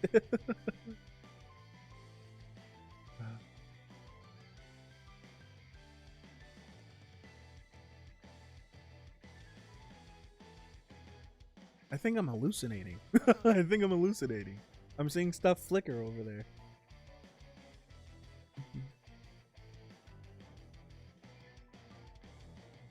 At this point in the flashback, Joaquin hadn't become a regular yet, so he couldn't exit the suspended / floating castle. Oh, this is the backstory. Okay. Most children of the 10 families usually live in the floating castles with floating rocks, aka suspendium, until they are chosen. And if they're not chosen, they settle down in the middle area or help around in their clan's floating castle. Of course, they are discriminated against when compared to those who come back as rankers or regulars. The altar, the huge sword in the Ari Han flashback, is something that the middle area residents make for the ruler of the floor.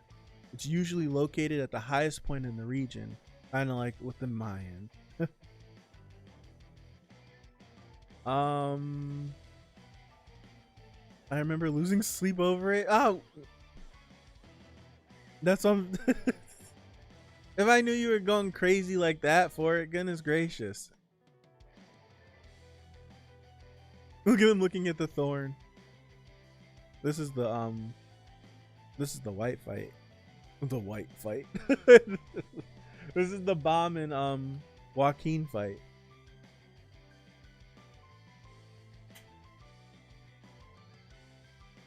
The one thing that isn't here, sicknesses exist in the tower except for cancer. Okay. So you can get I won't ask that. Hwaryun's growing the cherry blossoms. Due to the unexpectedly warm temperatures, the numerous residents of the tower are coming out to take walks among the cherry blossoms. Should I go? But who should I take? Candidate 1, fancy looking, fancy skills, he's rich, but stole from his daddy. Kind to a fault, recently a scary Nuna is following him. What's a Nuna? Candidate 5, not a Ningen. Not a Ningen. Nothing. Who will Hwaryun choose? To explain the previous convo between Hwaryun and Wangnan, right? Wangnan on the train. Guys are like human GPSs that can estimate the best move or make predictions. But how that comes to be is not known until they actually get there. So even if they predicted that someone would die in a month, they cannot give any specific advice or prediction on how to avoid it. So they can only try their best. Of course, a prediction a day or an hour ahead can be more detailed, but you can't avoid it once you end up on the wrong path. Okay. Look at my boy. It's been so long since we've seen him. Nuna is like a sister type of person. Okay, gotcha. Well, when was this?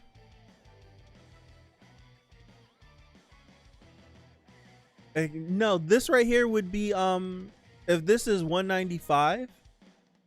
Wait, well, where did I get 195 from? If this is 195, she's talking about Yuri.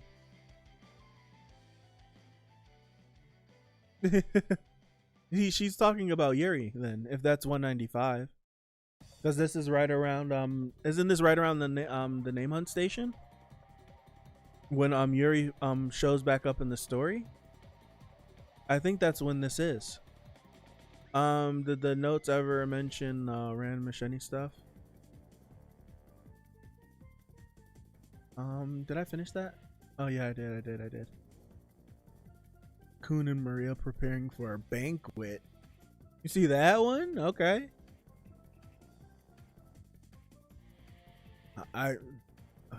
Horimiya has messed up my brain. I see this man with rolled up sleeves. Is his sleeves rolled up? I think so. And an untucked shirt. And Koon and Maria are preparing for a banquet. 200, 201, and 203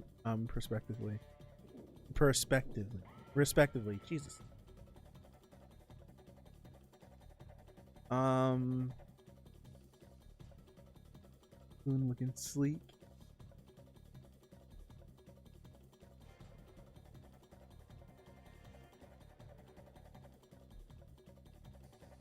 That pick caused a storm in the fandom.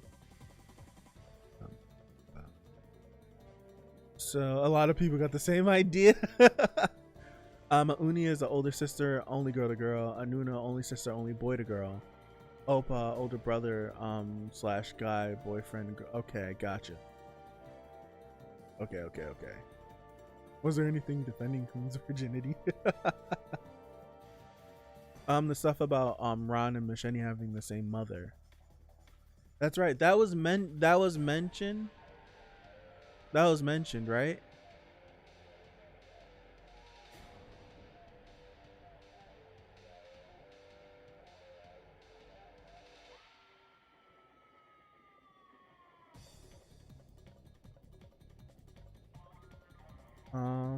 Year 6. Opasama. Ooh, what's this? A lot of people were wondering about Hot's family. This is probably not what you asked for, but I drew this. It's been a while since Hot's entered the tower, so those two would have grown up quite a bit. Regulars climb the tower without their family, and they never get to see their family again after being chosen. Wow, that just hit me like a ton of bricks. You never get to see your family again if you get picked to be a regular. Because you get taken from your home. That sucks. Oh, that sucks so bad. That just hit me like a ton of bricks. I never realized that. Young and Dorsey in front of the other kids she killed. 209. 210 and 211. We can't listen to Funeral Flowers yet. We can't listen to Funeral Flowers yet. Where's the music? Here. Not yet. Not yet. You listened to this already. I don't remember if we listened to this.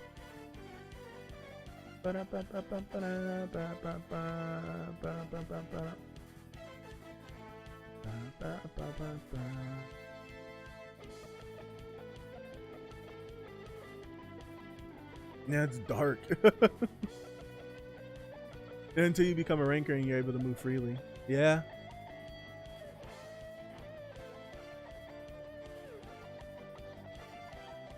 Yeah, you can get chosen at any time too, so you're never prepared for it to happen.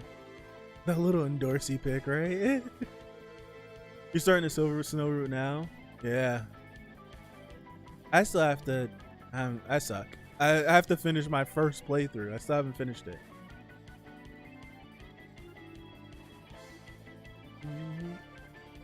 Go, Kaiser! The skill of the anima existed before the 10 families entered the tower.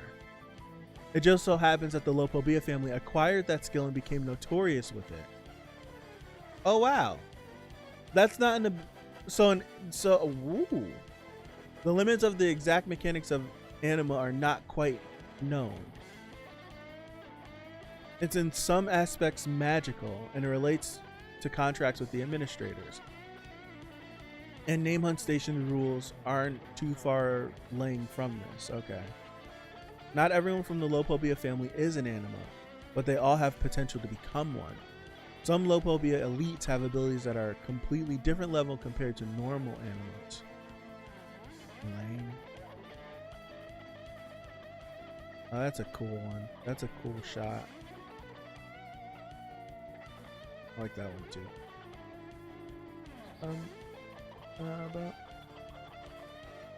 Is that Koon with glasses?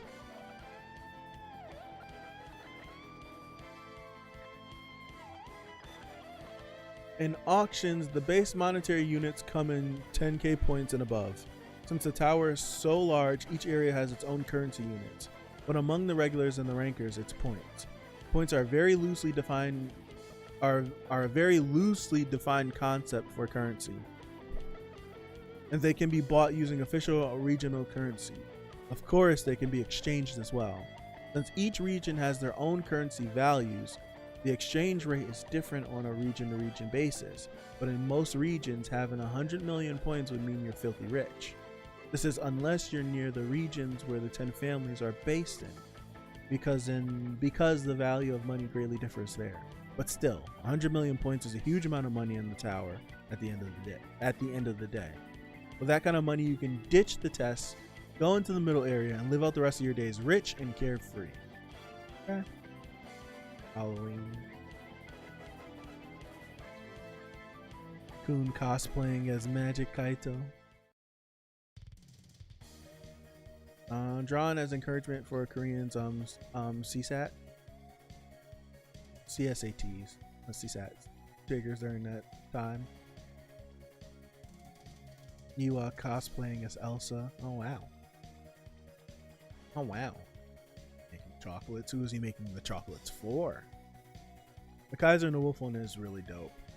Finish and stream it. I'll watch. I should. Why can't we see her in the dress?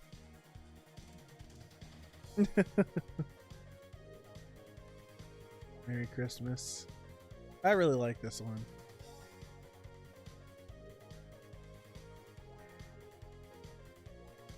This looks like a Star Wars reference.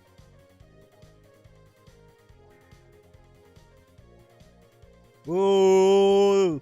Look at this one. Whoa! I like this one. Look at this one. That's clean. This one is clean. Wow. That one's clean. Little.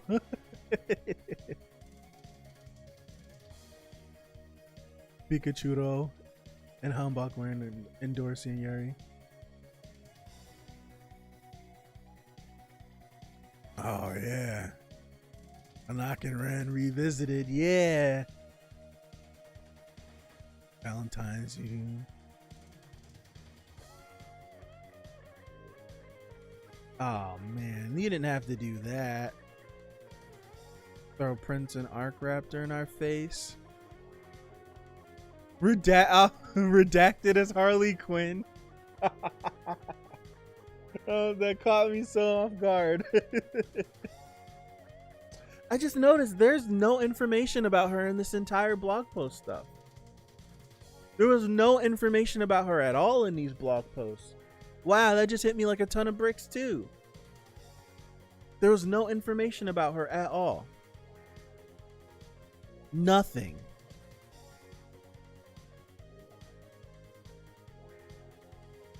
Koon on the swimming team.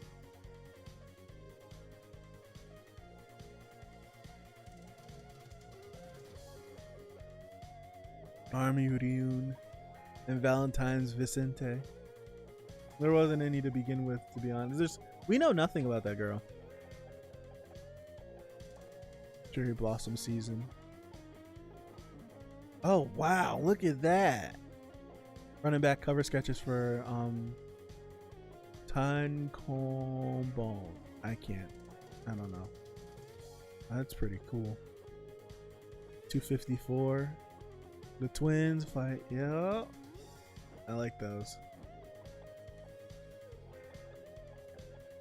Is that Garam playing volleyball? Baby Bomb and Halloween. Looks like Alucard a little bit. Bam, bam, bam, bam, bam, bam, bam. Ooh, I like that one.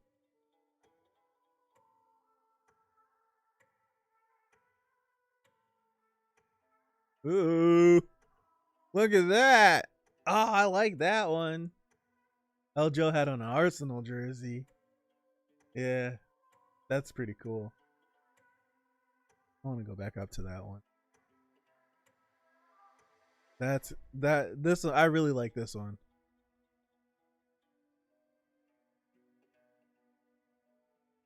I really like that one. The wiki's more organized if you're in it for the info. Well, I want to respect and appreciate what NW's done for us. Put blood, sweat, and tears into this, and I'm gonna sop it all up. Even though I am tired as hell. Even though I am tired as hell.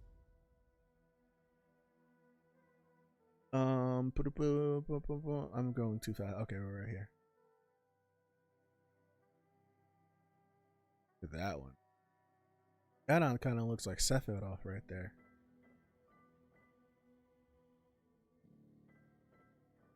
Mom's dressed in one of the Olympic mascots. Okay.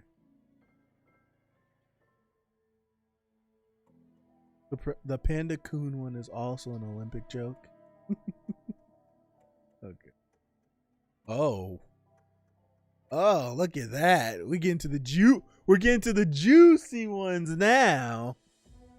We're getting to the juicy ones now. That's clean. I like that one. Look at this. Look at these bombs. Ooh. These are clean. These are clean.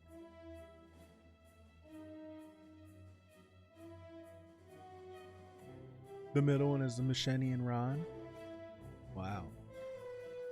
That's the head up. This is when that's the head up. Okay.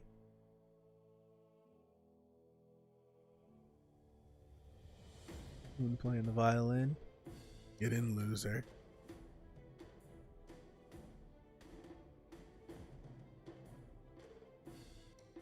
Look at Johnny. Finish. Koon being rescued by mid-boss.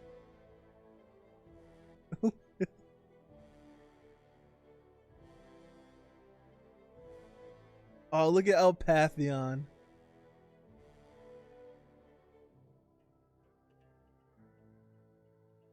Veal imitating Jinsung. That Caliban one is sick. Ooh, look at Yvonne Cal.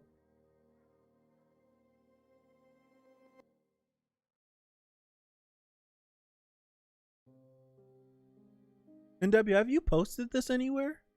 I think you should.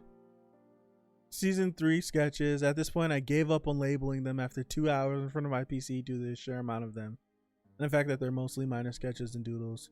So here's the comic for starters. I'm burnt. I like these.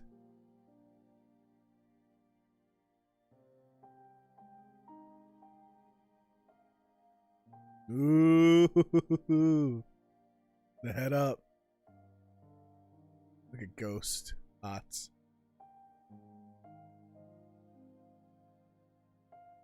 These are really dope. I like this one. I like that one.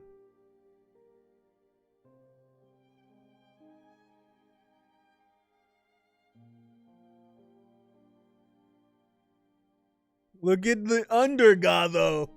The Undergatho. Goodbye 2019. That Yasuracha one's clean too. Yeah, man. And W did like did an amazing job. Like for real, like a super duper amazing job. Like I genuinely do like appreciate this. Like it's this stuff where I sit in my room and I'm just like, dude, the mods do way too much.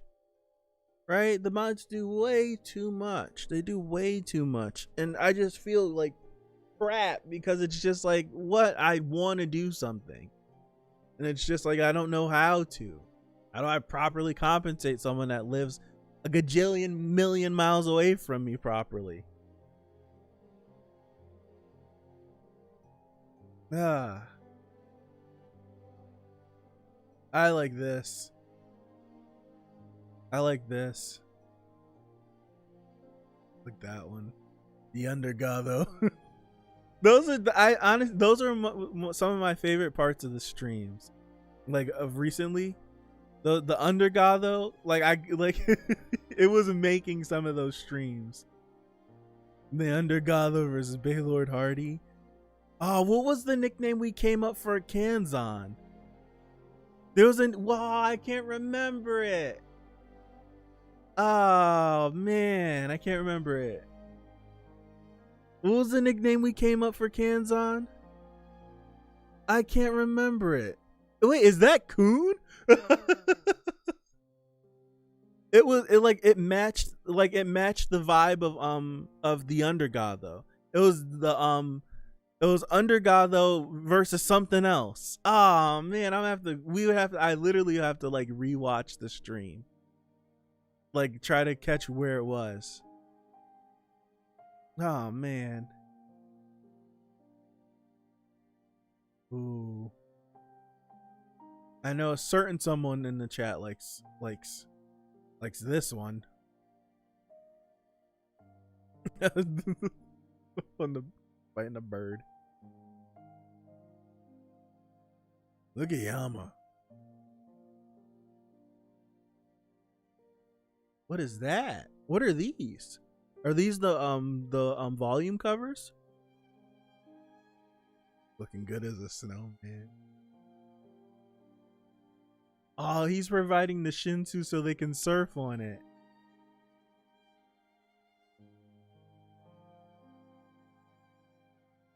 Nope, nope, nope, nope, nope, nope, nope, nope, nope, nope, nope, nope, nope, nope, nope. Avadagar. The sweet fish. Oh, that's what's his name? I can't remember. Oh, they're trick-or-treating? You made it to the end? Cool. Here's a couple of links with bonus stuff which didn't really have any place being in the doc, hence why I'm adding them here in case you're interested in seeing them. I'll have to explore these another time. Some important stuff here has already been mentioned in the doc. But here's the full thing with plenty of redundant info and random stuff that really isn't lore based. And it's literally just people asking CU and Yeon questions. Okay. A beta version of Tower God Season 1 and one of the many alphas and betas. Okay. Not really Tower God related anymore since it's not canon stuff. Yeah, man. I can click the second link? Okay. Oh, so this is literally like... Stupid crop. I don't have time for this.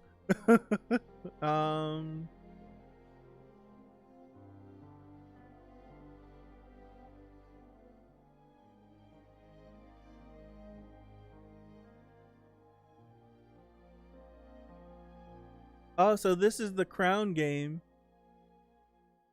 This is the crown game, but completely different. Oh, this is interesting. Oh, that's pretty cool. That's pretty cool. That's pretty cool. It's the crown game, but completely like a little bit different.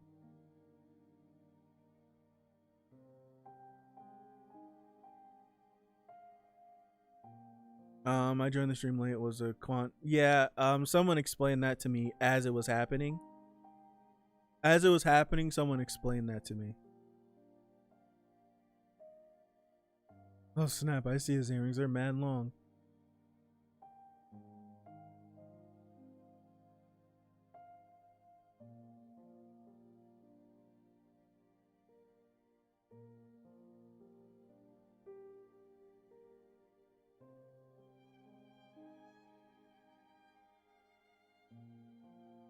It's interesting. Yeah, his art has changed so much. Like this guy, this it's nuts, right? This is why for anyone that's aspiring to be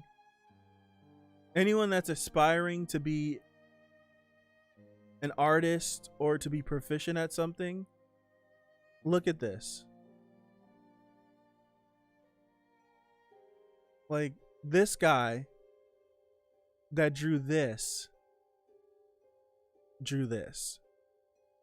Like, so it's just like you literally never, like you always continue to like work hard. Like you always continue to keep going, to keep putting in the work, putting in the time. It's never overnight. It's never overnight. This thing literally is probably more than 10 years old. And in 10 years, he went from that to this. Like, this is like so much inspiration being able to see it. It's incredible. Like, it's absolutely incredible. It's absolutely incredible.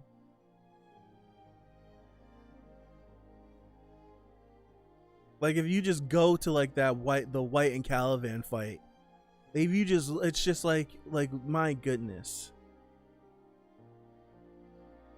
It's absolutely crazy. It's absolutely crazy. Like you never ever give up. That's like the main, like this whole series. This whole series, never give up.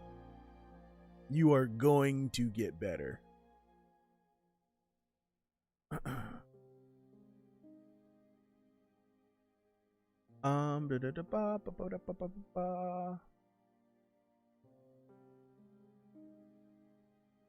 Oh yeah, that's right. NW's comment probably got deleted, so So yeah, I'll post this link, and the PDF should be able to fit in Discord. It's not that long, right? But I'm not that long, not that big. I know there's a limit of what you can put in the Discord, but you, I'll put the link for this in the Discord as well.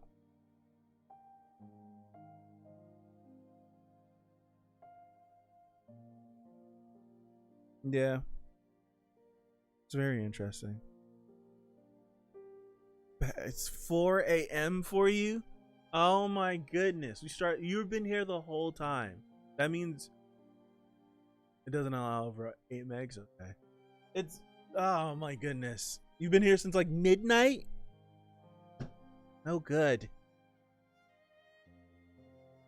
I'm burnt, y'all. I'm burnt out. I'm burnt out. I need to go find some food. I need to get ready for work tomorrow. Oh my gosh. I appreciate you all for being here. Like, I genuinely do appreciate you guys for being here. I do think there's going to be one more.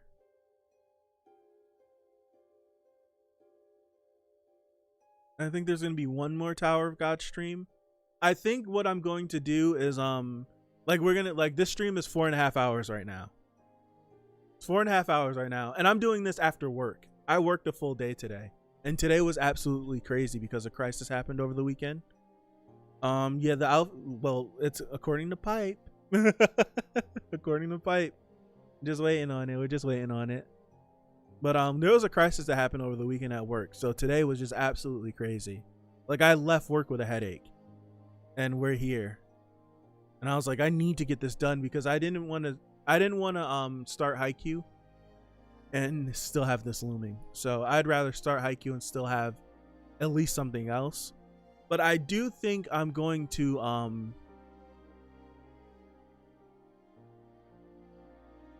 one person in Devilets wanted me to see the Baja theory. What's that?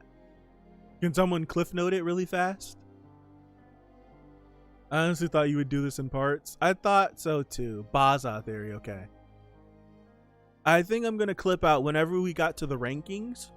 Like the rankings, I think I'm gonna clip that out and edit that and up. Yeah, I'm starting from season 1 flawless. I think I'm gonna edit that and put it up as an individual video. And then like in the description, like link to the full entire blog post read through in the description. Oh wait, no. What's his face? Is the Baza theory the one that in the Discord? It's okay. No, it's okay. I get what you guys saying. I haven't read it, but I said I would I told Zahard that I would read it whenever I got back to doing Tower of God stuff when I caught up. So I definitely will take a look at it because he's in the Discord. I'll do that. I'll do that. Okay. Got you. I'm not doing it right now, but I will do it because we will have another Tower of God stream. At least one more Tower of God stream. We will do that. So that will happen. Never got to watch Haikyuu. We'll be watching it again. I appreciate that. Tomorrow, we should be doing episodes 1 and 2. I think I'm just gonna go 2 episodes at a time. Take it slow. We're gonna do 1 and 2. It'll be same time that we usually always start when I get out of work. So yeah. Baza, great dude. Yeah. I was like, he was like giving ideas of like content ideas once we got the channel back. And I took some of it to heart, but I'm just like not in the mood to become someone that edits videos. Because I'm like a perfectionist type. I would never like stop. So I'm not gonna purposefully add editing to my life because I would be up all night sacrificing sleep to edit stuff. I would. I'm gonna stay a streamer. I'm gonna stay a streamer until something motivates me to move into editing.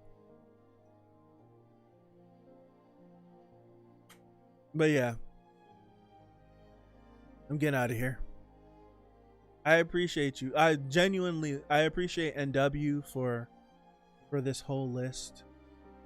Like for real. Like it's wait. Like it's absolutely nuts. For this whole list. Oh night I'm gonna alright, CM. It's 7 in the morning. You got I hate to be the reason why people are staying up. Oh man. Thank you to NW, like for real. Thank you to NW for putting this together. And NW, it's super late for NW as well. So NW has to work and go to school. So crazy. I appreciate him so much. I appreciate the mod so much. I thank you all for sticking. It's literally been 4 hours and 32 minutes that we've been streaming. I thank you all for being here because a big chunk of you were here the whole time. So I appreciate you. I'm getting out. Peace out. I don't know when the next Tower of God stream will be, but I'll let you guys know when it happens. Love you guys.